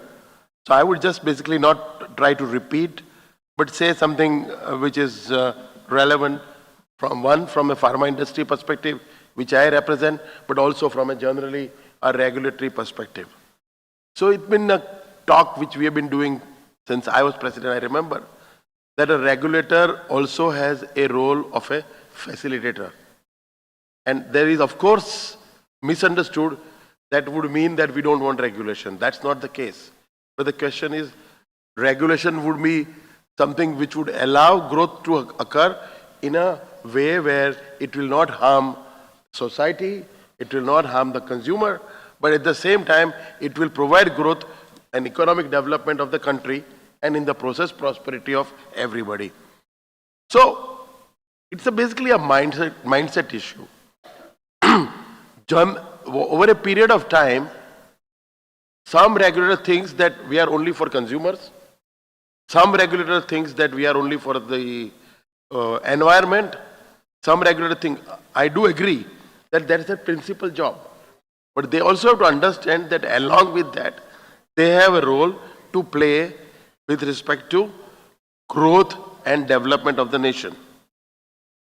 And one of the most important part for any regulator is to start thinking and change the mind. Shift from, I got you, to let's work together and fix it. And I think that is the real issue. Catch somebody, punish somebody is not going to solve the problem. But catch somebody and work with him and fix it so that he doesn't do that again. And whatever might be a challenge or loss or can occur to anybody is avoided. The other important part is we need to move from a regulation through a mechanism to more a self-regulation. Because I believe that if I, as individual or as a company, think about doing the thing right, that would get me long than somebody trying to police me and find out whether I'm doing the right thing or not. Because it's impossible for anybody physically to check everything 24/7. But if we develop practices of self-regulation that can actually change, and a lot of these issues we talk about regulation burden can be addressed. I think somebody already mentioned about it, the innovation. I think innovation and experimentation in every field is important. Our industry, of course, innovation and experimentation is very, very important. We take it because we are science-driven industry. But even in anywhere, any innovation which you do can actually help to make progress. The other is, when a regulator come across in a particular sector with number of industries and number of players, can they become a matchmaker? There are companies who are doing extremely well in a particular area. The companies might be there who are not doing good. Can there be a matchmaker to help and make them learn from each other so that everybody ultimately becomes fully compliant, which we all would expect? I think data is being talked a lot. India has done a lot. Are we really using this data now to really get into next generation regulation? If we have control on data, a lot of regulations can be avoided. And I think that's one thing which we need to do it. And ultimately it has to go to the foster towards the culture of transparency and accountability. Both for we as industry and also the regulator. There has to be a kind of a work to that. I think the Jan Vishwas Act, which just came in, is a first step towards that. But I think this is what we need. That we need to trust all of us. I think, unfortunately, because of the colonial mindset we all had, not trusting anybody is the first thing we have learned, which is absolutely wrong. Trusting the people and encouraging them to do right things can only get a better regulatory control than anything else to happen. Because I think there are no black sheep. There are people who really want to do good things. But it is these things which actually retards the growth and development. If a private sector investment, we just heard before a while, has to come in a big way, then we need to really see that how do we really make ease of doing business a reality. I would end here and maybe add later on. Thank you. Thank you very much. When we come back to Pankaj Bhai, we'll also ask him about regulation of the pharma sector, which is one of the sectors where India is truly a global leader. Much before COVID struck, most of the vaccines and so many medicines were supplied by Indian, including your firms in the US. Moving to the regulators segment, Mr. Deepak Mohanty, Chairman of PFRDA, has had a long and illustrious career, including with the Reserve Bank. And we are very, very proud of the fact that he spent a few months in FICCI. So I will request him to share the regulator's perspective, moderated by what FICCI's expectations are. Mr. Mohanty, please.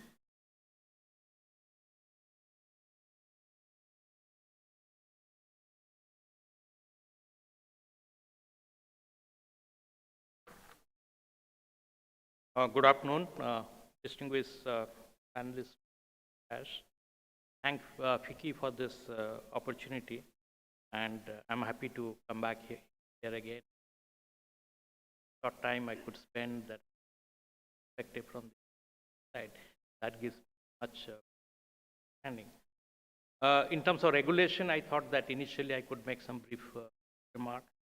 You know, it's what is regulation? Basically, it sets the of the game and is the basis of human civilization. You know, certain things get codified and certain things develop as practice. Also, it sets the boundary that what one can really do, what one cannot really do, and brings in transparency that both sides really understand that what they're expected to do. Of course, we always have ambiguity on those issues which we try to resolve. And it is for fairness to everybody, all the stakeholders in the whole process. And also the consequence of a transgression. If there's a regulation, there are boundaries set. So what is the consequence? One should really know. And what is the objective? Of course, the objective again is to get efficiency. For example, price discovery. You look at the financial market, you say that just leave it to the market, it can determine what is the price. But if a market, you know, there is an oligopolistic trend, there's no proper competition, so that price discovery is not efficient. So where regulation again steps in. And the other aspect would be it provides order, you know, economic, social, political order. So that's how the regulation comes in. And it does manage externalities. We set a factory, so that it is my property, I set a factory on that, but it pollutes, so it has implication for the neighbor. It has an implication for the broader area. So those externalities are negative externalities. So that needs to be addressed. There are also positive externalities. You set a factory, then you have to provide electricity, sewage, and road, so others also benefit. Those who directly don't pay for that. And it yields economic benefit for the country. For example, setting up a company like joint stock company, the Genesis, again, that to reap the economic benefit, because individually, earlier people could not provide that scale of activity really to benefit the society. How should regulation really move? I think regulation should evolve with the evolution of society as we evolve. Practices, you know, many practices, even in the law, is accepted as regulation. Technology and how the economy is evolving, at what stage of evolution it is, while also reflecting the global practices. You know, for example, digital economy risk. For example, we have regulations set, say, 50 years, 60 years back, but now we are faced with a different reality. So regulation should be in a position really to address that. And should be consultative. That was also mentioned by my previous speaker. And but most importantly, I would think that should not degenerate to box ticking. You know, that we do that. If the management and the board doesn't find useful to look at that information, then obviously one really would have to ask the question that why are we really doing it? And now turning to the financial sector, to which I belong, you know, emanating from last budget intent. So the financial sector regulators have taken up an intensive review of regulation.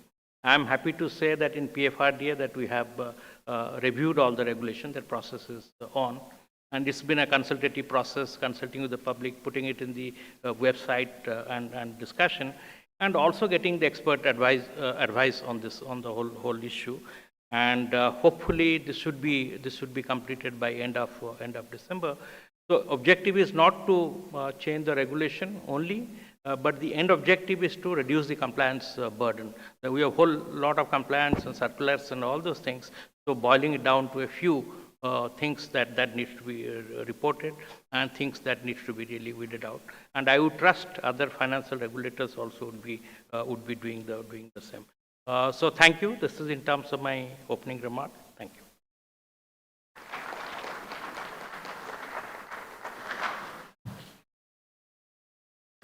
Thank you, Mr. Mohanty.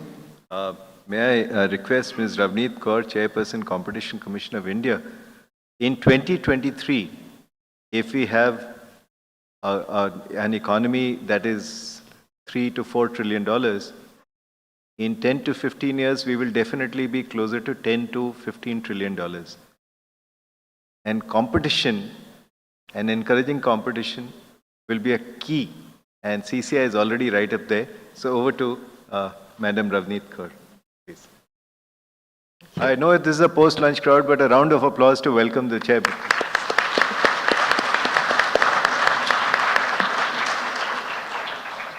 Thank you. Distinguished panelists, ladies and gentlemen, good afternoon to all of you. It is my privilege to be here today and to be sharing the stage and also interacting with some of the distinguished and top minds and thought leaders of the country. I also am grateful to FICCI for inviting me for this panel discussion on role of regulators in economic development. The Competition Commission of India is one of the important regulators in the country and is also very important as it is across various sectors. It is not limited to one sector or one industry. So in this rapidly evolving environment, it is very important that we look at not only digital markets, but traditional manufacturing and service sectors all across the board, because the adoption of technology is happening on all fronts. However, the role of CCI is not just to be a watchdog, but also to facilitate the business process, because our basic mandate is to promote competition, to protect consumer interest, and to foster innovation. So our role is all across the spectrum, and it is not with a view to stifle or to stop, or like the approach which was being mentioned by one of the panelists, that we've caught you. That is not the approach with which the CCI is looking at regulation. In the past few months, when I've been here in the Competition Commission, I've witnessed firsthand as to what is the approach that the Commission has been following. And some of the key aspects of that approach I would like to highlight before I come to the specifics. First is that the CCI's role is to have fair competition in the marketplace. So the environment which is to be built up or which is to be encouraged is one where the firms will invest in latest research and development, in cutting-edge technologies and adoption of best practices, while also at the same time ensuring that none of the players are able to take over the market in such a fashion that they indulge in anti-competitive practices. Another foremost aspect of the regulation is consumer welfare. So we need to protect the interest of the consumer. And the interest of the consumer is protected when there are more and more, better and better goods and services available at reasonable prices. So the two converge when it comes to the need for having competition in the marketplace. The third aspect on which the Commission has been very conscious is to have a business-friendly environment. In fact, one of the key things which has been taken up on especially on the merger and acquisition front is the Green Channel. The Green Channel is a trust-based regulation system where we say that in case there is no vertical, horizontal, or complementary overlaps, the day the filing is done, it is deemed to have been approved. We don't need to get into it. You don't need to wait for any clearance from the Competition Commission before you can proceed. And this is a system which is we were one of the foremost countries to have done it. Overall, in the last years, since the inception of the Competition Commission, more than 1,000 combinations, mergers and acquisitions have been cleared by the Commission. Another aspect which is also inbuilt into the Competition Act is the advocacy outreach. So we need to promote advocacy outreach so that even before any kind of a violation happens, there are red flags or there is some awareness being generated about what are the practices which the Commission would not consider as favorable to a fair, contestable market. For that, there are detailed guidelines which have been framed. And even when the assessment is undertaken by the Commission, the competition compliance aspect is looked into as a mitigating factor. In case there is some contravention which is being investigated, and at the stage of a final adjudication, if there is a competition compliance program in place in the industry, it is taken as a favorable input. The other aspect is, as I mentioned at the beginning, that we are all across various sectors. So it's a very important aspect that the Competition Commission itself must build up the capacity to be able to understand the dynamics of the market, to be able to address the issues in a proper manner. For that, we do resort to a lot of market studies from time to time, the Commission has done. We are now embarking on another market study, which is on artificial intelligence, because that is one area where digital markets, some work has happened in the Commission. We are having quite a few big tech companies where the Commission has already taken a decision or is in the process of looking at those practices in those markets. But artificial intelligence is an area which would work where we would need to understand how competition can get affected. And in case it is affected in a better manner, the Commission would look at it very well.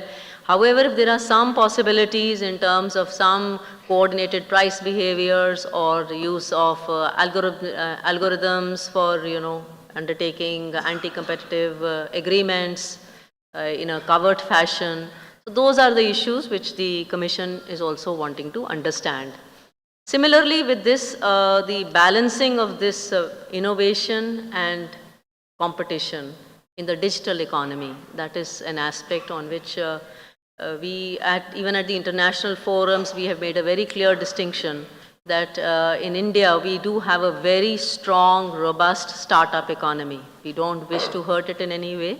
And as a Commission, it will be our endeavor that competition is promoted in such a manner that the startups are able to come up with new applications, new developments, new softwares, and that they are also given some time to be able to grow.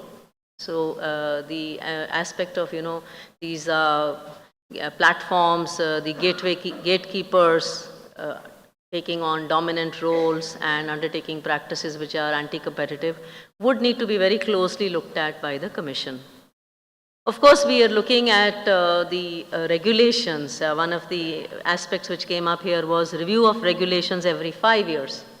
I think the Ministry and even both Corporate Affairs and Finance Ministry are very much aware of it.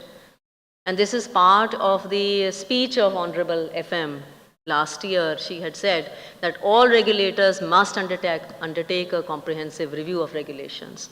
So in that context, we have had a very significant and large changes being made in the Competition Amendment Act 2023, which got notified in April. We are in the process of now rolling out the rules and regulations which would support the various amendments so that we can operationalize them. And in this entire process, the focus is very clearly on two aspects. That is, we must have a clear public consultation process. And wherever in our practice in the past there have been observed some kind of ambiguities or some issues which were not very clear. And because of that, people have been approaching the Commission. We should try and address those as well. So that is the intention. And in conclusion, the only thing that I would like to say is that all regulators and especially the Competition Commission are aware that we should not in any way become a roadblock in the development process of the country. And as regulators, we would also be contributing positively to the economic development of India. Thank you.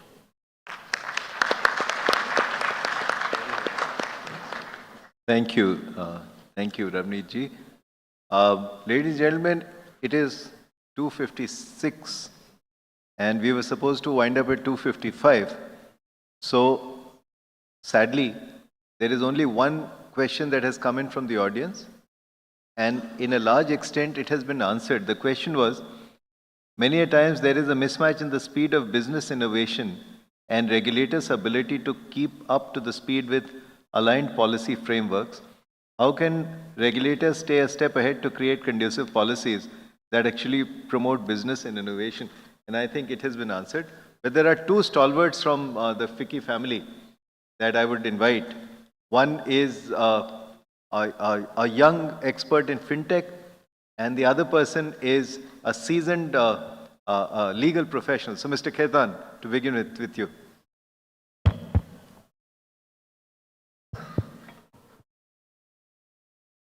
Sir, it has been said that nothing can happen in decades and something can happen in a day.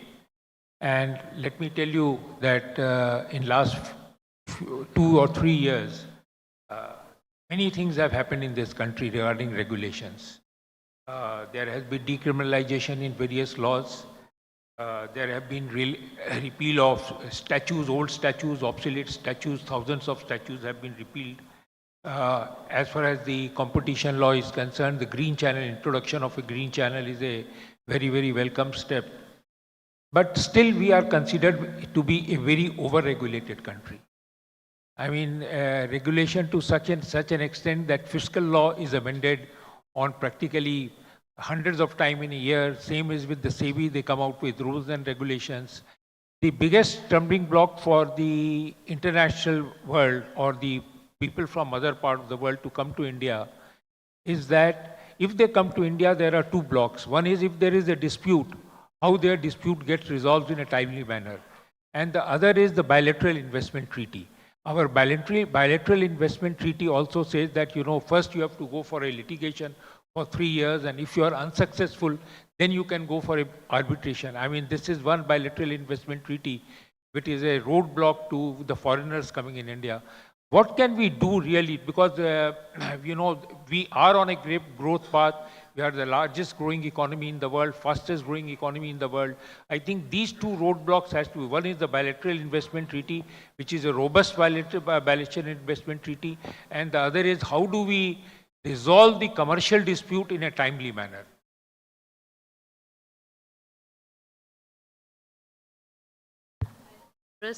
One part of it. The bilateral investment treaty is something which is being undertaken at the government level, and it would be appropriate that in case there are some reservations on that account, maybe that can be taken up at that forum. But when it comes to dispute resolution, this is an area about which even the government is very conscious of it, and so is the Commission. So one of the amendments which has come into the Competition Act in 2023 is this settlement and commitment framework. We want to undertake settlements, and the purpose of settlement is basically that we would like to address market corrections in a much speedier fashion, and also that once the settlement is undertaken, then there is no cause for any further litigation. Because what is being observed, especially in the case of big tech companies, is that any decision taken by the Commission or by even the appellate tribunals, they all ultimately end up in the Honorable Supreme Court. Of course, they have a right to do that, but then that takes time.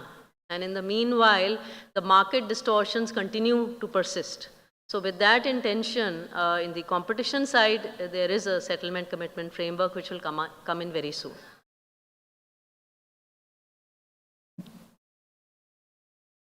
Adil Shetty. Thank you. AI is transforming all industries, and it's fabulous that CCI is already closely studying the same. Can you please share your view on how should Indian companies leverage AI for success, and also how do you see Indian laws responding to the market changes brought about by AI? As I indicated earlier, we are doing a market study on artificial intelligence. And we would try to, in that market study, understand the dynamics better and be able to differentiate what is the kind of AI that we would like to support and where AI can be used for practices which are stifling innovation or which are leading to some anti-competitive activities being undertaken. So once we have clarity on that, then maybe it's a better thing for us to respond to it. Thank you very much. It's 3:01, and therefore we'll wind up this session, but not before. We have volunteers in the aisles to collect your questions. We will undertake to send these questions to the two regulators here. Our volunteers to collect these questions, please raise your hands. Where are you? One there, one here, someone in the middle. Yeah? All right. Anyone has a written question, just give it to them. Before concluding, I want to ask everyone who's above 40 years of age to think for a while. When you started your career or when you started your business, Indian regulatory system was better or it was not as good as today? My answer is that it is certainly much better today than it was when I started my career. And it is a certainty that when FICCI completes 100 years of its existence, which is in 2027, the Indian regulatory system will be even better than what it is today. And FICCI will work on behalf of our members to make sure that we talk regularly to regulators. Thank you, ladies and gentlemen. Thank you. Thank you very much indeed, sir. I would now request Ms. Abha Seth from FICCI to kindly do the honors of presenting the mementos to our distinguished dignitaries on the dais as a token of gratitude and appreciation.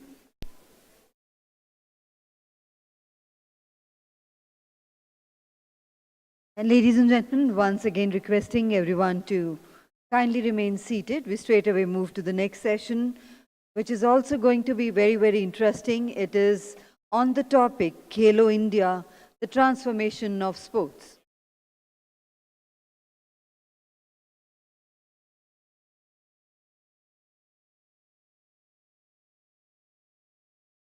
Ladies and gentlemen, can we put our hands together for that wonderful session to all our eminent speakers? Thank you once again.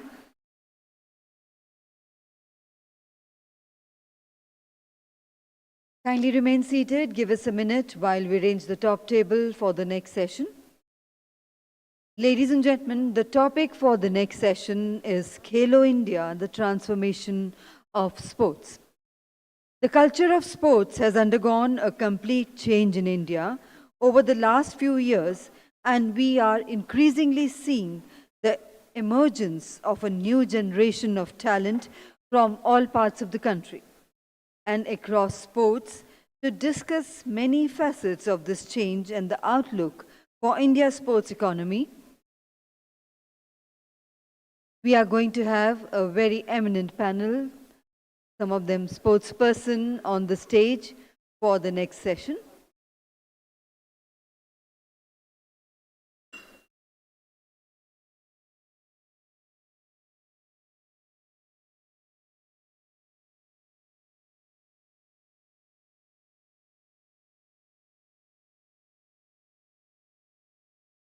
So, ladies and gentlemen, once again requesting everyone to be seated. We are ready to go ahead with our next session, session 6, Khelo India, the transformation of sports. And for the discussions on this topic, may I invite our eminent speakers, Mr. Akash Chopra, commentator and former Indian cricketer. Let's put our hands together, ladies and gentlemen, to welcome our guest on the stage. Mr. Akash Chopra, commentator and former Indian cricketer. Mr. Shashwat Goenka, Chairman FICCI Young Leaders Forum and Vice Chairman RP Sanjeev Goenka Group. Warm welcome to you, sir. Inviting Ms. Rani Rampal, former captain, Indian women hockey team. Inviting Mr. Lokesh Sharma, Managing Director, 21st Century Media Private Limited. And ladies and gentlemen, I also have the privilege in welcoming our session moderator, Mr. Charu Sharma, who is also a great compere and a quiz master and the co-founder Pro Kabaddi League. Ladies and gentlemen, before we begin the proceedings of this session, may I once again invite on stage Mr. Shailesh K. Pathak, Secretary General FICCI, to kindly do the honors of welcoming our dignitaries with a green certificate. We welcome Mr. Akash Chopra, commentator and former Indian cricketer. A very warm welcome to you, sir.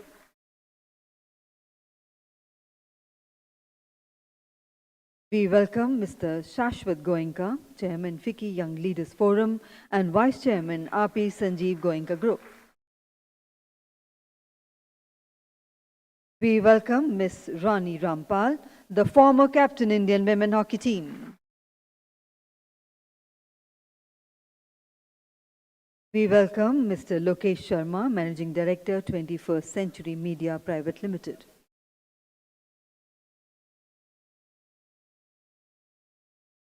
And ladies and gentlemen, we welcome our session moderator, Mr. Charu Sharma.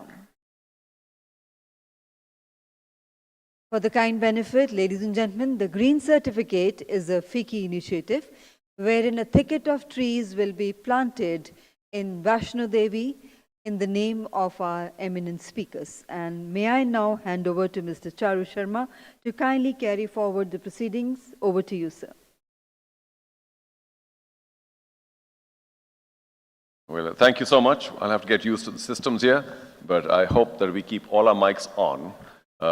We'll all be audible collectively, and I hope our mics don't interfere. Thank you so much. A big thank you to everybody at FICCI, Mr. Panda, Mr. Pathak particularly, for being in touch for quite a while. And I was remiss in not replying quickly enough, but then, of course, Manish moved in, and he was very persuasive, and also Pranav, who's been assisting me in making sure I was here on time. So a big thank you to everybody at FICCI. I hope all of you have had a wonderful time so far, and if you haven't, well, I certainly hope you will now. There's been some level of introduction to the panel already, so the one thing we will not do is waste what is the most precious commodity. In fact, I thought I'd ask, what is the most important thing in life? And I don't know whether this can be interactive enough, but I'm sure we can hear you despite the fact that you don't have microphones. So I think I'll just reply on your behalf, because I don't know whether you're all into it or not. Pardon? Fitness, thank you. I was about to say that. A lot of people might say health is the most important thing in life. However, what is there in life that we have virtually no control over? Thank you. Time. So we'll try and waste very little of it. I'm Charu Sharma, of course, and of course, we've got a fabulous panel with me. Our mandate today is a happy one to talk about how sports has transformed over, I suppose, many decades, certainly the last couple of decades or so, and particularly so because of the whole Khelo India movement. Now, sport is like an ocean or like a universe. There's so much of it that we can share with you. But to talk about two ends, one is, of course, the elite end. That's where results are seen by the maximum number of people. That's the most visible end. And of course, a lot of attention needs to go to that end. But similarly, at the lowest level of the pyramid as well, this whole concept of sport for all, also leading to, as you said, health and fitness. How do we manage that? Because look at the numbers in India. They're very useful on many fronts, and on some fronts, they're a little difficult to handle. Yet, what Khelo India has done, particularly, and of course there are many such, I suppose not of such magnitude, but many other such movements which take care of sport at the most basic level or the lower levels, which is extremely important as well. And if you light both ends, which is the mass end and of course the elite end, then chances are the country can excel or at least develop what is most important for us, a sporting culture. Now, how can we not begin but with Rani? So I am really pleased that you could spare the time to be here, Rani. और अगर लोगों को थोड़ा सा sense मिल जाए कि जो lower level पे स्पोर्ट खेला जाता है स्कूलों में या उससे भी कम या शुरू में, वहाँ किस तरह की मुसीबतें होती हैं अब भी, और क्या वो मुसीबत थोड़ी सी कम हुई हैं खासतौर से खेलो इंडिया की वजह से, और जो बाकी सब सपोर्ट मिल रहा है लोअर लेवल को, वहाँ आपका क्या ख्याल है? Let's begin with you. First of all, I would like to thank Vicky for giving me this opportunity to be here along with other dignitaries. And अगर स्पोर्ट्स की बात करें लोअर लेवल की खेलो इंडिया की, आई थिंक खेलो इंडिया से बहुत बड़ा जो लोअर लेवल पे एक ट्रांसफॉर्मेशन आया है. क्योंकि अगर बात करें जैसे जब मैंने किया तो अकेडमीज़ में नो डाउट अकेडमीज़ पहले भी बहुत अच्छी अकेडमीज़ थी, पहले भी बहुत टैलेंट था, लेकिन कहीं ना कहीं एक जो कमी थी वो फैसिलिटीज़ की कमी रहती थी हमेशा ही ना, कि टैलेंट तो बहुत है, मेहनत करने वाले भी बहुत हैं, करवाने वाले भी बहुत हैं, लेकिन जो टैलेंट को एलीट लेवल पे खेलने के लिए चाहिए उस चीज़ की बहुत कमी थी. फॉर एग्जांपल किसी एकेडमी में एक बच्चा खेल रहा है लेकिन उसके पास इक्विपमेंट्स की कमी है. सेकेंडली उसको फाइनेंशियली कोई सपोर्ट नहीं है, उसको वेट करना पड़ेगा कि वो इंडिया के लिए खेलेगा, उसको जॉब मिलेगी तो उसके बाद उसकी एक फाइनेंशियल सिक्योरिटी जो है वो होती है. लेकिन अभी ग्रास रूट पे अगर हम बात करें खेलो इंडिया की, खेलो इंडिया यूथ गेम शुरू हुई कि जो जितनी भी हमारी अंडर 21 के एथलीट्स हैं उसके अंडर वो खेल सकते हैं. जो अंडर 21 नहीं है उनके लिए खेलो इंडिया यूनिवर्सिटी गेम शुरू हुई कि जिन्होंने स्कूल पास कर लिया वो कॉलेजेस में गए, उनके लिए भी एक प्लेटफॉर्म है खेलने के लिए ना. इट्स नॉट कि आपने स्कूल पास कर लिया तो उसके बाद आपका कुछ नहीं. एंड नाउ अभी तो मतलब 11 दिसंबर को खेलो इंडिया पैरा गेम शुरू होने वाली है कि जो हमारे डिसेबल एथलीट्स हैं आई थिंक उनको एक अच्छा प्लेटफॉर्म मिलेगा अपना टैलेंट शोकास करने के लिए, क्योंकि उनके लिए मुझे लगता है ऐसा कोई प्लेटफॉर्म था नहीं अभी तक ना जहां वो अपना टैलेंट शो कर सकते. तो खेलो इंडिया से काफ़ी चेंज आया क्योंकि खेलो इंडिया में ग्रास रूट पे बात करें इक्विपमेंट बच्चों को बहुत मिलता है. एग्जाम्पल स्पोर्ट्स की फाइनेंशियली आई थिंक 10,000 उनको पर मंथ मिल रहा है, तो बच्चे को एक फाइनेंशियल सिक्योरिटी होती है. और उससे बड़ी बात है कि खेलो इंडिया का जो ब्रॉडकास्टिंग होता है अगर मेरे से आप पूछोगे एक बच्चा अगर टीवी पे कोई खेलता हुआ देख रहा है, कोई पेरेंट्स देख रहे हैं या कोई बच्चा अपने साथ वाले बच्चे को देख रहा है, तो डेफिनेटली हम सबको शायद लगता है ना कि हमारी फ़ोटो न्यूज़पेपर में आनी चाहिए, हम टीवी पे दिखने चाहिए. तो वो बच्चा जब खेलता है एंड एक बच्चा अपने पेरेंट्स को बोलता है कि मुझे भी स्पोर्ट खेलना तो शायद मैं भी टीवी पे आऊँगा, तो मुझे लगता है एक बहुत बड़ा वो एक मोटिवेशन खेलो इंडिया से पेरेंट्स में भी आया कि शायद कल को हमारा बच्चा भी टीवी पे दिखेगा, उसकी भी अखबार में फ़ोटो आएगी.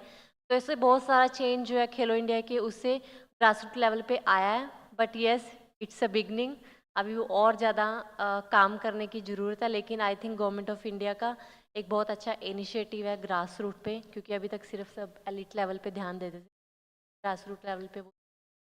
Yeah, it's a fantastic journey. Thank you. I think the government has embarked on a fabulous journey with Khelo India, no doubt about it. And as she said, the visibility factor largely provided because of the media and every angle of the media. So a big thank you to the media as well for making sure that all these performances at the school level onwards are shown to not only our country, but that coverage goes to other places as well. And it's a big motivating factor for every sports person to have some level of acknowledgement of all the hard work that goes in. I'm not suggesting that sports persons work harder than other trades, but they work very, very hard. By the way, I was just thinking, this is the first time I've come to this Vigyan Bhavan, and I'm delighted. It's a fabulous place. Maybe if we all do a good job, I'll be back here sometime. We'll see. But, oh gosh, there are two wonderful reasons which are basically good news for everybody here. Because once I'm given the microphone, 4-8 घंटे तो बड़े आसानी से निकल जाते हैं. But आज nahi, because one, I'm not particularly well, so that's one reason I won't speak too much. And two, of course, is the fact that we have a fabulous panel covering many angles of the world of sport.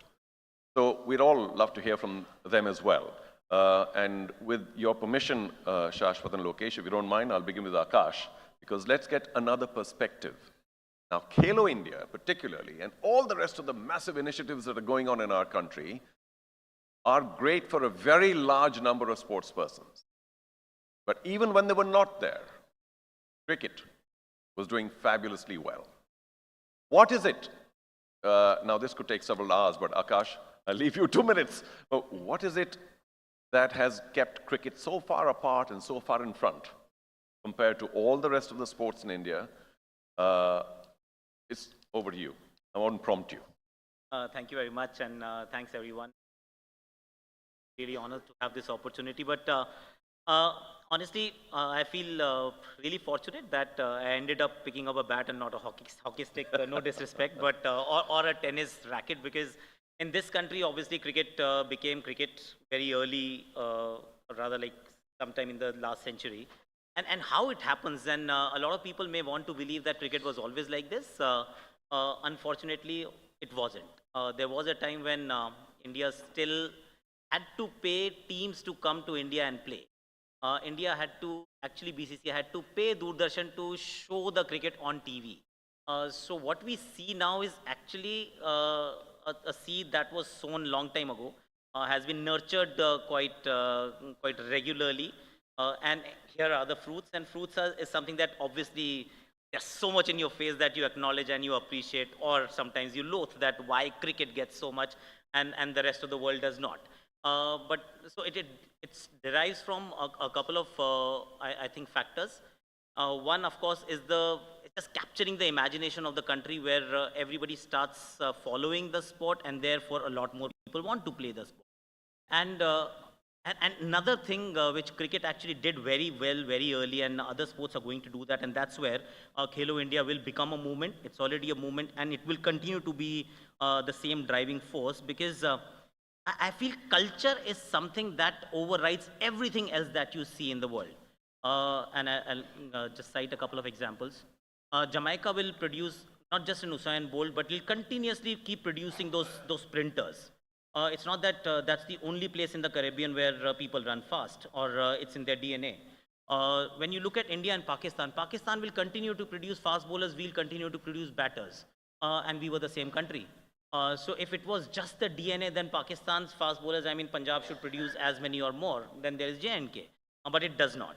Sansarpur produces hockey players, where Rani is coming from. That place is producing a lot of women hockey players.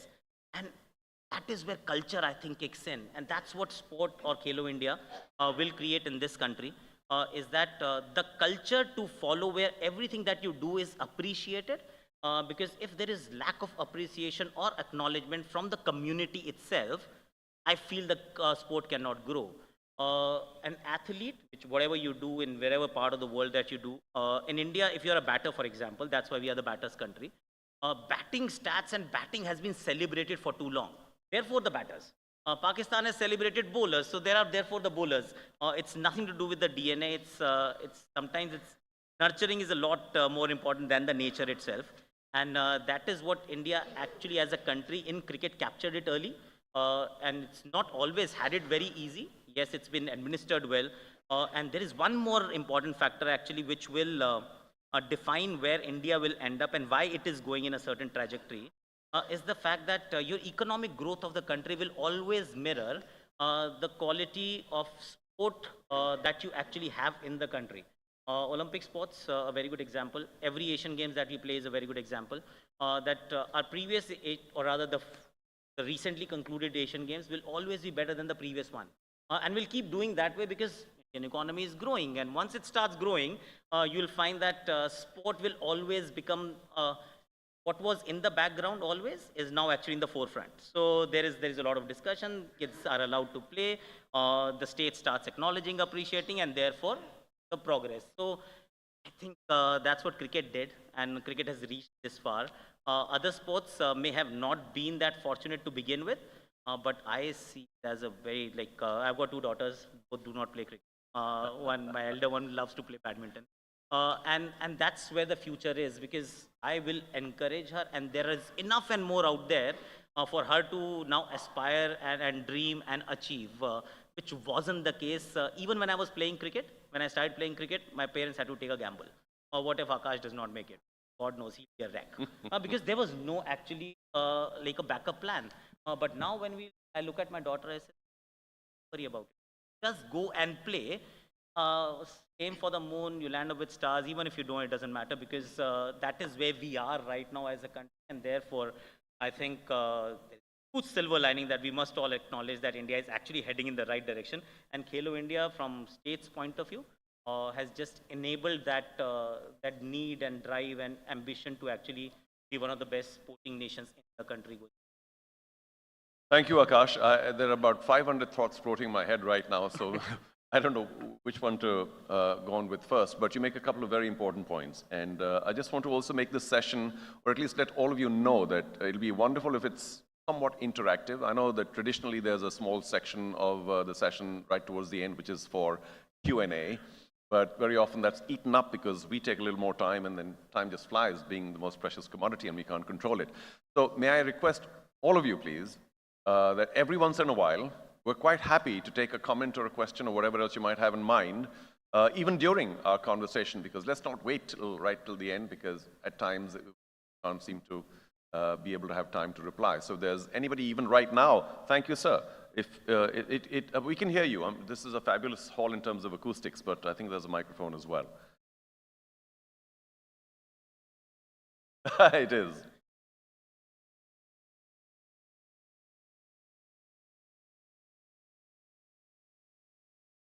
We can hear you. Thank you very much. So, here as well, my compliments to you. Question is to Rampal, आपसे मेरा सवाल है। आपने बहुत अच्छे से सारी विषयों के बारे में कहा, तो दो छोटे छोटे से प्रश्न।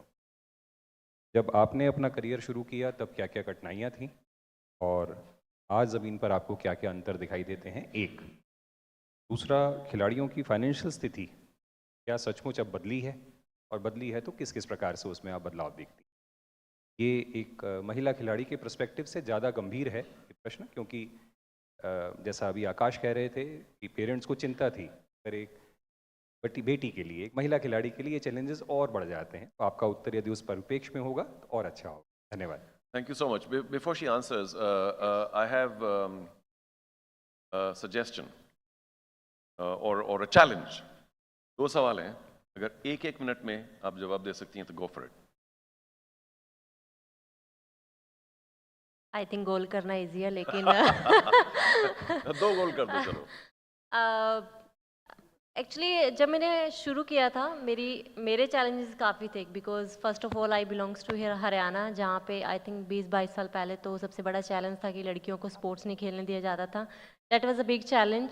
Second thing was poverty, because most of you know कि मैं किस बैकग्राउंड से आती हूँ। यू नो, मेरे फादर वाज कार्ट पुलर, तो एक दिन में 80 रुपये कमाना एंड उससे सारी फैमिली चलाना was the real big challenge. But and parents को कन्विंस करना कि मुझे हॉकी खेलना है, जैसे अभी आकाश जी ने बोला कि उनको बेटे की इतनी टेंशन थी कि अगर अच्छा नहीं किया तो क्या होगा। सो इमेजिन एक लड़की के लिए उसको स्पोर्ट खिलाना, जहाँ पे सब यही बोल रहे हैं कि आप लड़की को स्पोर्ट्स मत खिलाओ कि कल को आपको बैड नेम लेके आएगी। सो इमेजिन एक फादर मदर के लिए कितना बड़ा चैलेंज होगा, वो सब लोगों के अगेंस्ट खड़े होके एंड फिर भी अपनी डॉटर को अलाउ करना स्पोर्ट्स खेलना। So I think that was a big challenge.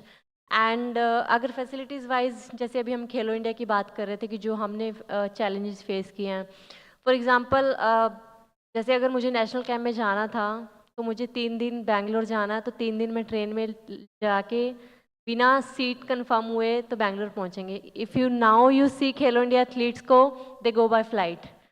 And हम उस टाइम पे फ़्लाइट का वेट करते थे कि अगर हम इंडिया को रिप्रेजेंट करेंगे तभी हम फ्लाइट में जा सकते हैं, अदरवाइज़ हम कभी फ़्लाइट में नहीं बैठ सकते। बट नाउ यू सी कि जो बच्चा इंडिया के लिए नहीं भी खेला, दे नो कि फ़्लाइट में यू नो कैसे ट्रैवल करते हैं, दे नो कि अच्छा उनको अच्छा फैसिलिटी, एक स्टे अच्छा मिलेगा, एंड दे नो कि अच्छा अगर हम खेलो इंडिया में अच्छा करेंगे तो हमें 10,000 पर मंथ मिलेगा।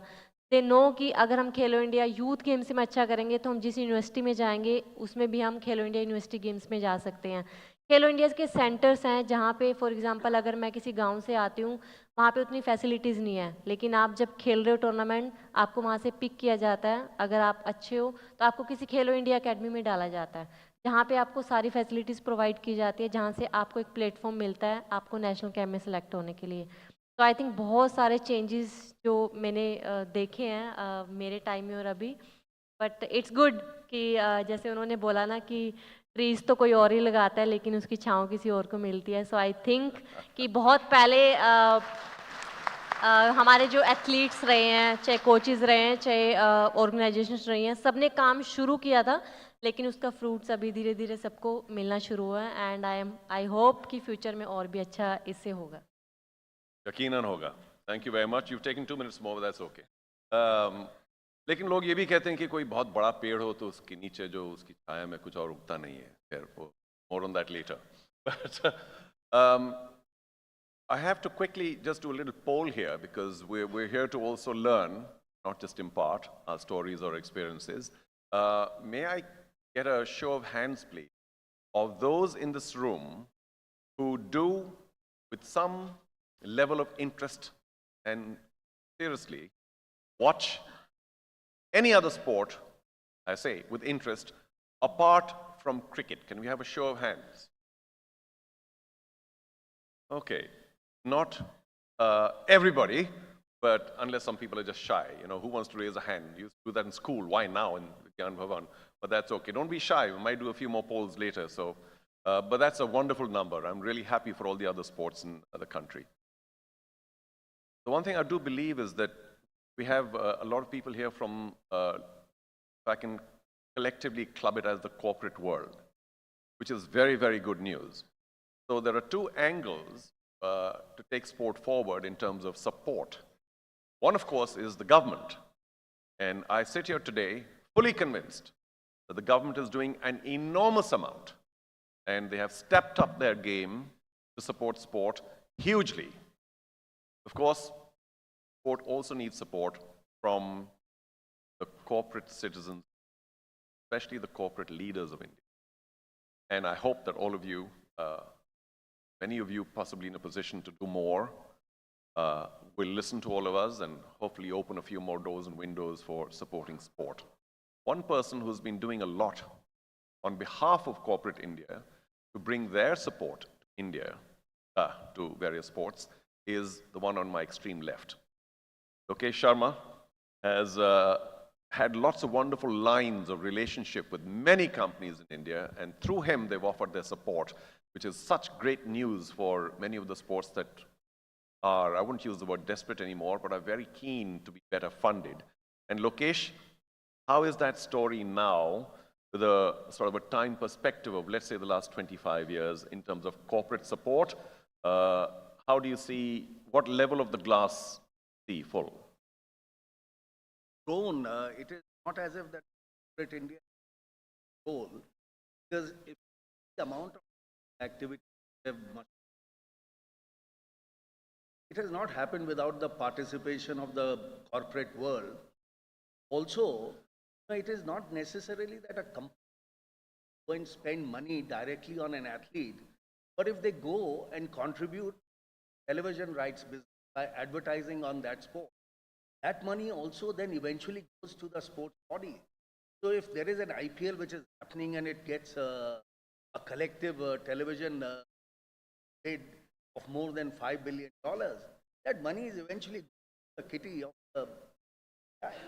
And it is somewhere percolating down to athletes also. It is making, it is enabling the sports bodies pump in more money into their respective.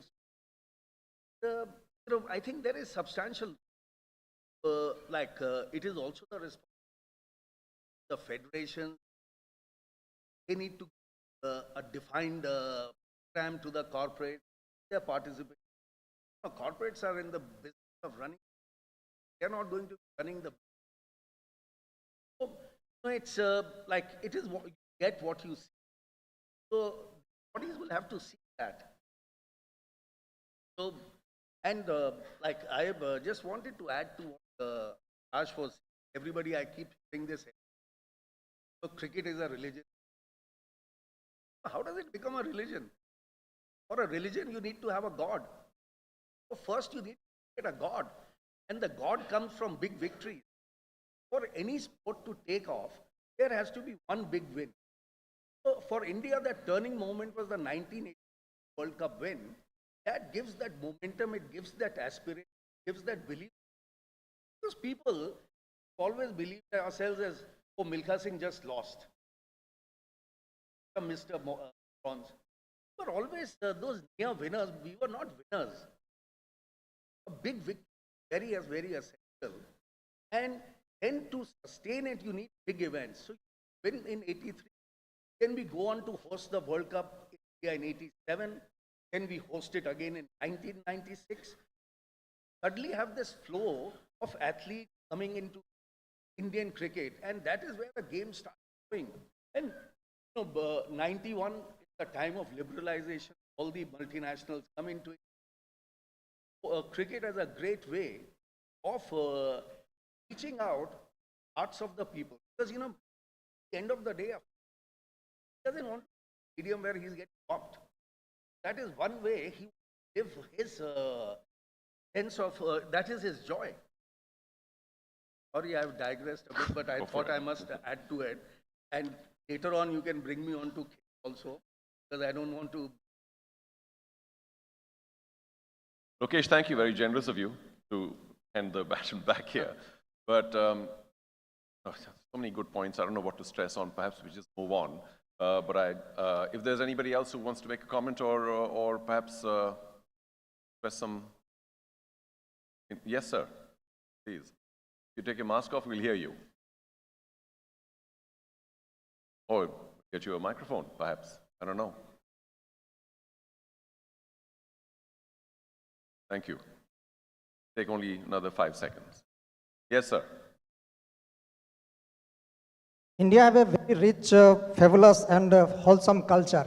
And when it comes about a sporting culture, so where we are lacking in with respect to other most sporting rich culture. Thank you, sir. You use a very important word, and I don't mean to usurp this answer here, but you mentioned the word respect somewhere or the other. And I think that to me personally, they may or may not agree, is the key word. I think for years and years and years, sportspersons were secondary. Now, it's the journey of a nation where there were so many important things that were required for India to grow. And even now, we're journeying in a territory where there are many, many more important things people may consider than sport. That respect for a sportsperson is what's going to create and continue to create the sporting culture in the country. And I use a regular example that you might have all faced if you heard me before, but I'll say it again here in this gathering anyway. Is there anybody here, because I see a notice that says diplomats, is there anybody here from Jamaica?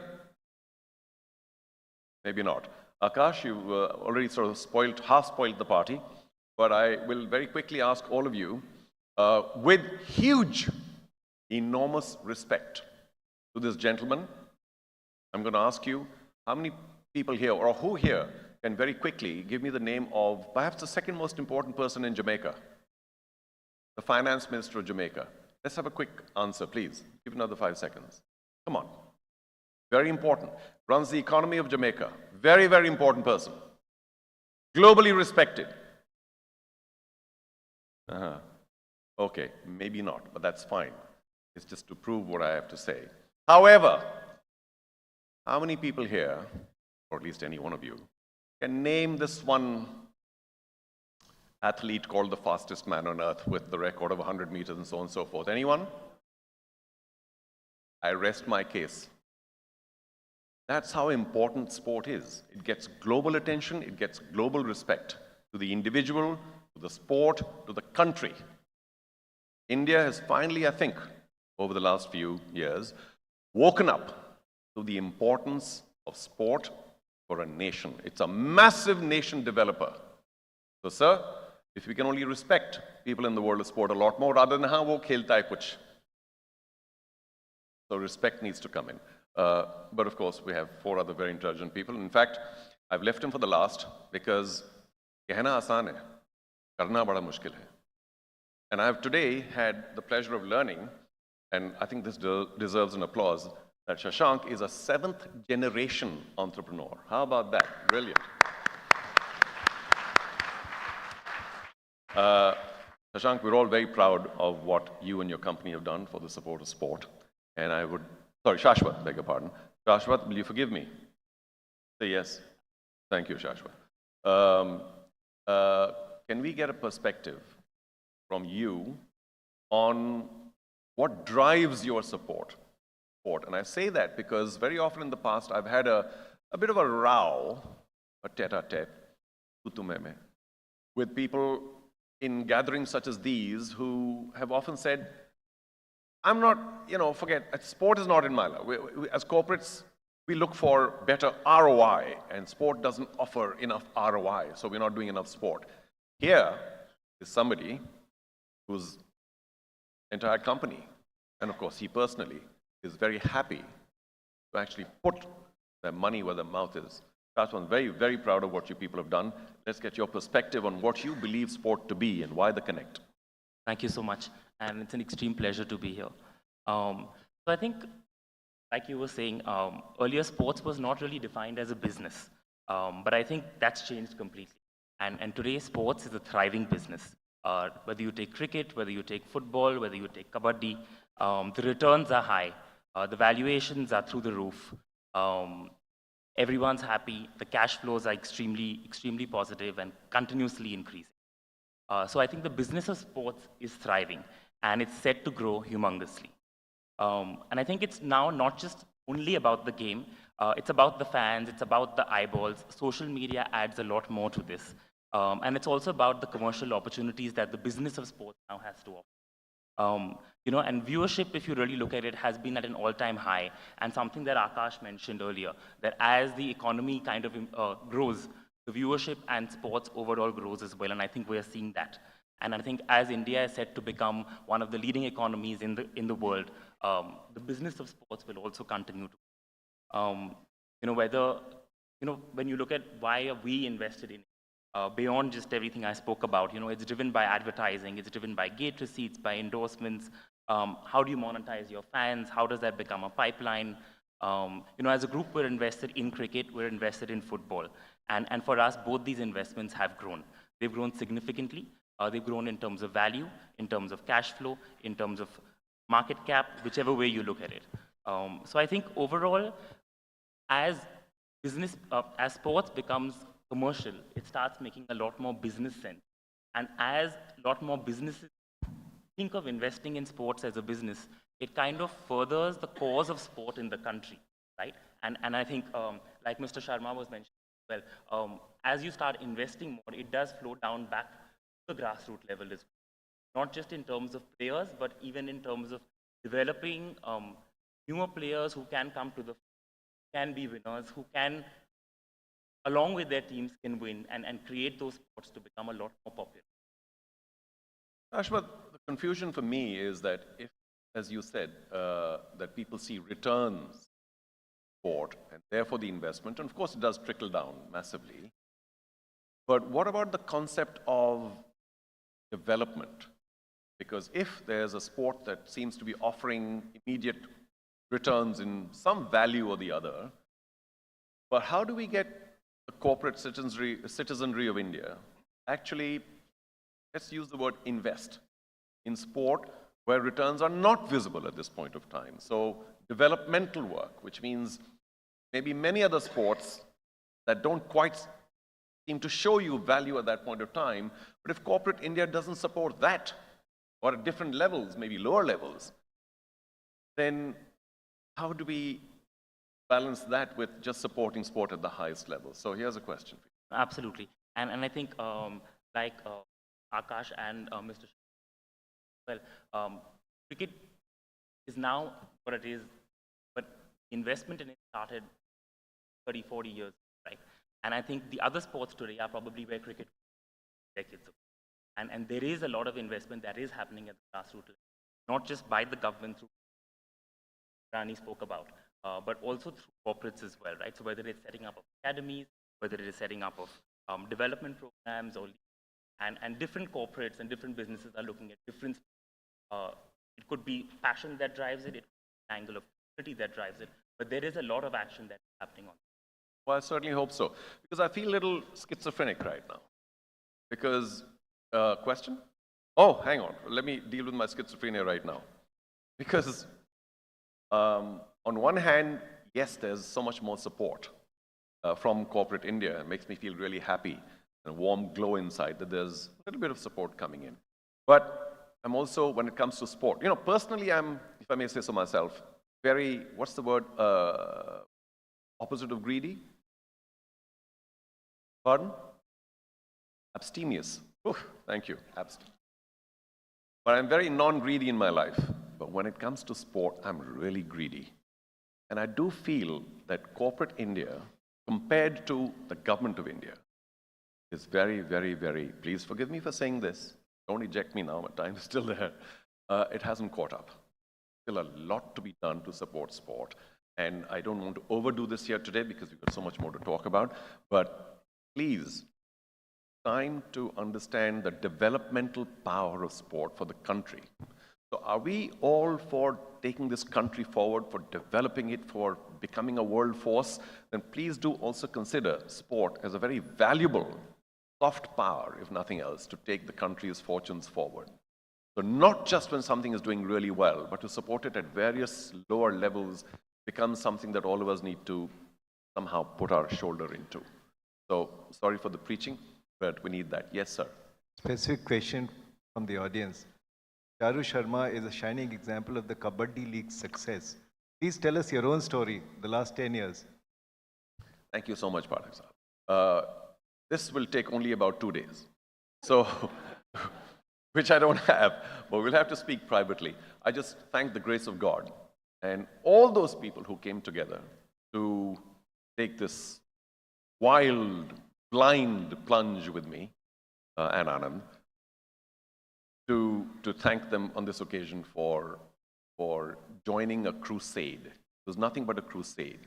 I think all of you touched upon this, Lokesh, you too, that we need to present corporate India or the government, all those people involved in the world of sport, the federations as well, a pretty solid, tight plan for taking something forward. There's no guarantee, but it's a good start to have a really good plan to take any one project forward. We probably had, at the end, a decent plan. And even then, it wasn't easy for people to think of supporting the sport of Kabaddi. But I'm glad they all did. I'm glad you all did. Our 10th season is on. So bad time. Thank you. Please do watch a bit this evening. Okay. Go, Lokesh, you're the boss. You can add anything you want anytime. No, if there is a decent enough program, there are body. Sorry? If there is a decent enough Closer program, to the mic, yeah. If there is a decent enough program, a sports body or a state government also rope in that program. A shining example in this of Odisha. Odisha has adopted. I have to do this. They've been brilliant. Hockey, and in hockey, really gone down. In the last 6-7 years, we've the last time we'd won a medal was boycotted. Most of the European countries won a gold medal over there. After that, we won nothing. Odisha, the government had financial support. Then they also played host for a number of top-class events, Champions Trophy, World Championships, and then India ends with a bronze medal in the last Olympic Games, won the Asian Games. The women's hockey team barely missed out on a medal at the. But Odisha government doesn't spend all the money by itself. A number of sponsors. Somebody has to take that leadership and assume that leadership and draw up a program which finds faith of the people. Then they'll come and support it. Somebody needs to go with a defined program. But similarly, just again, I'll go on to another program which is Charu's favorite, and he told that we have to speak. I will speak more about it. the Khelo India Games. Now, Khelo India Games started in 2008. Since 2018, I had one Asian Games. Because all these young people who started playing in the Khelo India Games, they're about 5 years old in their career. In the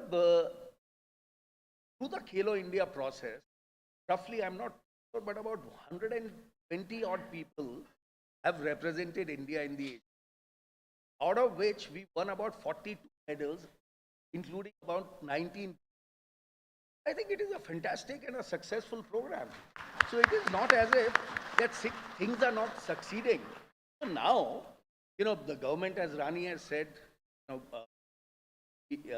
more specific, government gives a one-time grant, I think 5 lakh rupees.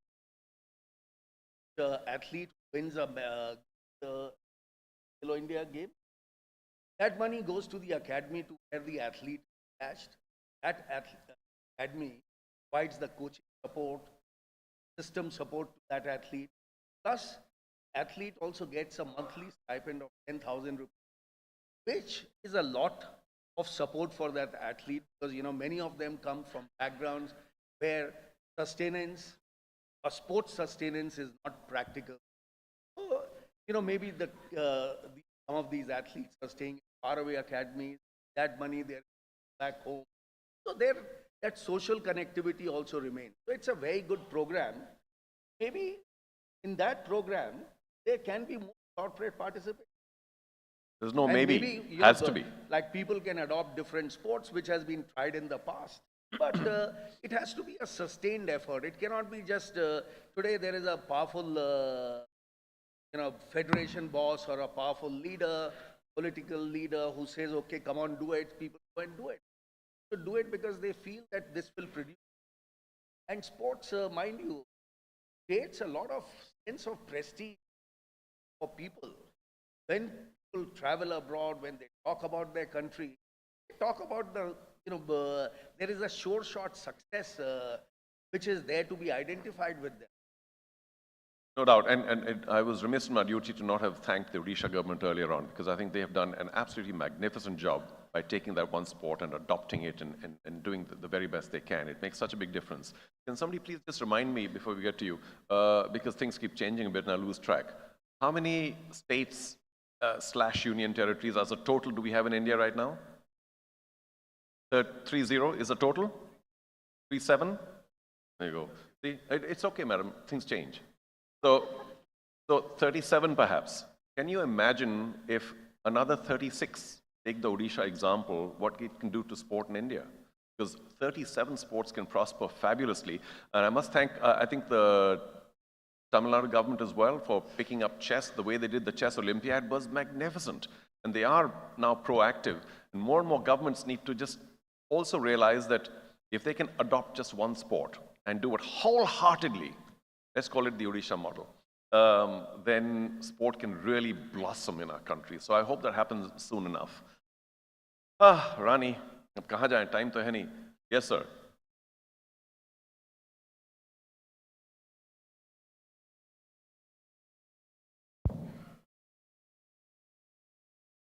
Thank you very much, Das.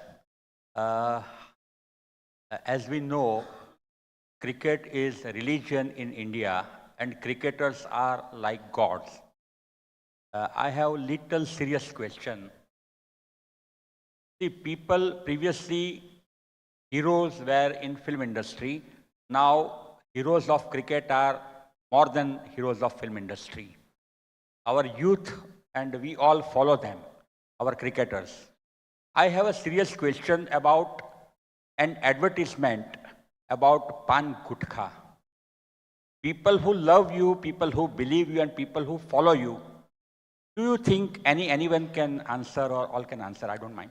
But do you feel that we should draw a little thin line between do's and don'ts?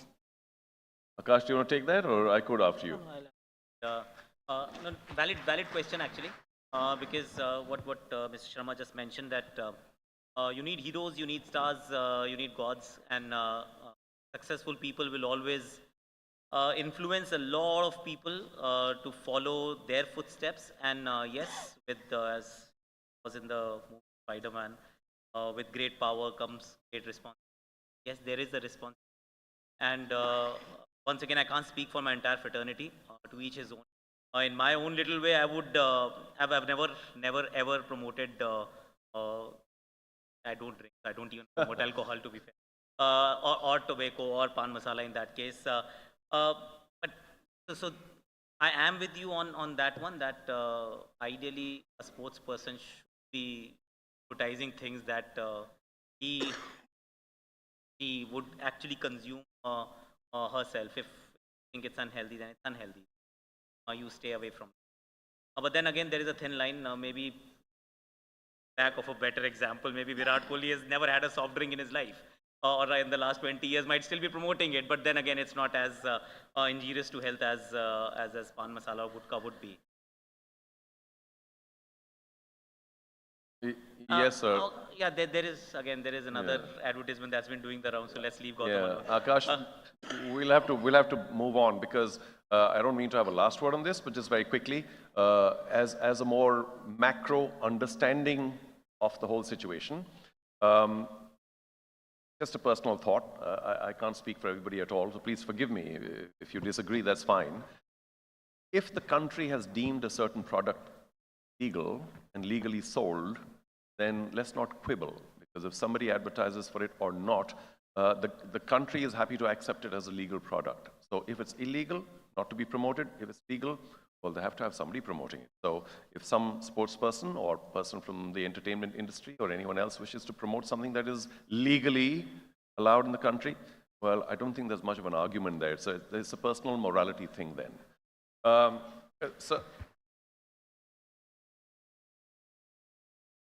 So see the problem here. There's so much, in every world, I suppose, but so too in the world of sport. So before that, I don't think they've spoken enough. But if a question is directed to any one of these people, that perhaps we can get their comment anyway. We'd love to hear from the ladies, of course. We're not going to move on till we have a comment from lady here, because if you don't support sport, it's over anyway. If ladies don't fully back the world of sport, it's over. हम सब लोग अपना बोरी बिस्तर बांध के घर चले जाएं. Madam, thank you. That's good enough. Okay. Yes, we can take one or two very quick. Sir, जब माइक्रोफोन जिसके हाथ में होता है वही बॉस होता है. तो अब जहां आप माइक्रोफोन डालेंगे हम सुन लेंगे. Yes, madam. Thank you. Sir. So yes, I've known Rani for a very long time as well. So lovely to see her on the stage, and I've been part of the sports industry for a good 20 years. So it's nice on the business side, of course. But just one thing I want to comment on what Lokesh sir had said, that we do have a lot of heroes in other sports as well. They are shining now, like Neeraj, for example. So I think they all have a long way to go. The obsession with cricket will remain then. It's a healthy obsession. It's great. But the obsession with other sports is also growing. Thanks to corporate support, thanks to the support of the fans, and thanks to the government all coming together. So I think it's a very positive time for sports in India. We like that. We agree with it. And somewhere it slipped my mind about Neeraj, because, I mean, he is such an incredible beacon of light. I mean, the number of people he is attracting to the world of sport is phenomenal. और hockey की दुनिया में आजकल लोग ये बोलते हैं कि ठीक है कोई गॉड है तो है, नहीं है कोई बात नहीं, लेकिन रानी तो है. It's a little cheap one, but anyway. Okay, is there any other comment or so? If the microphone's with you, go for it. Hello, I have. Yes, whoever's the microphone, please speak. Yeah. Thank you. Yes, what you mentioned about support from ladies. So I have one. It's a small activity, not much big activity, but it's we have one venture called as Sports Indie, wherein we support for this sports ecosystem. So, and we are more focusing on other games than cricket, and we have conducted many webinars. We want to created knowledge tank for sports through our YouTube channel and everything. And but just I have one question for all of you, that yes, we are growing, we are giving many support to sports players, but what I feel for their sustainability of life, because sports career is very short. So after that sports career, what we can help them to have better life. Thank you, madam. That's a very important question in the world of sport. But Ashwath, do you want to sort of throw some light on the fact that we have short careers and what next? Yeah, hello. Just a second, please. Let's have a quick. No, absolutely. I think it's a very fair comment. But I think, earlier the career in sport was slightly longer now. And now with so ancillary things around sport coming up in the whole, there are breakaway opportunities in the world of sport, which I believe, of course, athletes can kind of engage. And whether it is commentator or anything else, right? There is a lot of opportunity. What we're also seeing today is a lot of people who are doing very well in sport, are great athletes, are actually getting into the world of business, investing. That becomes then. Yeah, so it's different for those who earn from sport because hopefully they will manage their finances better. But I will very quickly add that for sports persons, I've always believed that once your sporting career is over, you may not have hit the highs. It doesn't matter if you're not an Olympic champion or whatever you are. But for me, I hope this is a truth that most people will share, that sports persons work incredibly hard to succeed. And my thought is, my belief is that sports persons, once they finish their sporting career, at whatever stage, with whatever achievement, can actually do extremely well in wherever they find place because of this capacity inbuilt in them to persevere, to work hard, to toil. And therefore, I keep encouraging all people who play sport that don't worry, wherever you finish, you finish. You will, if you follow the same path in any other trade, succeed as well. So there's plenty of opportunity in whatever they do. Dignity of labor, whatever you do, work hard, you'll do well. So there are possibilities there as well. Okay, we've been given 3 warnings, and I Just don't know. a quick comment, if you don't mind. Yes, madam. Yeah, I want to congratulate the whole sports world because what we used to play as children was Huttutu, and now it's become a national sport. So all the best. Thank you so much. Thank you. Yeah, it was always... Okay, well, we have to have a closing comment, sir, because I've been warned 4 times that we'll have to lift you and throw you out, so I have to be a little careful. But Rani, let's begin with you. Whatever's happened so far, fantastic. I think there's no doubt that the country has done extremely well, taken sport forward. But let's get the one big thought from you. I thought we'd have 3, but we don't have time. The one big thought from you about what more needs to be done, which is practical and doable, whether it's in hockey or sport or whatever. One big thought to take sport more forward, and then we move to the rest. I think the big step is हर school में जो sports subject है वो compulsory होना चाहिए. So every kid should play sport. मे भी हो सकता है वो प्रोफेशनल एथलीट ना बने, बट स्पोर्ट्स बहुत कुछ लाइफ में सिखाता है. फिजिकली, मेंटली, इमोशनली हेल्दी रहना, कैसे रहना, फाइटिंग स्पिरिट सिखाता है आपको, नेवर गिव अप एटीट्यूड आपको सिखाता है स्पोर्ट्स. बिकॉज आजकल आप देखेंगे कि बहुत सारे बच्चे या कुछ फेलियर होने से बहुत डिप्रेशन में चले जाते हैं, कोई सुसाइड कमिट कर लेता है. बट स्पोर्ट्स, मुझे नहीं लगता आज तक कभी किसी ने सुना है किसी स्पोर्ट्स पर्सन ने सुसाइड कमिट किया है because they just lost the game and they committed suicide. No, because वो सब चीज़ें हमें स्पोर्ट्स सिखाता है. So the big thing is कि हर स्कूल में, it's a government or private school, sports subject should be compulsory for every kid. Good point. Thank you. Schools, please notice. Joshua, 1 point, succinctly. To build on what Rani said, of course, sports should be compulsory at school, and everyone should be playing it from a young age. New point. But I think what we should really do is a lot more focus on sports at the grassroots level, and grassroots level, but also working with, whether you adopt 1 or 2 or 3 sports people or whichever way, or a sport, is really working through the career of those people as you go. Long-term support. Akash, one thought. Again, I'm just taking this forward. You talk about being a part of the curriculum, then also start rating them, giving them marks, as you would do for science, maths, English or whatever. And I think the biggest responsibility lies with the parents. Just go nuclear. If you are responsible, if not, you are responsible for your kids. So if you start allowing them to just prosper in sports, I think over a period of time with the population that we have, India will be definitely a better place with regards to how we view the sport and approach the sport as a profession. Okay, sorry. Lokesh. It is very essential to understand that not be pursued just to get a career out of it. Sports is a great character building exercise. It will teach you so many things. One of the biggest things it will teach you is that you will lose. You will lose something. How do you fight back from that defeat? So it's a great character building exercise. So, these are all things which we've spoken about for long periods of time. We should inculcate that habit. The parent should that pressure off the child's mind that, he has to just study. Yes, he will study, but let him also try and play something. So, and if, and there will be phases. I know of one particular young kid's case. His father has been a famous Indian cricketer.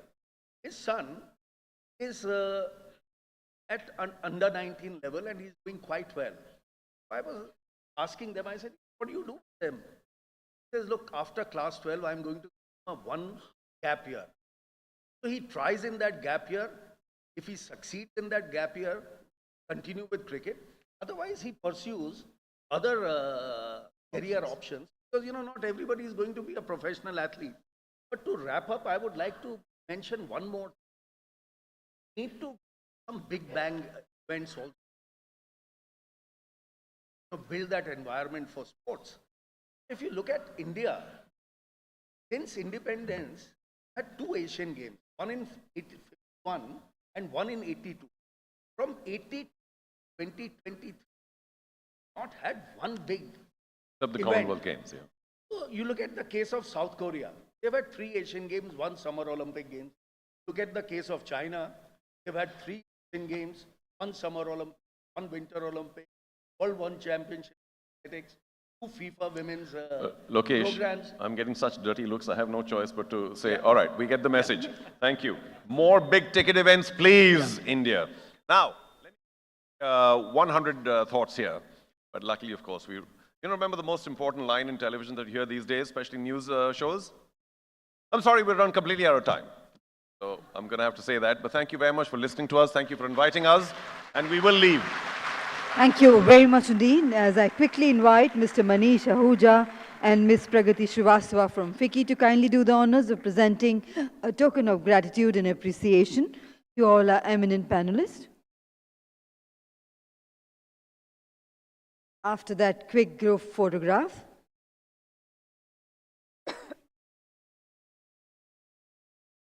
And ladies and gentlemen, I would request everyone to kindly remain seated as we straight away move to the next session, which is on winning the world with soft power. Just give us a minute while we arrange the top table for the next session. Ladies and gentlemen, gracing the next session will be Miss Ekta Kapoor and Mr. Karan Johar.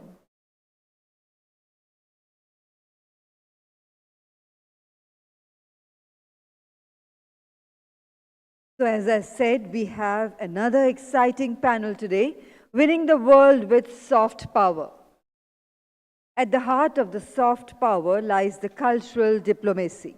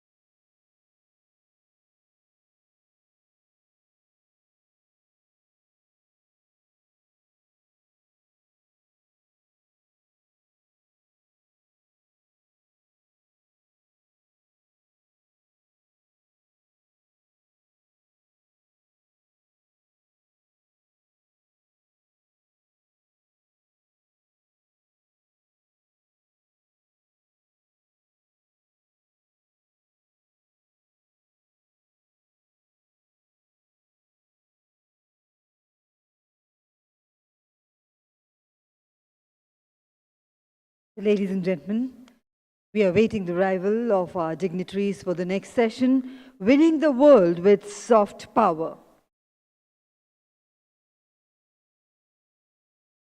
And we would now like to call upon stage, welcome Ms. Ekta Kapoor, Joint Managing Director of Balaji Telefilms Limited, Director of Balaji Motion Pictures. And we also welcome on stage Mr. Karan Johar, Director, Dharma Productions Private Limited. Ladies and gentlemen, he has led the FICCI's media and entertainment initiatives over the years towards ensuring the robust growth of the sector. And also joining them is Mr. Gaurav Banerjee, Head Content, Hindi Entertainment and Disney Plus Hotstar, who will be hosting the fireside chat in this session. Namaskar and good evening. Warm welcome to the session on Winning the World with Soft Power. At the heart of soft power lies the cultural diplomacy. And today, ladies and gentlemen, we are joined by the two stalwarts from the media and entertainment industry. I would now invite Mr. Shubhrakant Panda, President FICCI, to kindly come up on the stage to welcome with a green certificate our eminent guest. We welcome Ms. Ekta Kapoor.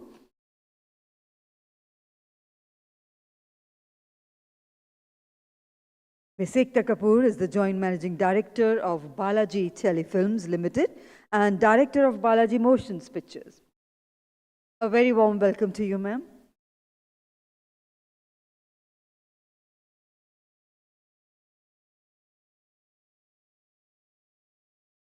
Requesting Mr. Panda to welcome Mr. Karan Johar, Director, Dharma Productions Private Limited. So, ladies and gentlemen, this green certificate is a FICCI initiative wherein a thicket of trees will be planted in Vaishno Devi in name of the dignitaries. And we also present a green certificate to Mr. Gaurav Banerjee. Thank you, Mr. Panda, for doing the honors. And now, ladies and gentlemen, I would like to invite Ms. Sudha Shivkumar, the National President, FICCI Ladies Organization Flow, and Director, Shiv Automobiles Private Limited, to make her introductory remarks.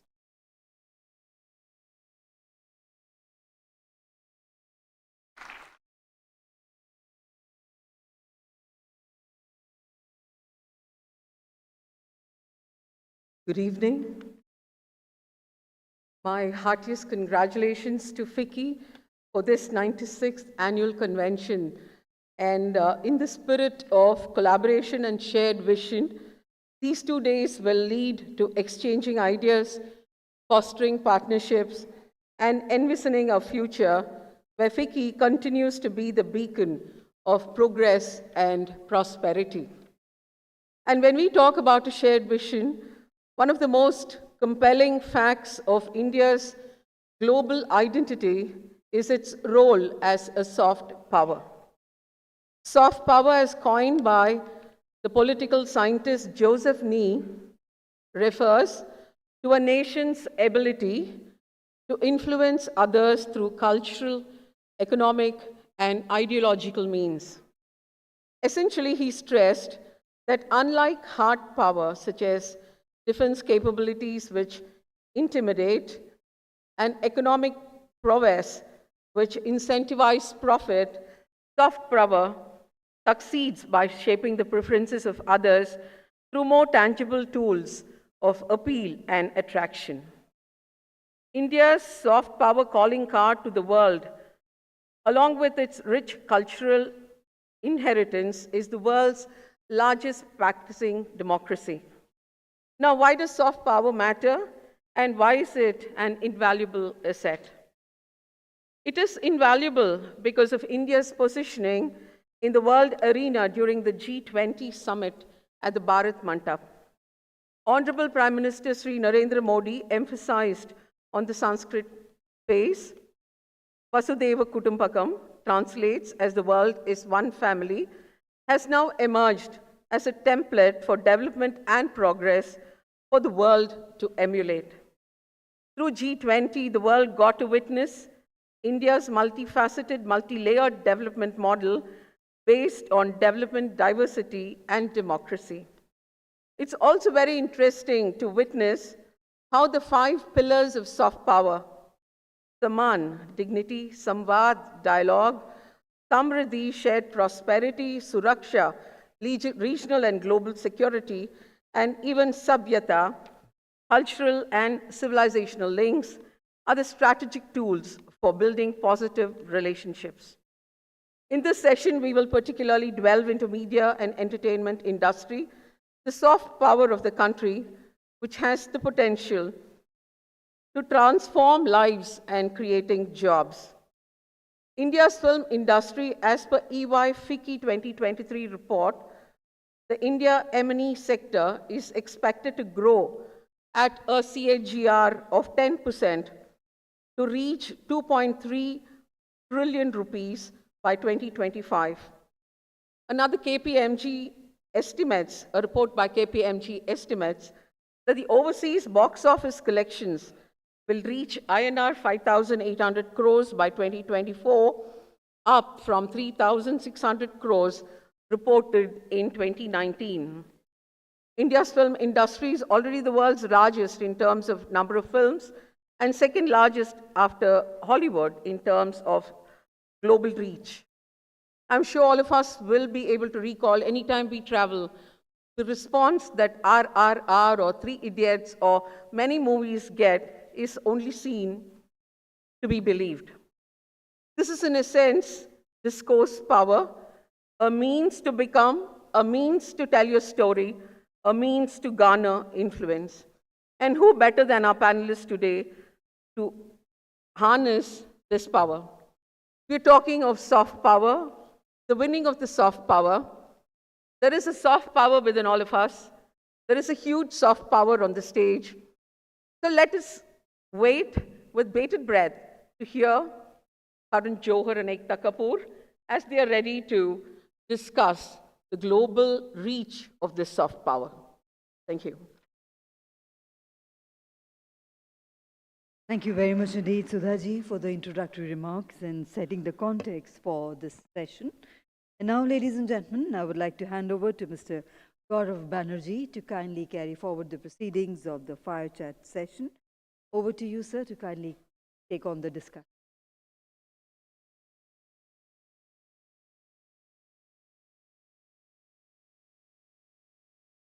Thank you very much, and a real pleasure to be here by FICCI. Thank you for allowing me the opportunity to hold this dialogue with two people who I have the honor of calling friends, partners, and collaborators. But before they were any of that, they were huge, massive, and they today still continue to inspire, and more than most people I know, are exceptionally generous with their advice. So I expect you to have the next 1 hour full of insights about not just creativity, but also the business of creativity. Thank you, Ekta and Karan. Let's buckle up for a hopefully insightful and fun ride. I think it's a bit of a given. So I must begin by saying that the year 2000 was pretty significant for my two friends here. I think their first film. About time for Kuch Kuch Hota Hai, around the time that Saas Bhi Kabhi Bahu, 5 years away from Coffee with Karan, and I have the pleasure of representing the where at least iconic moment happened. But something else was also happening around that time. Odd Indian film was getting global recognition, and I remember watching with awe the Oscar Awards when Lagan got a nomination. Because in my lifetime, and heck, for most people's lifetimes, that kind of honor for an Indian had just not happened. You're back to Mother India for that kind of honor. And then when a few years later, A.R. Rahman actually won a couple of Oscars, it was slightly bittersweet because it was a British production of an Indian story. But now, what we are beginning to see, accolades and recognitions coming thick and fast. Have an amazing win for RRR. We've seen another one for Elephant. And Emmy nominations, Emmy awards are happening very, very consistently and has just happened for Ekta Kapoor. By applauding Ekta for winning the Emmy recognition this year.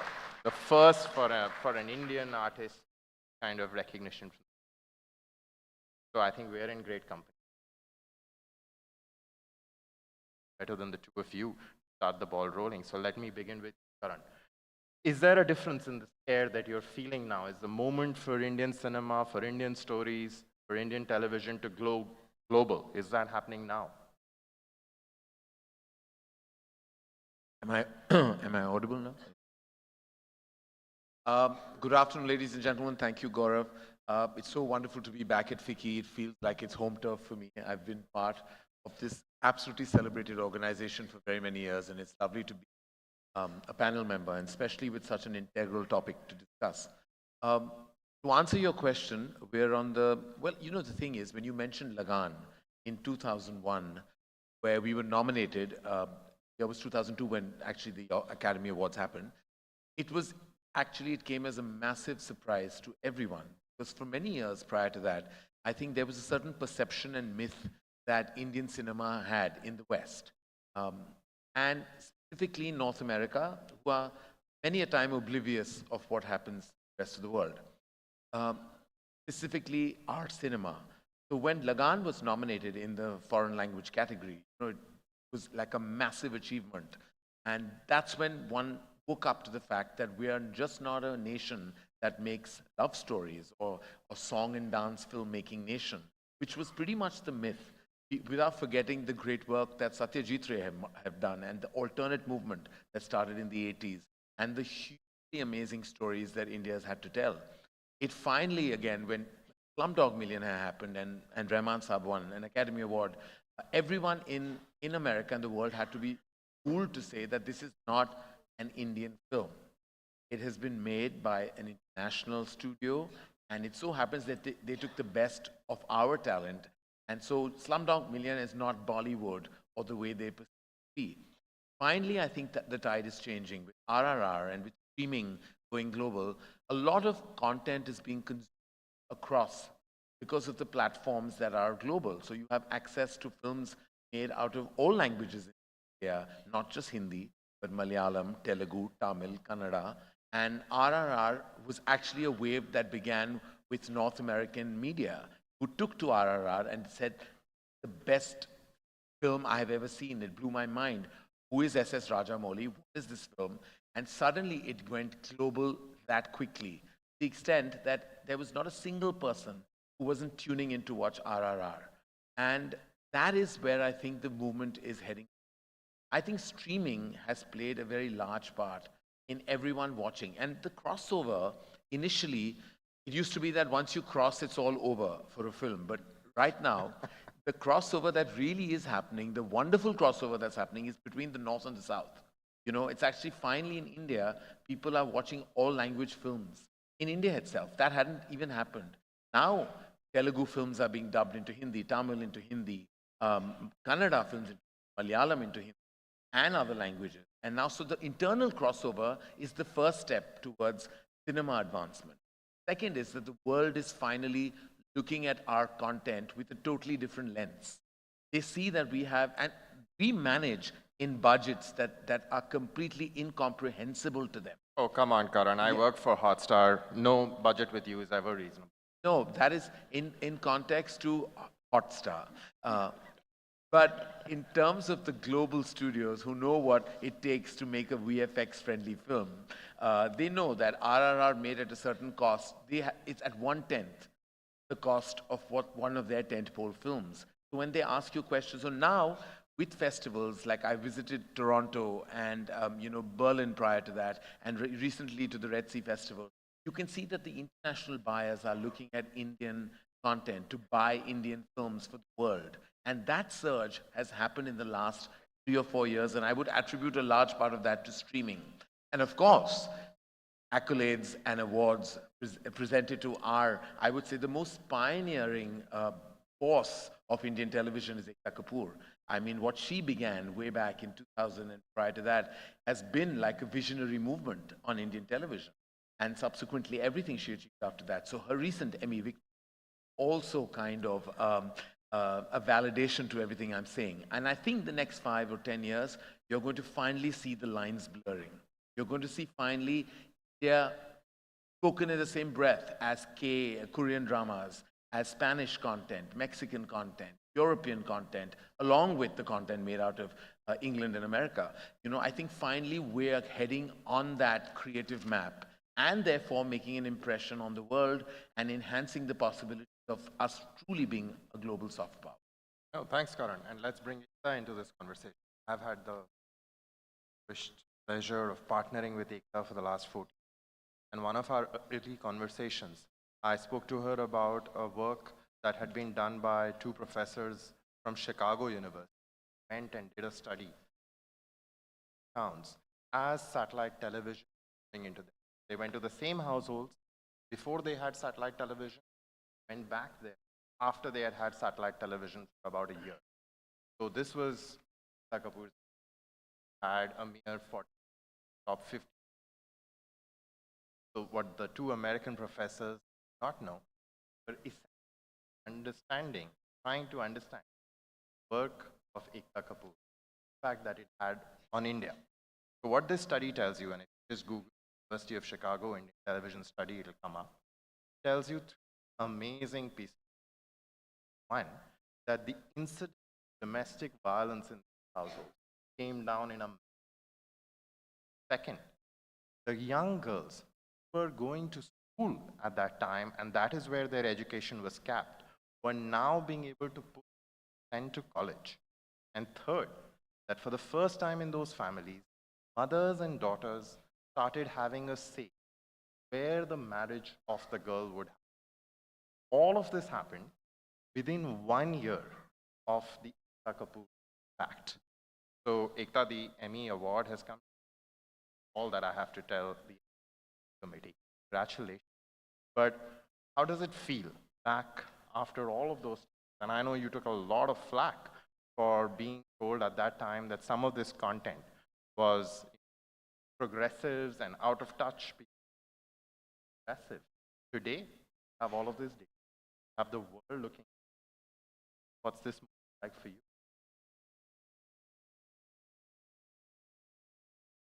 Good afternoon.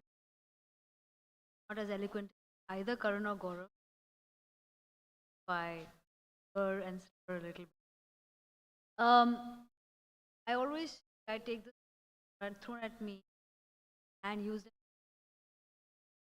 It's always a reason why I stone. Decided to television. Great people. Channel heads. I ended up doing as in me and my team. It was a time when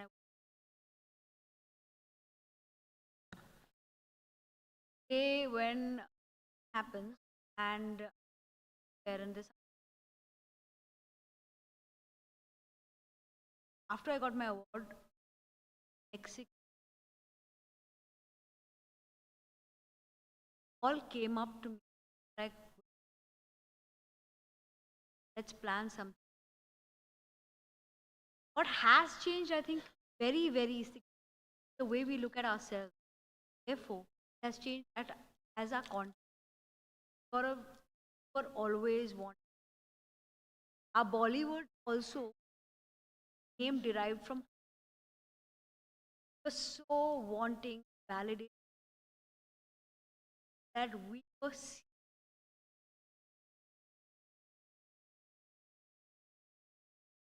our content has been in the last few years. We're not ashamed of our song. We're not ashamed of our sarees, our storytelling format, and we're accepted and loved.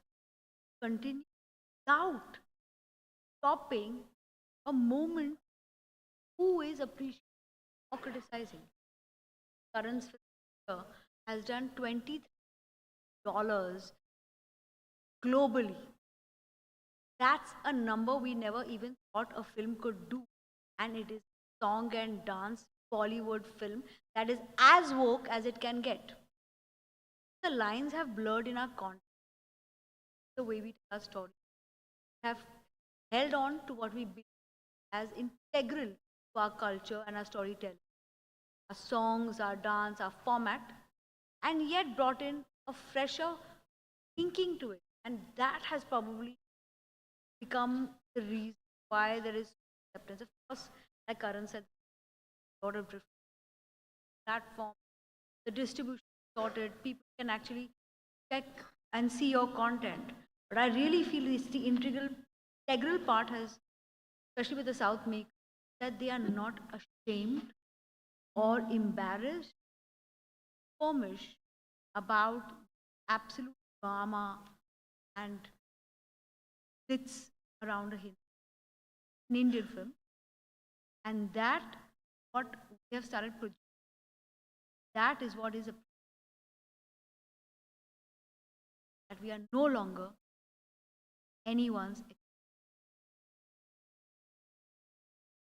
Ekta just mentioned the uninhibited nature of storytelling coming from South India. And if you go on Twitter or talk to the average media commentary on, there seems to be a lot of this north-south divide commentary, that there are stories of Hindi, there are the different stories, a kind of assault from the south which is coming and taking away the market of Hindi. People often forget that if this trend really started, it started with a film called Bahubali, and it was presented by Karan Johar. There is a father of this trend. That father is on this class and is also one of the two biggest film producers of all time. So how do you feel about this change and having birthed it and given it momentum? And how do we keep this dialogue and discourse sort of inclusive rather than negatively competitive? And it has had those shapes of late. I've always been an avid viewer of the films made in the South. Even when filmmakers, my contemporaries at that time, were oblivious of some of the great pieces of cinema that Tamil cinema was doing, I was always tracking the work K. Vishwanath to Mani Ratnam, Tamil cinema. S.S. Rajamouli sir's work has been exceptional from his very first film, which was ironically called Student Number One. And then there was, of course, the grand storytelling of Malayalam cinema and Kannada cinema, which was always beautiful, but was always like the smallest in terms of till KGF came and broke all myths about the power of Kannada cinema. I was such a big fan that once Rana Daggubati, a dear friend, came to me with Bahubali, and I was like, let's do it. Because the film before that, Mr. Rajamouli had put out in Hindi, was a Hindi dubbed version of Iga. It was called Makhi. And it did all of 1 crore of business. So he was a bit disillusioned with, how things were platformed and positioned. I told him, I said, let's pull all stops and let's put it out there that this is the biggest motion picture made in India. And that should be the front-footed campaign line. And, they're all very humble and don't want to, but I was like, I pushed that, as our selling card, because the man sitting in Noida, Delhi, Gurgaon, or in other parts, in West Bengal, or in Indore, or, in Madhya Pradesh, should be intrigued by this line. That journey began.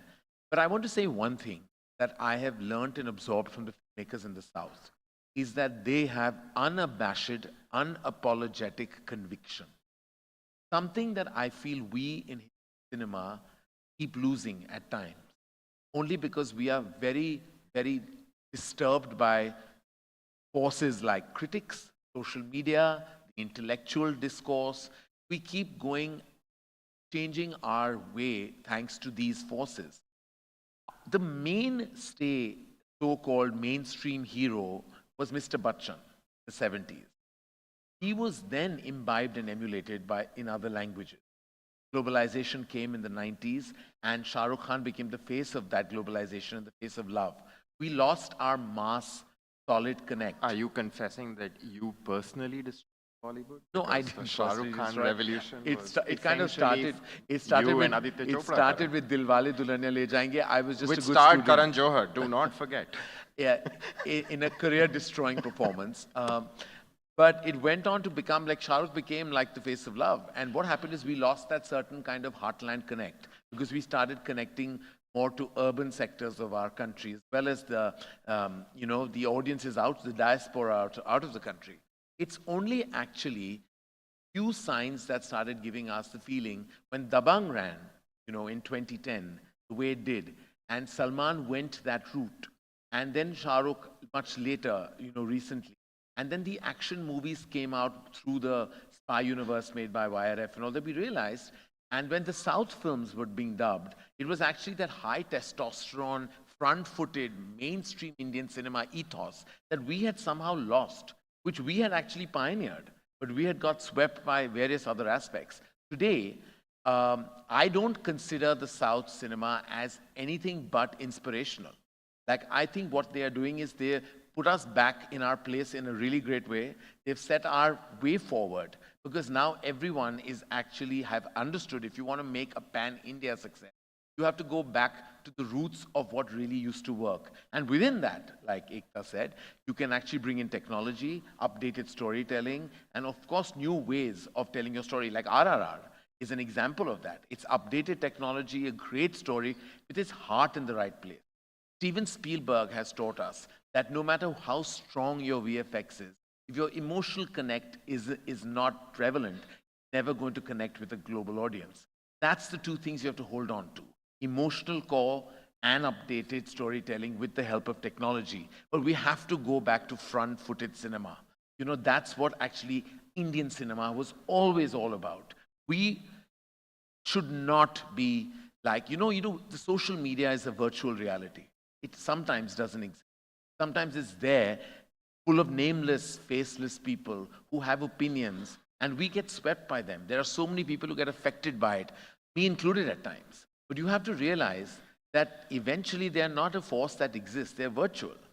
The true audiences don't even know what the hell they're saying or they're writing. When you get trolled or you are, for example, you're trending in a negative way on Twitter, you can't let that get to you because it's really not the truth. If you speak to filmmakers in the South, the actors I've met and they're like, we don't read reviews.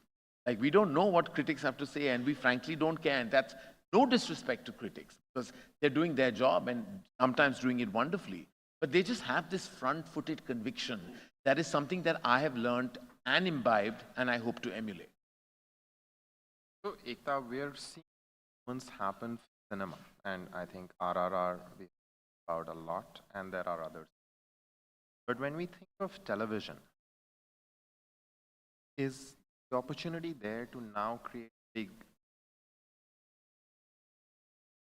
world by surprise? Or like other shows like Homeland, for example, originated. There have been a Turkish done well. So, who else but you tell us what should get done, can get done for a team? Pay for it, Gaurav? Yes, after it goes global. That's exactly my point. India television content made for Indian masses, fortunately, runs in a different economy.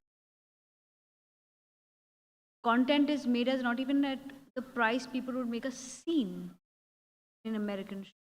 A whole, I think, series is made in that price.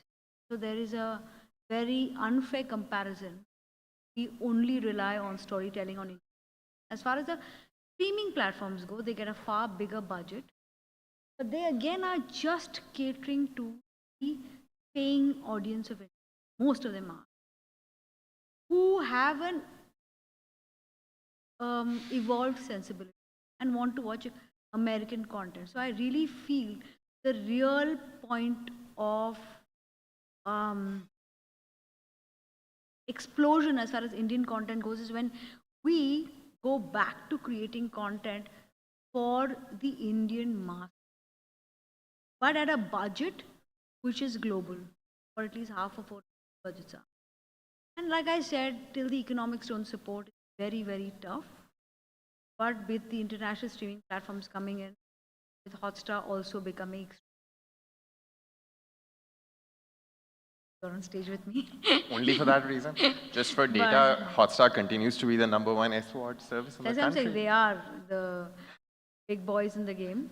But at the end of the day, the economics for Indian television have been very unfair. Haven't given India, we expect volume at very little pricing, give smaller, shorter concepts any more a chance. And therefore, the streaming platforms which are telling the hybrid model, which is the digital stories, will get a better chance to finally find global acceptance. And somewhere there will be a TV that will be born out of Indian folklore, I feel, that will engage the world in such a way that we will finally have our tipping point. But I'm also hoping, That's like a I said, good challenge thrown, Ekta. But let me give you a little bit of a business perspective, right? So see, that's where it comes in. It always comes in just when we're giving a creative profile, We're at the business FICCI. perspective. Someone needs to take care of the money. We're at FICCI. But listen, so in 14 odd years of doing this, I can tell you that the gap between our regular show and the most expensive shows that we have made is 50x, right? So our average show, most expensive show. So I think purely from the money point of view, while what Ekta is saying is right, we have to think about what can get done to really make mass television go to the next level. And I think that's a very worthy conversation. But purely for the money and the dollars going into creating high quality entertainment, I think the point that you're making, because of the streaming revolution that we have been witnessing in the last 5 years, there hasn't been a better time. So I think 100%. if money is the problem, that problem got solved half a decade ago. But I also believe that I think some of our problems on TV are perhaps similar to the kind of problems that Karan was talking about, which have plagued our cinema as well. And one of the issues that I've heard you speak about earlier, Karan, is the importance that we give to writing, the written word. That seems to be, have lost a little bit of our focus as we have moved on and become bigger and bigger. So the quest for bigger budgets, the quest for bigger stardom, the quest for more massive buzz-creating marketing, has it somewhere come from the, taken away the importance of the incredibility of the script and the innocence of the creative process? And I remember, since you were mentioning these South directors, I remember reading an interview that Prashant Neel, the director of KGF, made. And he said essentially that he learned all his filmmaking craft from Salim Javed, and that all the cinema that he picked up was essentially the Salim Javed scripts of the 1970s. So is that also one of the things that we, as content curators, all of us, service platforms like mine and big producers like the two of you, do we need to sort of rethink that balance a little bit? Absolutely. The thing is that while there is so much progressive writing on streaming, the real ethos of Indian cinema, there aren't very many writers who know how to balance the commercial aspects with the artistic ones. Like you're talking about veterans like Salim Saab and Javed Saab. Their understanding of screenplay, if you just see the film Diwar, according to me, just like Avara, Raj Kapoor's Avara, these are the two perfect screenplays, according to me, of Hindi cinema. I'm not very well aware of all the screenplays of other languages, but if I say these two are the perfect screenplays, there isn't a wrong beat, there isn't one wrong move made by the writers. The dialogues are crisp, the narrative is pacey, the emotional conscience and the emotionality is at an all-time high. Writers today come wanting to cater A, to themselves many a time, B, many a time to, again, the voice of the intellectual, and C, to the critical acclaim they seek. But actually unabashed storytelling is what Salim Saab, Javed Saab and many of the writers have done. And like Prashant Neel has himself had that chat with me. That kind of writing is rare because those kind of people are now influenced by too many Western kind of tools of storytelling that it's very difficult to go back to the gad, to the root of storytelling that will really give you that. Look what happened this year. Just simple, right? I'll tell you a moment. Gadar 2 was when it was discussed, I can assure you, in many film offices, there must have been a snigger, a smile, and even laughter at the idea of making Gadar 2, not realizing, no one knows this, because no one cares to research and know, that Gadar, the first part, is possibly, after Sholay, the most loved Hindi language film.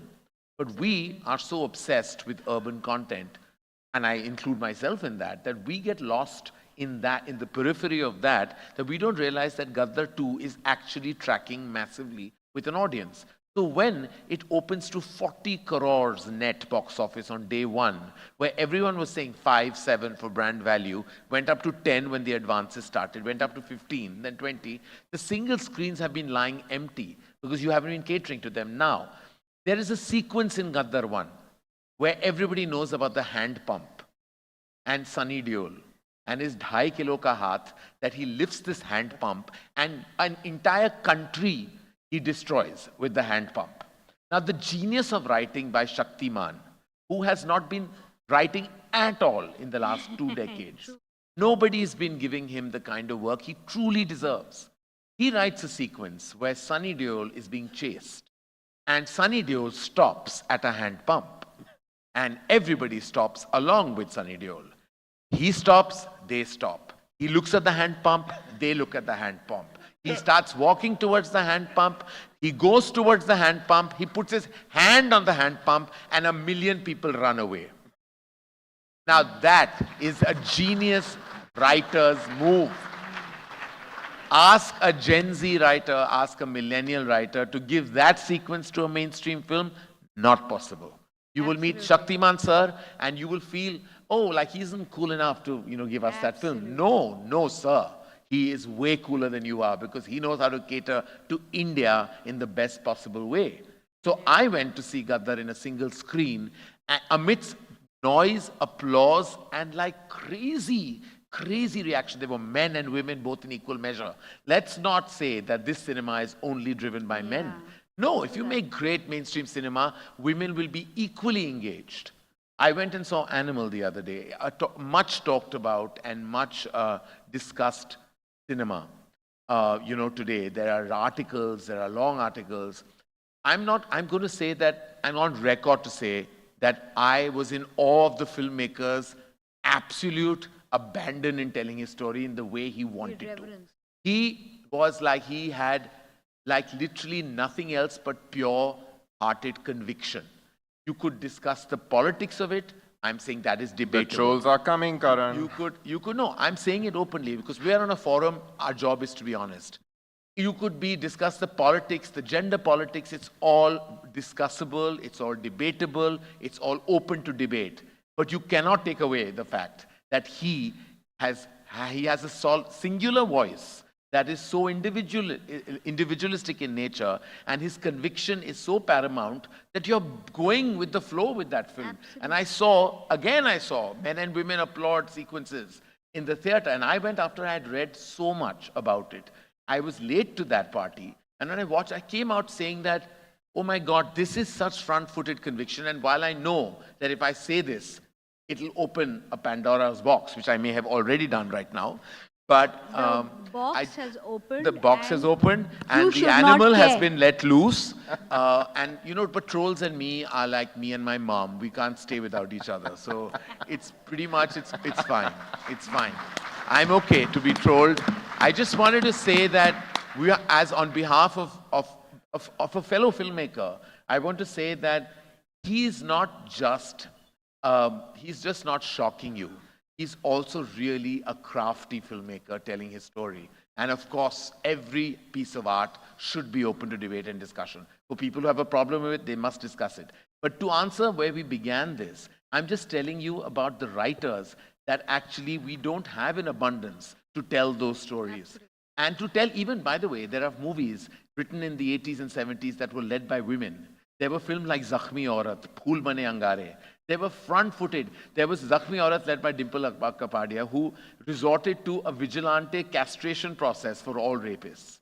And it was done so dramatically, but it was done in the 80s. There's never been a film written like that after that. It was in your face, it was dramatic, but it was really putting people and minds in their place. So I feel like we need to go back to those writers, of course with updated tools of writing, but the syntax has to go back to the very roots of our nation. You mentioned Gadar 2. It premiered on television last week, and fortunately for me, not on the Star Network, but on Z let me share a data point that had me stumped. It did a rating of 5.7. It's the highest rating for any film in Hindi the last 4 years. More importantly, in markets like Delhi, it did a rating of 8. Right? And just for those not familiar with television ratings, that is roughly 40% in a market like Delhi, 40% of the kind of ratings that the World Cup final involving India got. Right? Those people came to watch a film which would play like pretty much every week now, but they wanted to watch it at the first opportunity that they could watch it. So I think there is a syntax, as Karan And was there is saying. an India, Gaurav, that we That don't wants to realize watch this. there are 100 Indias in one India. Gaddar released with Lagan. You opened your statement with Lagan.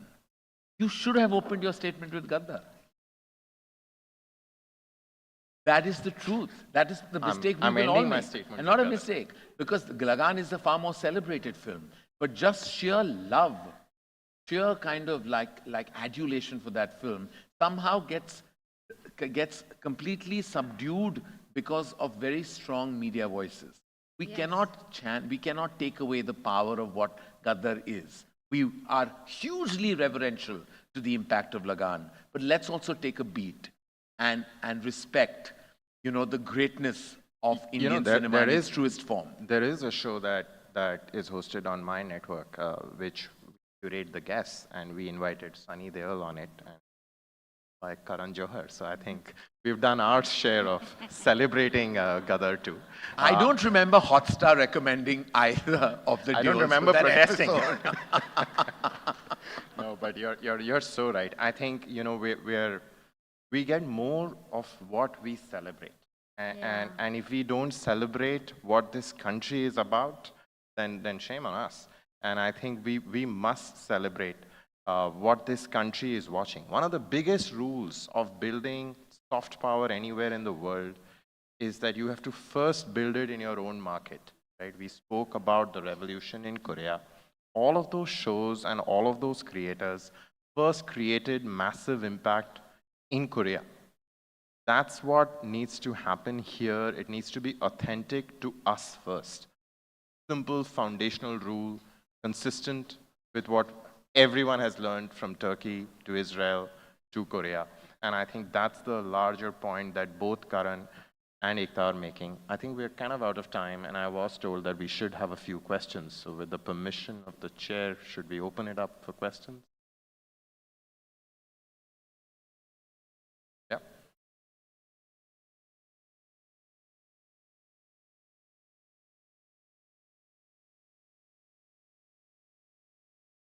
Thank you very much.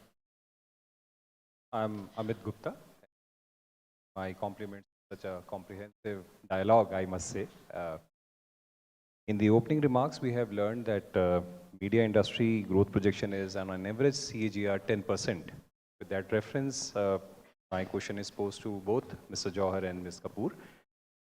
With the growing popularity of OTT platforms, where do you foresee the mainstream cinema? One. And a complementary question could be, when we discuss about soft power, I have an honor to be a part of KIP Know India program, which is a distinguished program from Ministry of External Affairs, Government of India, wherein Government of India invite youth of Indian diaspora descent. And the soft power in cinema, invariably in last 3 years, I have been discussing with the youth, and they have always mentioned about the great power of Indian cinema as a soft power, and the Honorable Excellencies from Indian, say for a country like Suriname, where we have high number of Indian diaspora people, they have always been very, very appreciative of the soft power which Indian cinema has created overseas. So compliments to the Indian cinema for that, and OTT vis-a-vis mainstream cinema. Thank you. Just take that. There was this, thank you for your question. There was this ongoing, the thing is that, it's like, जहाँ हवा चलती है ना हम उसके साथ चलने लगते हैं. It's the way it is. So when we had the pandemic which hit us in the year 2000, March of 2000, where everyone was, isolated and in their homes, there was this huge upsurge of digital viewership. Then that took a different turn, and there was a negative connotation to cinema that followed, which was like, is Indian cinema dead? Is it over? Is digital the only force to reckon with? Because all the films, when, we were opening to 50% capacity, were going empty because there was a certain kind of time that I think the nation needed to heal, before they came back. Finally comes the year 2023. The year starts with a film called Pathaan. And now we have Animal, and in December, we're going to end the year with a Rajkumar Hirani film and a massive film called Salar. All multiplexes and single screen owners and chains will tell you this has been a defining commercial year. And all streaming services will tell you that there has been a moderation or a change in their numbers. I think, honestly, both will coexist. They will find their balance. And like Shakespeare said, it's best to be seated in the mean, and that's exactly what's going to happen. We'll all be seated in the mean. One will empower the other. We'll get great writers and actors from the world of the digital domain. Similarly, films will also empower the digital domains once they are licensed. One will help the other. We just heard about Gaddar on how it's done on satellite. I can assure you even its digital viewership must be hugely high. And we all know the kind of content that is consumed digitally. But no one is leaving cinema halls. The magic of cinema will always remain. Silver screen should have been called the golden screen because it will always remain gold. Celluloid is always empowered. That magic, that community watching, that kind of feeling in a cinema hall is going nowhere. We just needed a couple of years to heal, and we're back. We're back in how, and as are the platforms doing exceedingly well. So I think there will be two strong verticals that will guide us towards, I believe eventually, in a decade, we will be back to that golden era of entertainment that we celebrated in the 50s and the 60s, thanks to the great masters of that time. I think we're going there. To be honest, I'm not just saying it, I totally mean it. I remember Mr. Uday Shankar, who's right in front, made a statement at FICCI many years ago, and many people thought that, why is he saying it? He said there's possibility for a 1,000 crore film. That happened. There's now a 2,000 crore film that is happening. And who thought that we'd have a 1,000 crore film? And We need it's some more happened. predictions, Uday sir. Yes.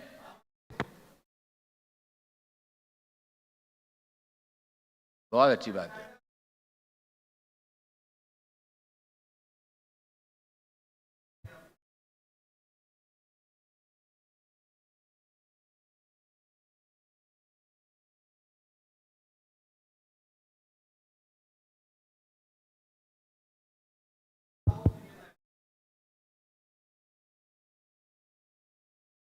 कौन सी film है sir? किन किन फिल्मों का जिक्र कर रहे हैं आप? पठान पठान सर पठान में कौन था? पठान गदर गदर में कौन था सर? आप डेटा तो ले लीजिए ना पहले. एनिमल कौन था? जवान. Thank you. We've got Sir, that. I want to tell you, to be honest, we are doing very well, sir. And as are the South films, there's not a space for comparison. Sir, एक ही There's India है. only one thing we should do is let's not make a divide. Let's celebrate Indian cinema. That's what we should do. When a film made in the North succeeds, we should all celebrate. When made in the South succeeds, we should celebrate. We should drop terminology and just celebrate the success and power of Indian cinema. That's Just all. to tell you, I started my drama career in the South. My first show was a South Indian show, which became a super hit. So this has been happening for many, many years. कभी हम वहाँ जाते, कभी वो यहाँ आते हैं. Okay, we have a. Thank you. We'll move on to the next question, please. So Hi. we have a question from Sangeeta Reddy now. Sorry, Yes. allow me to do this. So, Miss Reddy. Hi. Miss Reddy, we'd like to hear you. Ah, okay. So Ekta ma'am had mentioned Okay, go about the GEC content as well. So I'm a little bit going on to the TV drama and the OTT platform. So OTTs are coming in and our budgets are more for OTTs, but the revenue is not that large. But when we come to GEC, still revenues are large on that side and producers are not still increasing the budget on that. So how do you think, because largely our revenues are still coming from GEC and the ratings are still high, the viewership is still high. Despite OTT coming in, it's not that the viewership is going down. So how do we combat that challenge? So you know what, when you make a TV show, you go to people's homes. And we make a show and you go into people's homes, you have to make it a little more sanitized. It is something that people watch with family. I call it the family face. When you're with your families, you have a certain face. You make a content also for a family audience in a different way. And that definitely is going nowhere because this is speaking to a very large mass of India. And like a great man recently said, I'd hope OTT becomes like television very soon.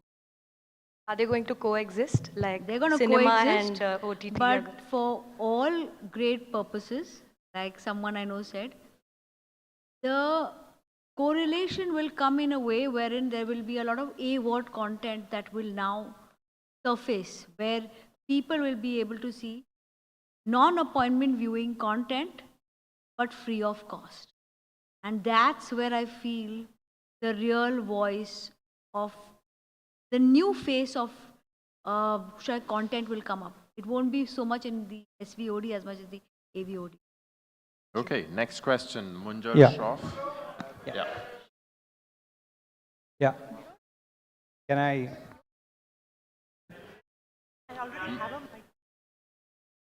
No, please, we'll come to you. Mr. Shroff, can I come to you Yeah, next, please? hi. So, I mean, great panel.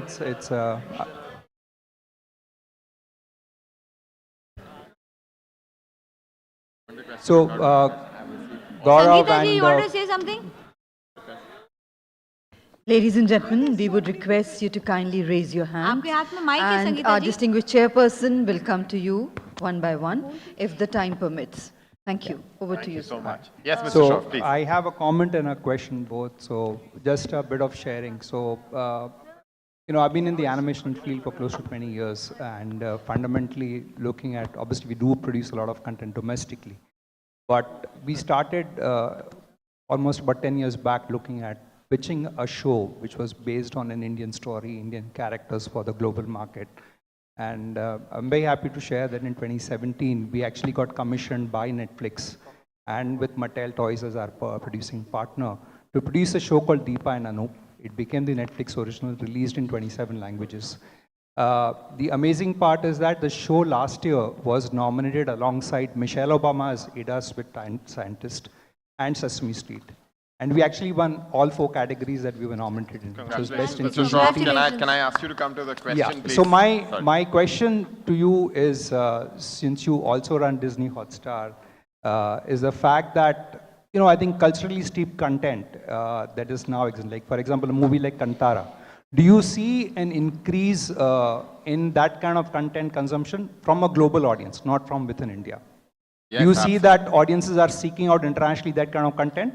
Absolutely. So I think the larger point that we know is that if a story is really authentic and it works very well in its home market, is the best and strongest indicator that it'll travel brilliantly outside as well.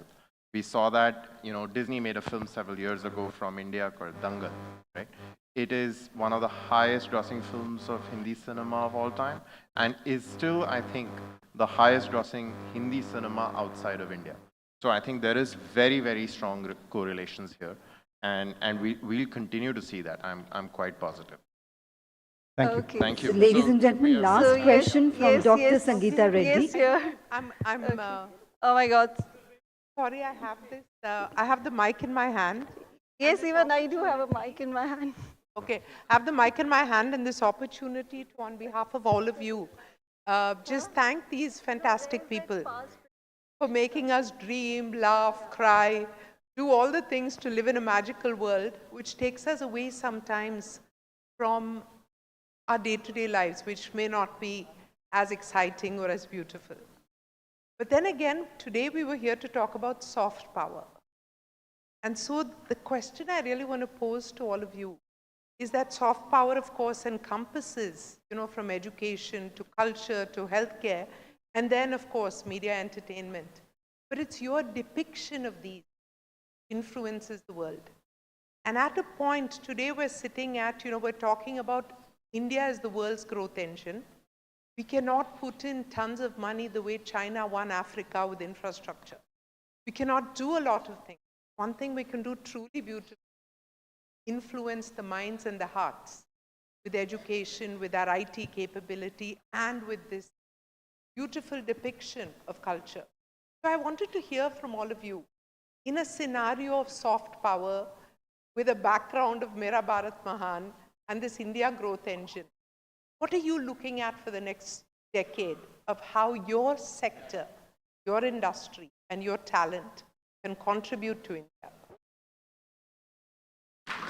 Okay, So, yes. I'd like to say this Oh to my you, God. ma'am, that when we talk about just irreverence when it comes to content, it just doesn't mean about making popular, heartwarming Indian content. It also means making content that sometimes doesn't really work in the popular sense, but makes enough noise worldwide and creates a certain amount of awareness.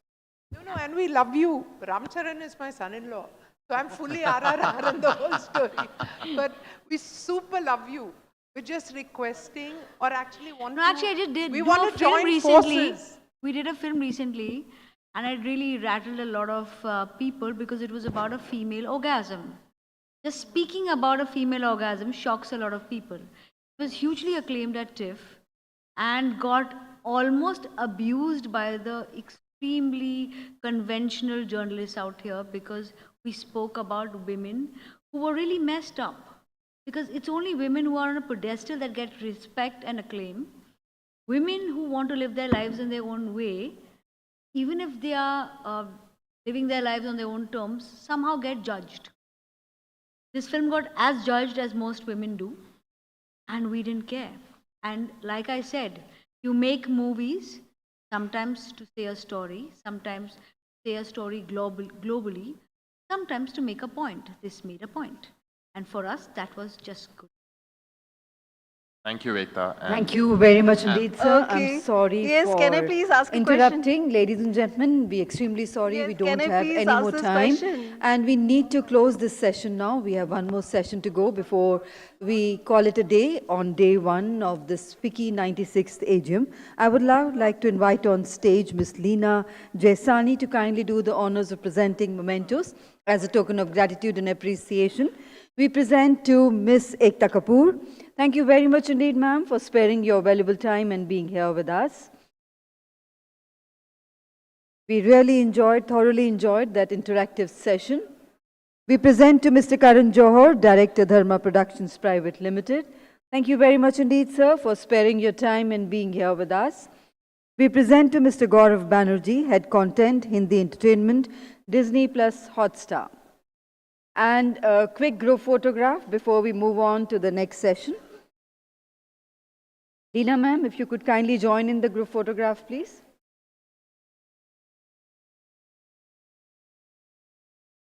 Ladies and gentlemen, let's once again put our hands together for that wonderful session we had.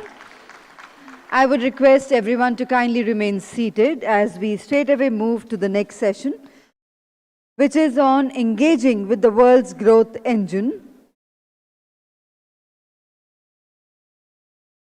Ladies and gentlemen, we have some very eminent personalities, excellencies addressing in this session.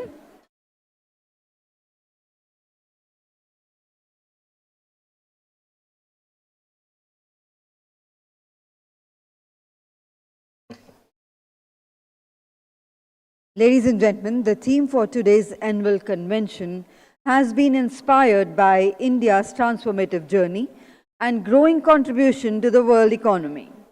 The world today is looking to engage with India and to discuss more on the related opportunities. Ladies and gentlemen,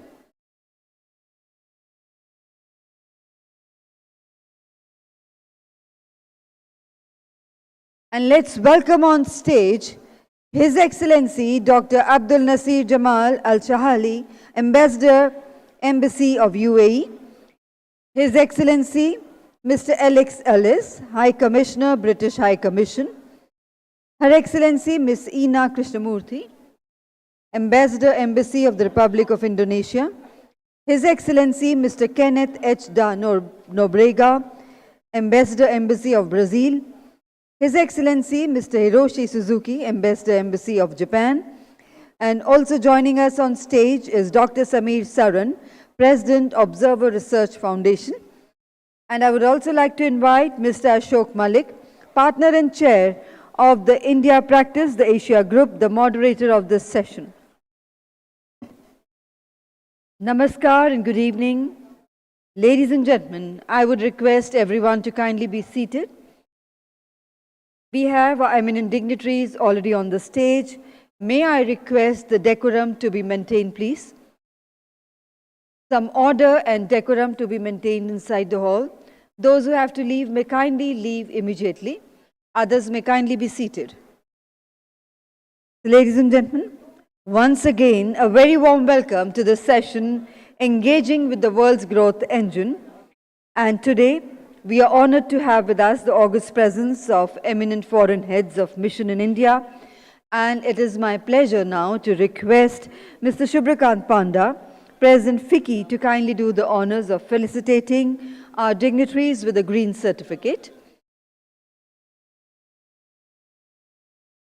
We present and welcome to His Excellency Dr. Abdul Nasir Jamal Al Chali, Ambassador, Embassy of UAE.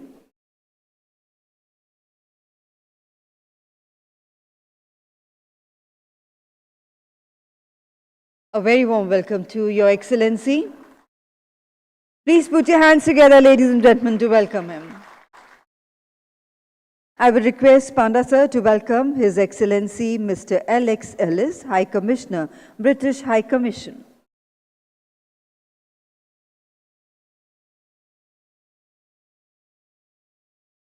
A very warm welcome.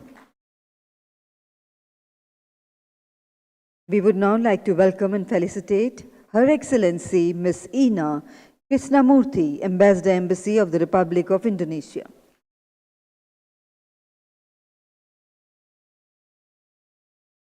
We welcome and felicitate His Excellency Mr. Kenneth H. da Nobrega, Ambassador, Embassy of Brazil.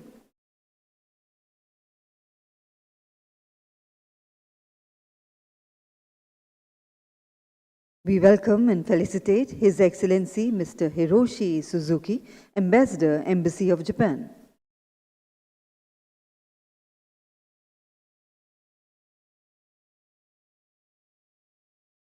We now do the honors of felicitating Dr. Samir Saran, President, Observer Research Foundation, ORF.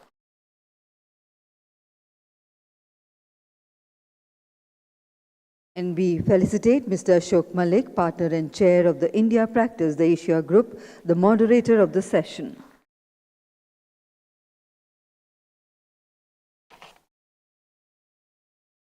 Thank you, Mr. Panda, for doing the honors. Ladies and gentlemen, once again, we would like to inform the Green Certificate is a FICCI initiative wherein a thicket of trees will be planted in the name of excellencies, dignitaries in Vaishno Devi in Katra. And ladies and gentlemen, I would now like to hand over the floor to Mr. Ashok Malik to kindly carry forward the proceedings and moderate the panel. Over to you, sir. Great. Good evening and welcome to this international panel, as it were, of the big FICCI AGM. This is one of the most unique moments in not just India's economic history, but perhaps global economic history.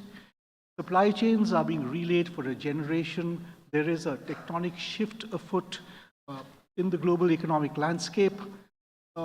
India is poised at a moment of great geopolitical volatility. India is poised at a stage where there is the promise of policy and political continuity, and the global environment, with all its problems, seems fairly conducive to India's economic advance. We have here with us today ambassadors, high commissioners, and very fine minds from not just India, but from some of the key partner countries of India, to ask them to interrogate them and find out what the India moment, what the India growth movement means for them and their countries. Where lies the India opportunity for them and their countries? And quite honestly, where lies the India challenge? Let me begin with Ambassador Al-Shali from the UAE. Ambassador, the Indian economy is in the midst of a massive transformation. But quite honestly, the UAE economy is also in the midst of a massive transformation into a post-oil energy, digital and services hub. How important is India to this transformation in the UAE? Well, thank you first for having me here, and thanks to my colleagues as well for being with me on this panel. We are very much invested in India and the Indian economy. I think this is quite apparent from the high-level visits between the two countries, very apparent from the signing of the Comprehensive Economic Partnership Agreement, and this is our first basically free trade agreement that is signed with any country. Took less than 3 months to agree on all the points of the agreement and for it to be signed and to be implemented. As a result, we have had more than 15% growth in trade. Our non-oil bilateral trade is at $50 billion US. Our bilateral trade, including oil, is at more than $80 billion US. And this keeps on growing. We see flows of investments into both directions. So there are UAE investors coming to India and investing in various sectors and in different states. There are Indian investors who are using the UAE as their second home to expand their operation and their business in the Middle East and beyond. And I think the way we look at it today is that we're not only in one place in India, but we are in multiple places. And this is something I have seen from myself as I visited multiple states. I think I'm now at 10 states, if not more. And whenever we go, the first thing that my team tells me is that we have XYZ Emirati companies that we think you should. And it's always news, not because, you don't expect them to be here, but we wouldn't expect them to be in such a variety of states and in different fields and different sectors. Now, what has been added to the mix, that we are now also looking at new sectors, new areas of cooperation. So what is going to be new in the area of medicine? This is the latest innovation in the area of defense, AI. Is there something else that we are not looking at? Could we, for example, cooperate on cloud seeding? Cloud seeding is very important for us because of where we are geographically, but it's also something important for India for other kinds of. And so there's just so much that we could cooperate on, and we are. We have established partnerships when it comes to certain main pillars that we want to see developed and progressed over the coming years, including with ORF. We have been seeing different entities from the UAE coming into India, not only to promote Emirati destinations to Indian companies, but also to do the other thing and to see if there are certain opportunities that we are missing at the, potentially at the state level, but also at the federal level. The last and final thing is the level of cooperation between the governments. And I think without this cooperation, it would be very difficult to see this momentum in this relationship. The two leaders in the UAE and in India enjoy quite a special bond and a very close friendship. And you could see it every single time they meet, the conversations that take place, the fact that, they can easily talk about all sorts of topics, discuss them, be able to find common ground and ways forward, not only when it comes to the bilateral topics and bilateral issues, but also things that affect our region, the region around India, and also beyond when it comes to bilateral and multilateral cooperation. So all in all, as I mentioned at the beginning, we're very much invested in the success of the Indian moment and the success of growing India's economy to reach its full potential, and we're going to continue to be committed to that. Yeah, thank you, Ambassador. It's often said, only somewhat jokingly in India, that India's the most efficient Indian airport is in Dubai. Perhaps the most international Indian city is London. So we move now to the UK. High Commissioner Ellis, the UK is an enormous repository of technological wealth and intellectual property. India has great manufacturing ambitions. Potentially, it's a partnership made in heaven. We saw this during the COVID-19 pandemic when our countries combined to give the world the Covishield or the AstraZeneca vaccine. How can we make this partnership between UK or British IP and Indian manufacturing capacities deeper and wider? Thanks very much. Good evening, everybody, and thank you so much for having me here, and thank you very much to Surukhan Pandit. Congratulations on your year in office to him as well. So I mean, the UK and India are certainly not starting from scratch. India is now, to give you a sense, not just of the India moment, I think of the India time. I hope it's more than just a moment. I think it is a lot more than just a moment. India, for each of the last 4 years, is the second biggest investor in the UK in terms of new projects. That gives you a sense of the dynamism and also the increasing internationalization of the Indian economy. And the UK is a very big investor here. Covishield is a great example, as you say, of the combination of British technology and Indian manufacturing, and also reach. Remember, distributive power, not just in India, but also around the world. That goes the other way as well. You look at Tata's investment in a gigafactory in the UK, that's about £4 billion worth of investment from Tata, and that's a vote of confidence in UK advanced manufacturing. So it can work both ways. Well, the simple answer is let's agree an FTA. I don't think we can do it in 3 months. I don't know how you get to do it in 3 months, but I think I need to have a word with my colleague from the UAE afterwards about how you do that. We are now trying to crack the toughest nuts in that FTA negotiation. It's not easy. This will be by far the broadest FTA that India has done if we manage to do it, and there's an investment treaty with it as well. So we'll see.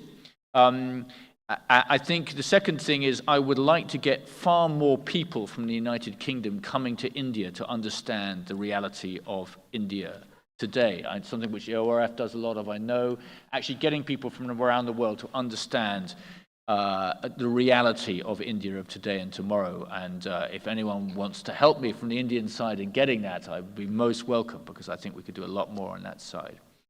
We have great commercial, long-standing relationships, including with Mahindra, I would say, amongst many others. But we need to get more of the smaller and dynamic companies to be going into each other's markets. Now, we're endlessly bringing new kinds of technology into India. But essentially, I think all of our countries, certainly my country, we need to back the big transformations which are going on in India. I guess that is an energy transformation.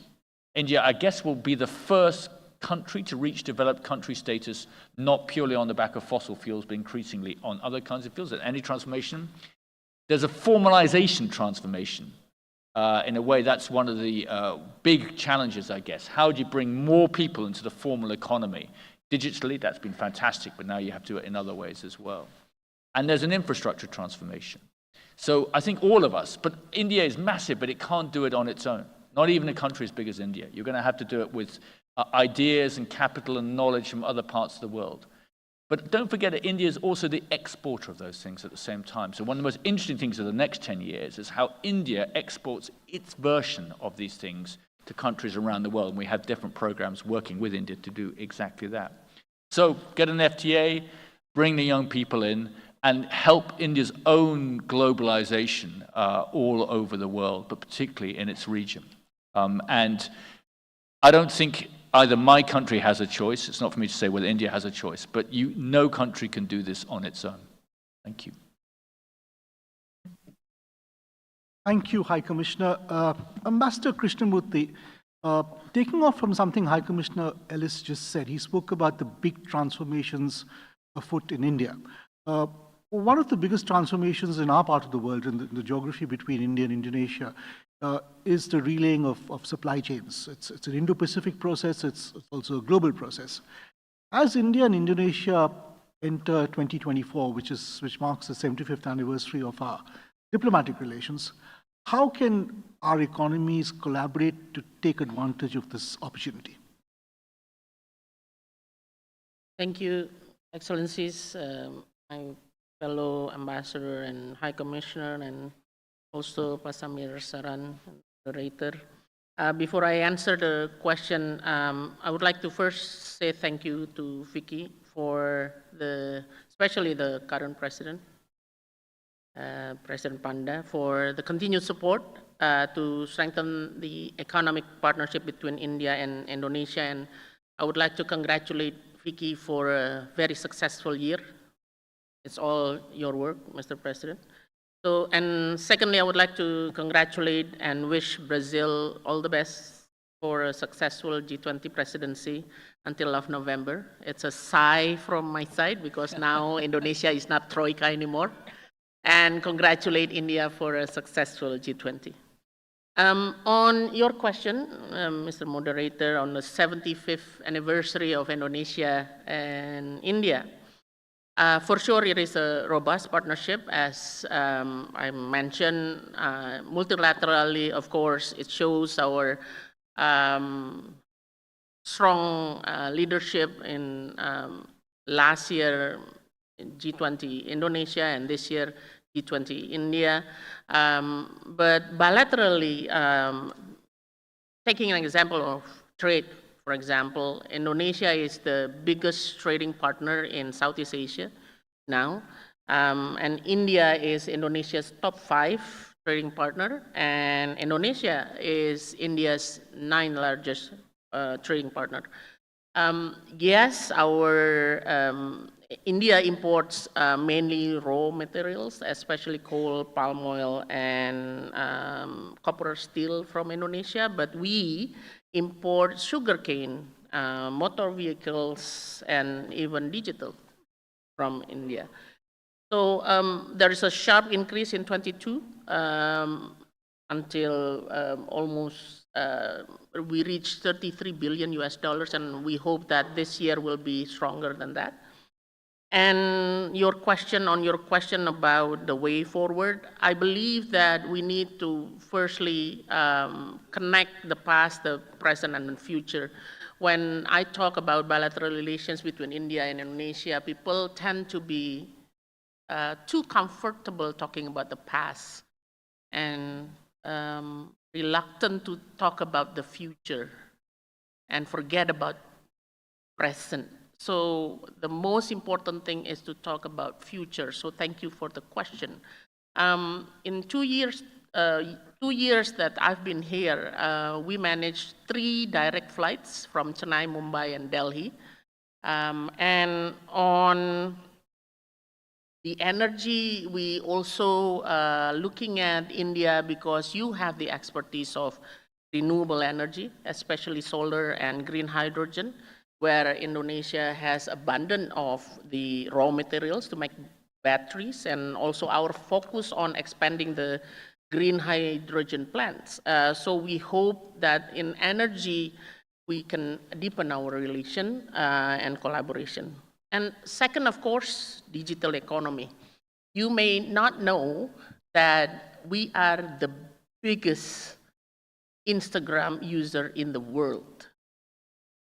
So, and we are among the biggest TikTok user in the world. So we are strong in terms of a market in digital economy. Indonesia holds 40% of ASEAN market share. And this year we have more than 2,500 startups.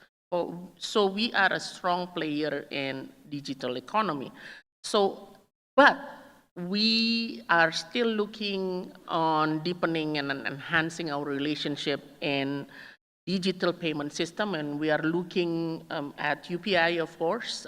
With ASEAN, you have already have a very good foundation with Singapore. Malaysia is also in the pipeline, and we are also talking in ASEAN, talking about same system of digital payment. And of course, training and skilling, and also most importantly, and I know this is very close to the heart of many Indian people, cybersecurity. because emerging economies like us in Indonesia, we are lacking of the capacity and capability and the issue of cybersecurity. Another thing during my 2-year posting here, we have vigorously established collaboration in the framework of sister hospital.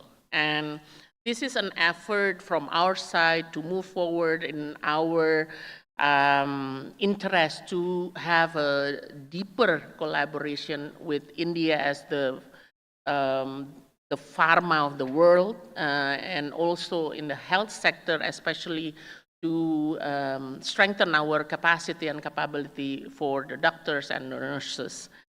Food security, don't forget, you are India is very passionate in promoting millets. We are one of the biggest importer of millets. So it is also another important issue on food security for both countries to cooperate. So in particular to overcome the challenges that we all experiencing, which is the impact of the climate change with the high heat all over the world. Lastly, but surely not the least, my colleagues from UAE, my colleagues from UK are more expert than Indonesia.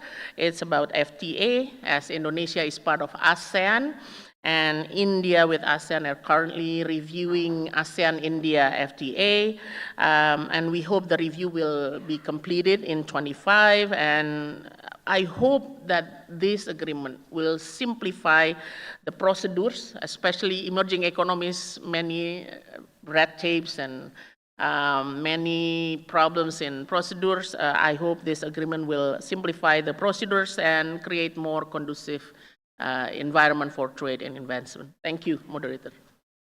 Thank you, Ambassador. In your wide-ranging remarks, you referred to 4 drivers of Indonesia's G20 presidency in 2022, which were also drivers of India's G20 presidency this year.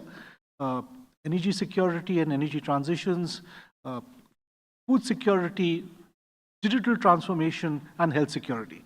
I'd like to pick on one of them as we turn to Ambassador Nobrega of Brazil, which is, of course, the incoming G20 president.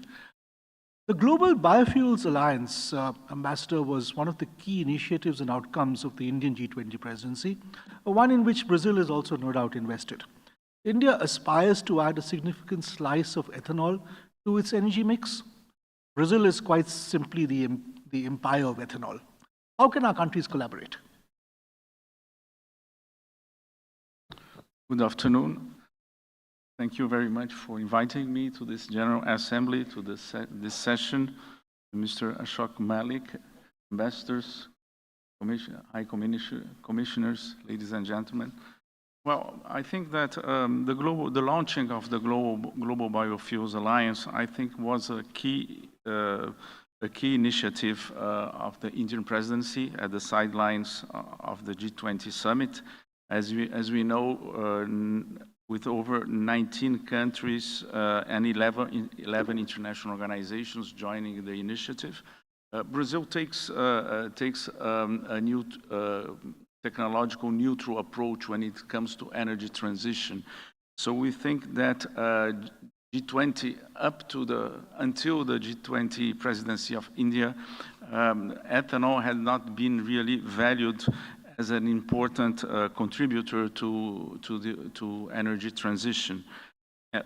Where Brazil stands in this regard, well, we, as you have mentioned, we have a long experience in using ethanol in our so-called flex fuel car automobiles. 47% of Brazilian cars run on flex fuel motors, meaning that we can use in this motors a mix ranging from 27% of mixing of gasoline to 100% ethanol. We use also ethanol in our energy matrix. As you know, 48% of Brazilian energy matrix is renewable. Of this 48%, 16 are generated by ethanol.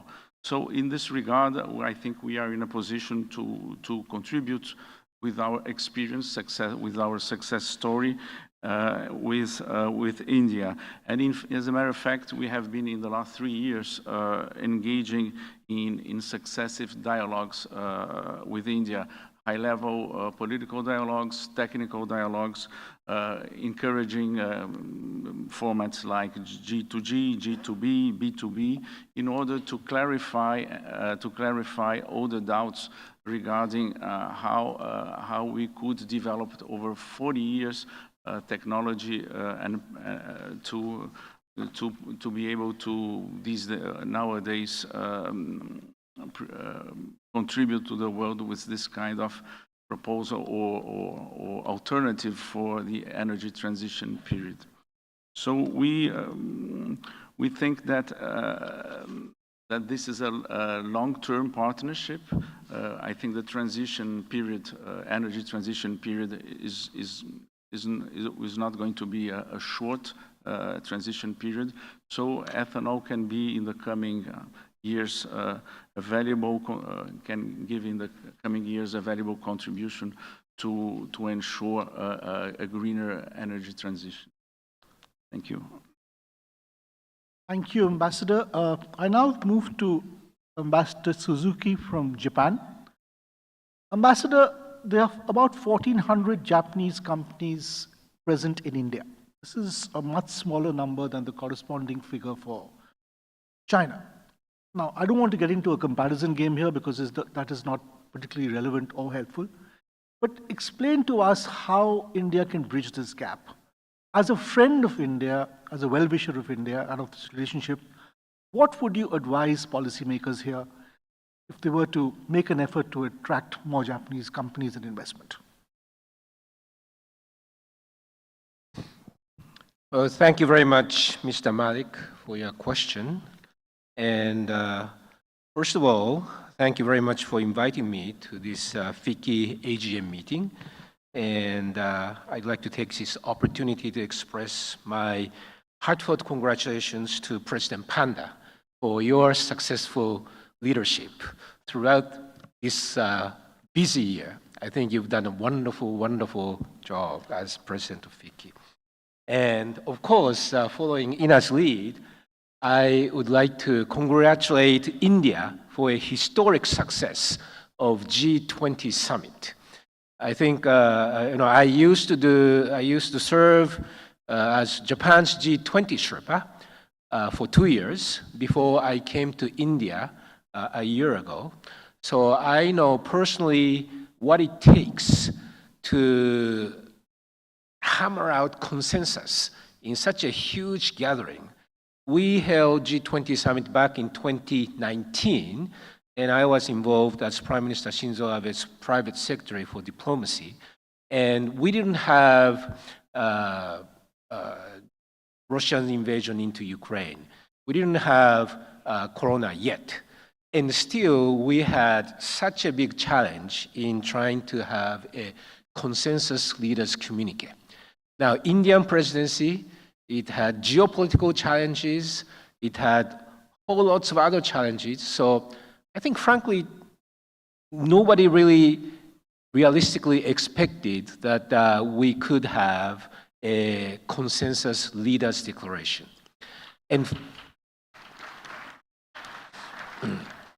And for me, that is critically important because G20 as a premier world economic forum, G20's value is being a consensual body because united, G20 has more than 80% of world GDP.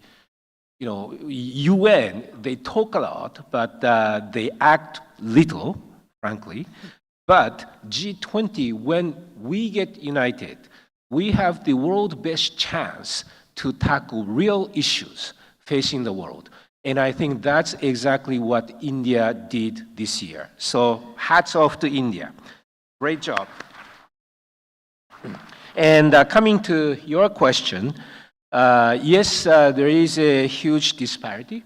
And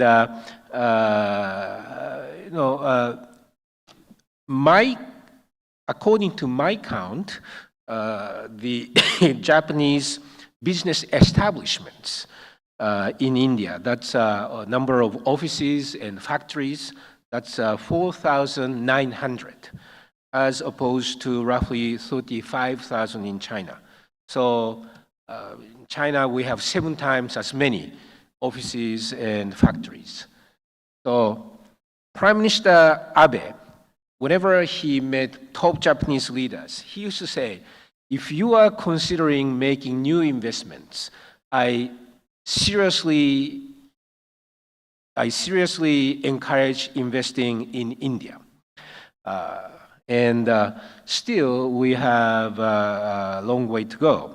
Now, Prime Minister Abe forged a special partnership with Prime Minister Modi between Japan and India, which is both strategic and global. And in this special partnership, economic pillar is critically important, along with the political security pillar and cultural and people-to-people exchange pillar. Now, so Prime Minister Kishida, when he took office, he decided to build on the foundation of Prime Minister Abe and Prime Minister Modi's achievements. So when Prime Minister Kishida came to Delhi in March last year, and by the way, this was his first bilateral visit overseas after taking office, Prime Minister Kishida and Prime Minister Modi agreed on an ambitious target of 5 trillion yen new investments and financing from Japan to India. 5 trillion yen, roughly speaking, by today's exchange rate is roughly $33 billion. And 1.5 years have passed since then, and I'm happy to report to you that we are on track today towards achieving that 5 trillion and 5-year goal. Now, since India's G20 attracted so much attention all over the world, and Japan was not an exception, so many people were watching news coming from India every so often. So as ambassador, I'm feeling that there are many more business people visiting India, many more, let's say, missions coming from various prefectures. And they want to see what's going on in India. And whenever I meet them, I say, oh, seeing is believing. India is growing dynamically in such a fast rate. So my message to them is India is the place to invest and time to act is now. So as a matter of fact, Minister Nishimura, who is in charge of Japanese economy, trade, and industry, he came to India in the context of G20 ministerial meeting, energy ministers meeting. And on that occasion, he took about top 20 Japanese startup leaders. And they interacted with Indian startup leaders.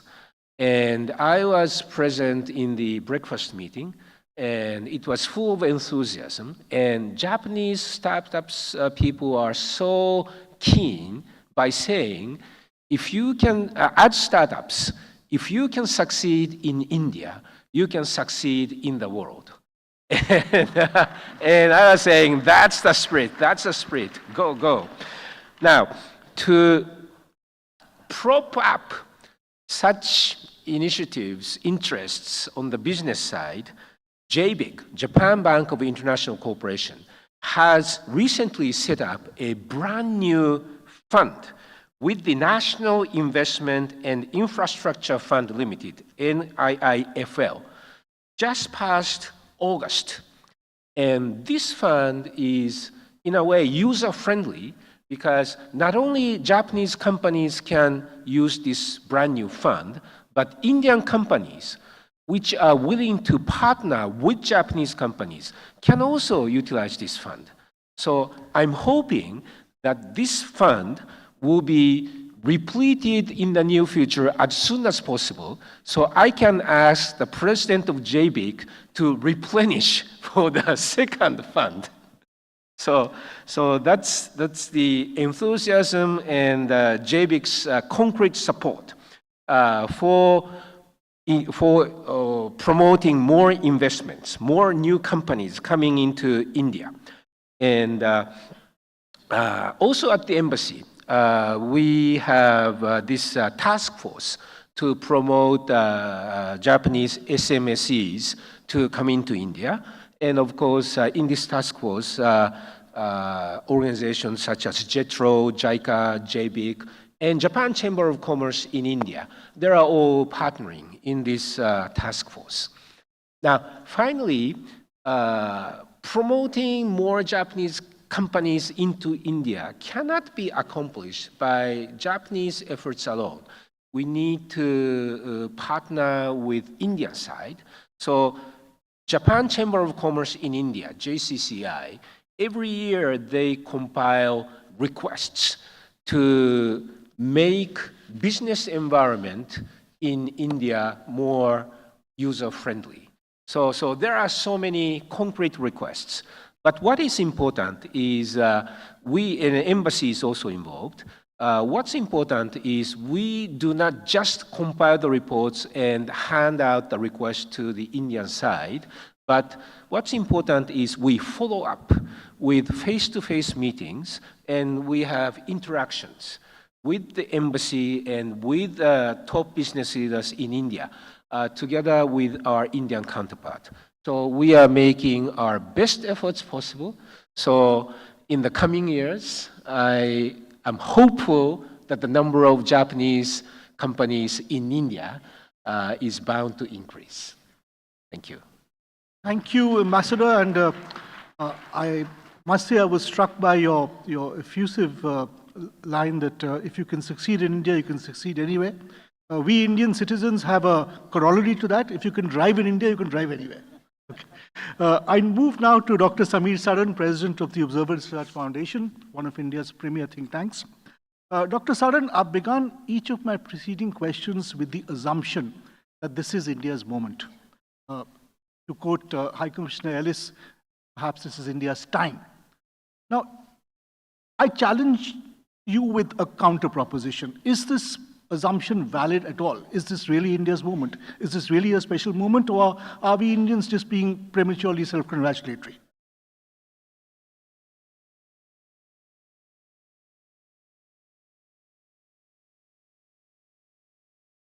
I mean, yes, it's working.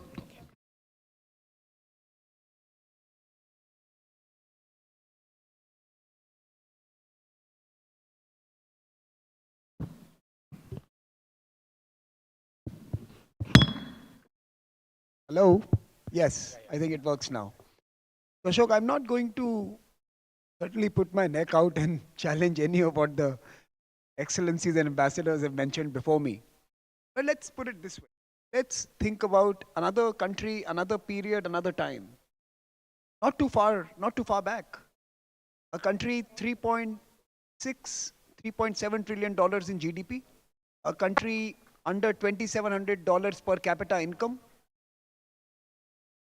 A country that was to, in the years that followed, become the darling of everyone else around the world. Everyone wanted a piece of that country. Everyone wanted to partner with that country. Everyone wanted to be part of their infrastructure plans, development plans, investment plans, manufacturing landscape, services landscape, every landscape that they were willing to send out. Everyone wanted to be a co-owner of it.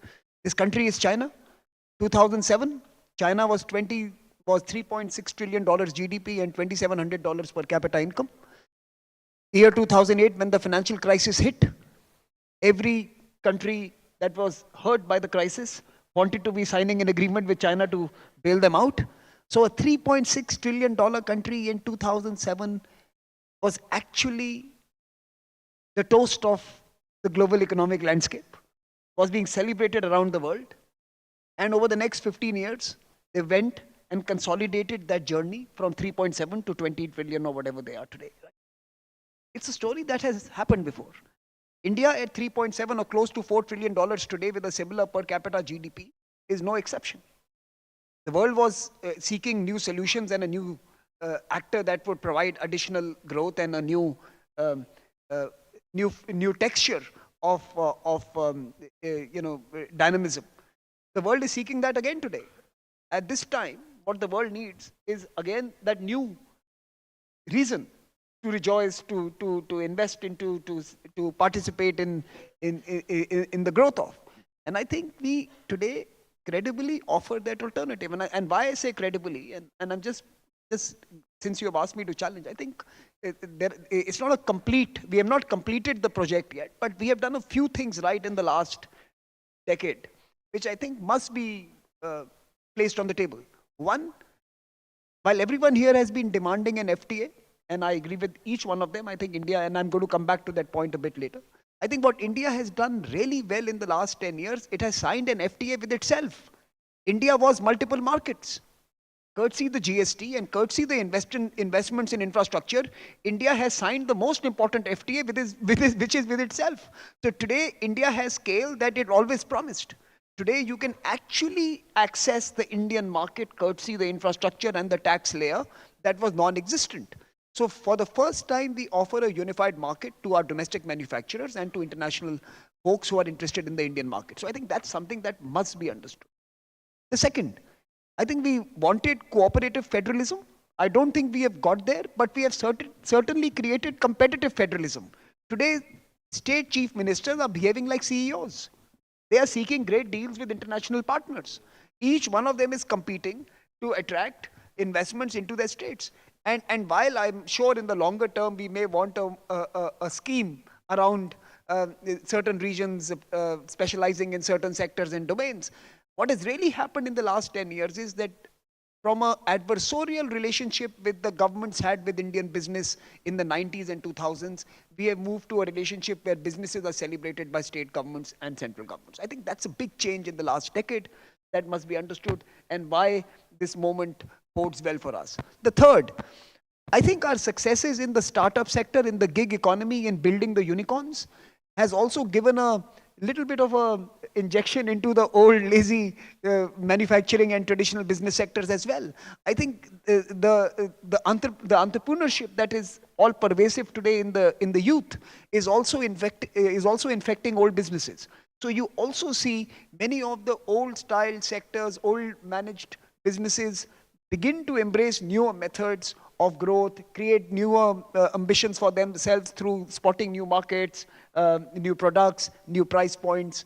And I think that is again something that is helping us and actually helping the manufacturing sector pick up, because it was still run by a few old families and mindsets. You see a whole new energy there, which was missing in the 2000s. I think 2000s was a lost decade in manufacturing, even though we did really well in certain other sectors. But we have seen that change in the last 10 years. The fourth, I think Indian companies are beginning to realize that, and I think the High Commissioner of UK mentioned that, and Alex, I agree with Ashok, London is my favorite Indian city. Dubai is the most dynamic one. But let me just, many Indian businesses are beginning to realize that the largest value creation for them is going to reside outside of India. So as Indian businesses go out of India and as they engage with their counterparts in those countries and the policymakers in those countries, they are giving a very different texture to Indian diplomacy, which was right now in the hands of only diplomats. So today, it is business folks, it is professionals, it is consultants, it's designers, it's the whole creative sector that is going and engaging with the world and telling a story of India, which is far more holistic, vibrant, and of course, real. In many ways, that's one of the reasons why you see a whole new community of engagement that is happening.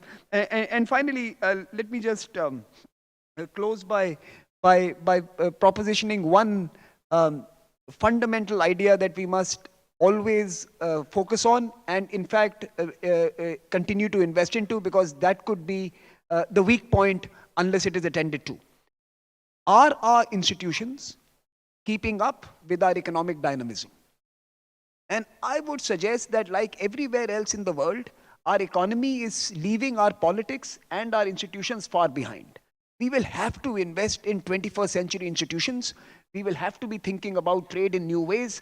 We'll have to be thinking about development partnerships in Africa from a manner which was based on solidarity in the 20th century to a geo-economic sensibility of the 21st century. We'll have to invest in the banks that will lend to businesses that invest outside, like the Chinese did in 10 to 15 years ago. We'll have to build clearing houses that will give clearances to companies who are wanting to come in through a single window. We will have to build 21st century institutions if this moment and this momentum has to become the time that Alex was alluding to. I'm a believer clearly, but let me just tell you, I think all of us have to start believing in it, because this cannot be the job of a state or of a few enterprises. I think this is a national project. In 15 years, we can change the nation if we get it right.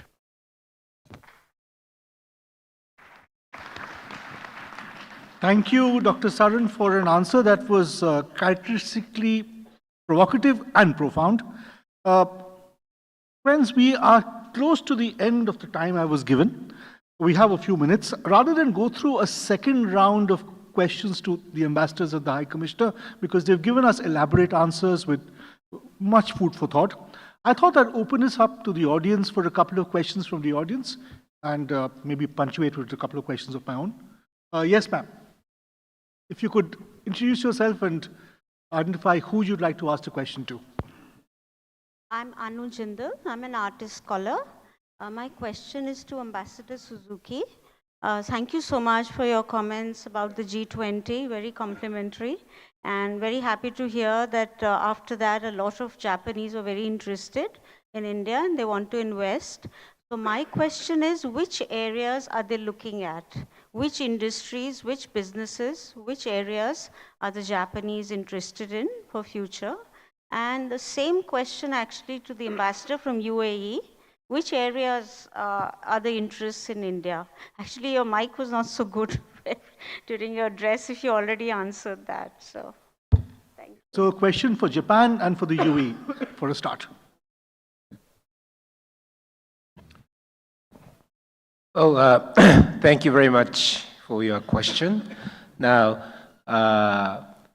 Japanese companies are interested in so many areas, but I can just share with you some of the flagship examples of recent new investments. One is in the automobile sector. Since Prime Minister Kishida announced this ambitious new plan with Prime Minister Modi, both Suzuki and also Toyota came up with big investment plans in India.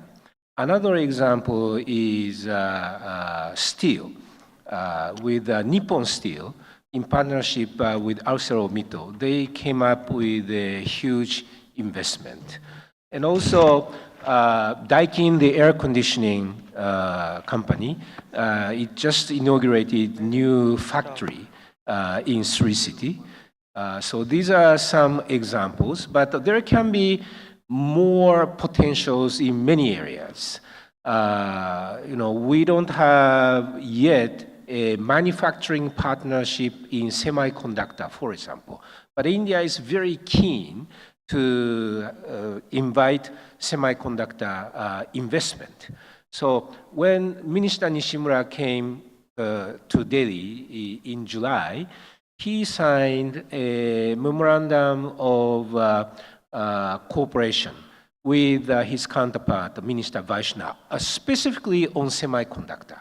And it says we will engage in policy dialogues and we will deepen our cooperation on possible cooperation on, let's say, on human resources development, on design, etc., etc. So my hope is this cooperation policy dialogue in the future will lead to possible manufacturing cooperation in India. Because semiconductor is the way of the future. And that's just one example. Another example can be in the pharmaceutical sector, because India is very strong in producing pharmaceuticals. So actually, when Japanese health and welfare minister came for the G20 ministerial meeting, after he finished, he came back to Delhi and he had meetings with us, and also he invited a few Indian companies. And then he went to another destination to actually see the factory. So that's another example. But there can be many, many other possibilities. Thank you. The ambassador from the UAE, which sectors would you tell your country's companies to focus on? I know you're tight on time, so I'll be very quick. But first, thanks to you and to Samir for being able to say what I cannot say as a diplomat. On the sectors, everything and everywhere. So we are in food parks and food security in Gujarat. We are in managing ports in Gujarat, Maharashtra, and other places. We are mainly as well in the supply chain business. So anything that has to do with supply chain, anything that would add to the resilience of the supply chain is something that matters to us and is of importance to us. We are also into tourism. We are working on a couple of projects with the Indian government when it comes to that. We're also into managing galleries, museums, establishing theme parks, and also one of the projects in another state. So this is why I said everything and everywhere. Quite widespread and quite in every single sector you can possibly think of, traditional or non-traditional sectors. An excellent entrepreneurial and ambitious answer. Thank you so much. There's a gentleman there who's got his hand up. So, sir, if you could ask your question, but not to the UAE ambassador or the Japanese ambassador.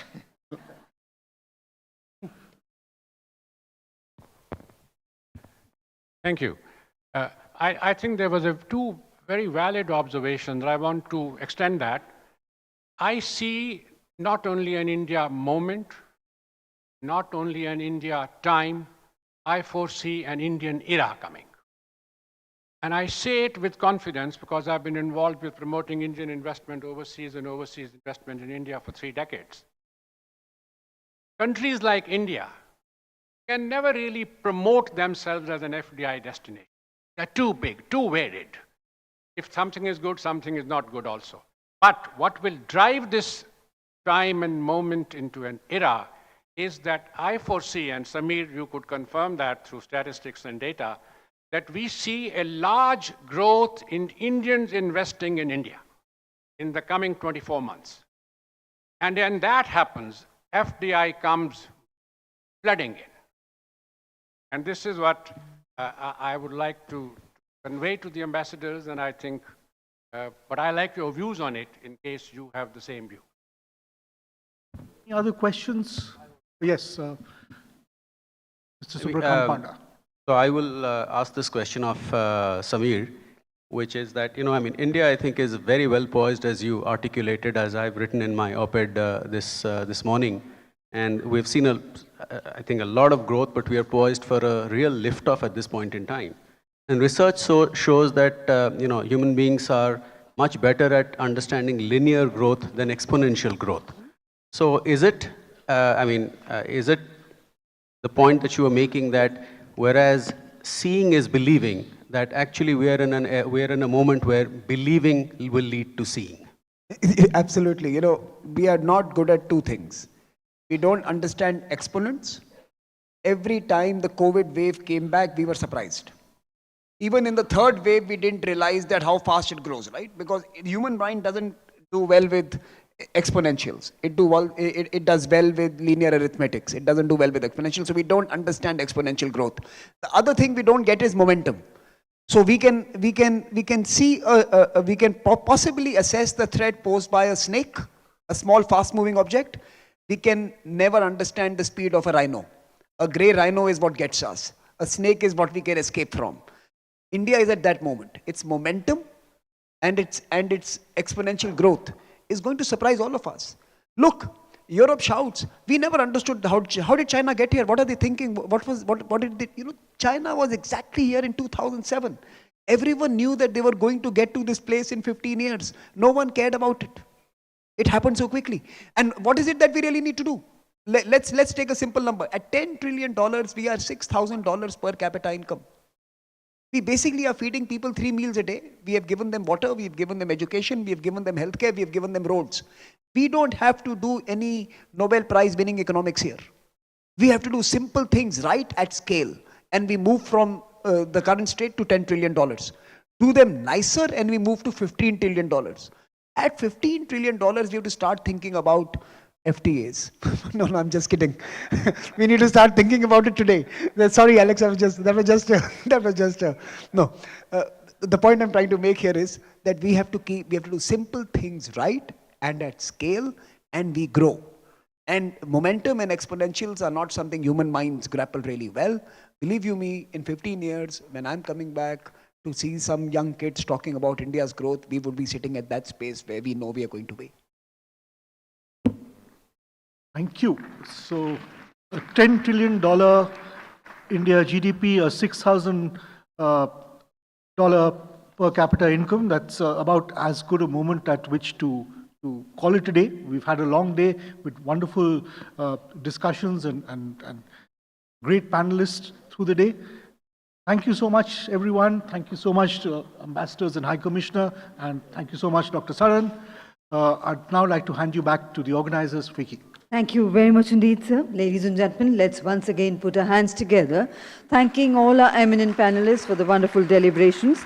As I invite on stage Ms. Gunmeena Chadda from FICCI to kindly present a small token of gratitude and appreciation, we present to Dr. Samir Saran, President ORF.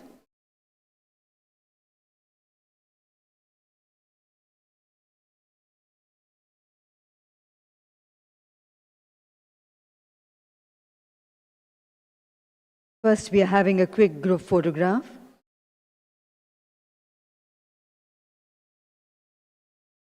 May I also invite Mr. Panda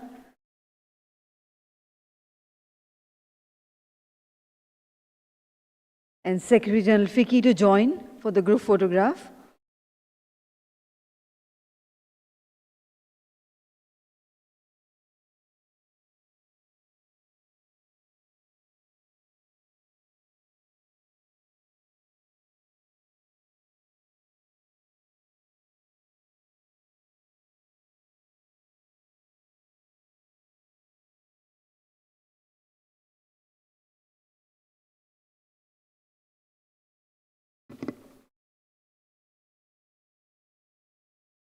And I would request now Ms. Gunmeena Chadda to kindly present the mementos.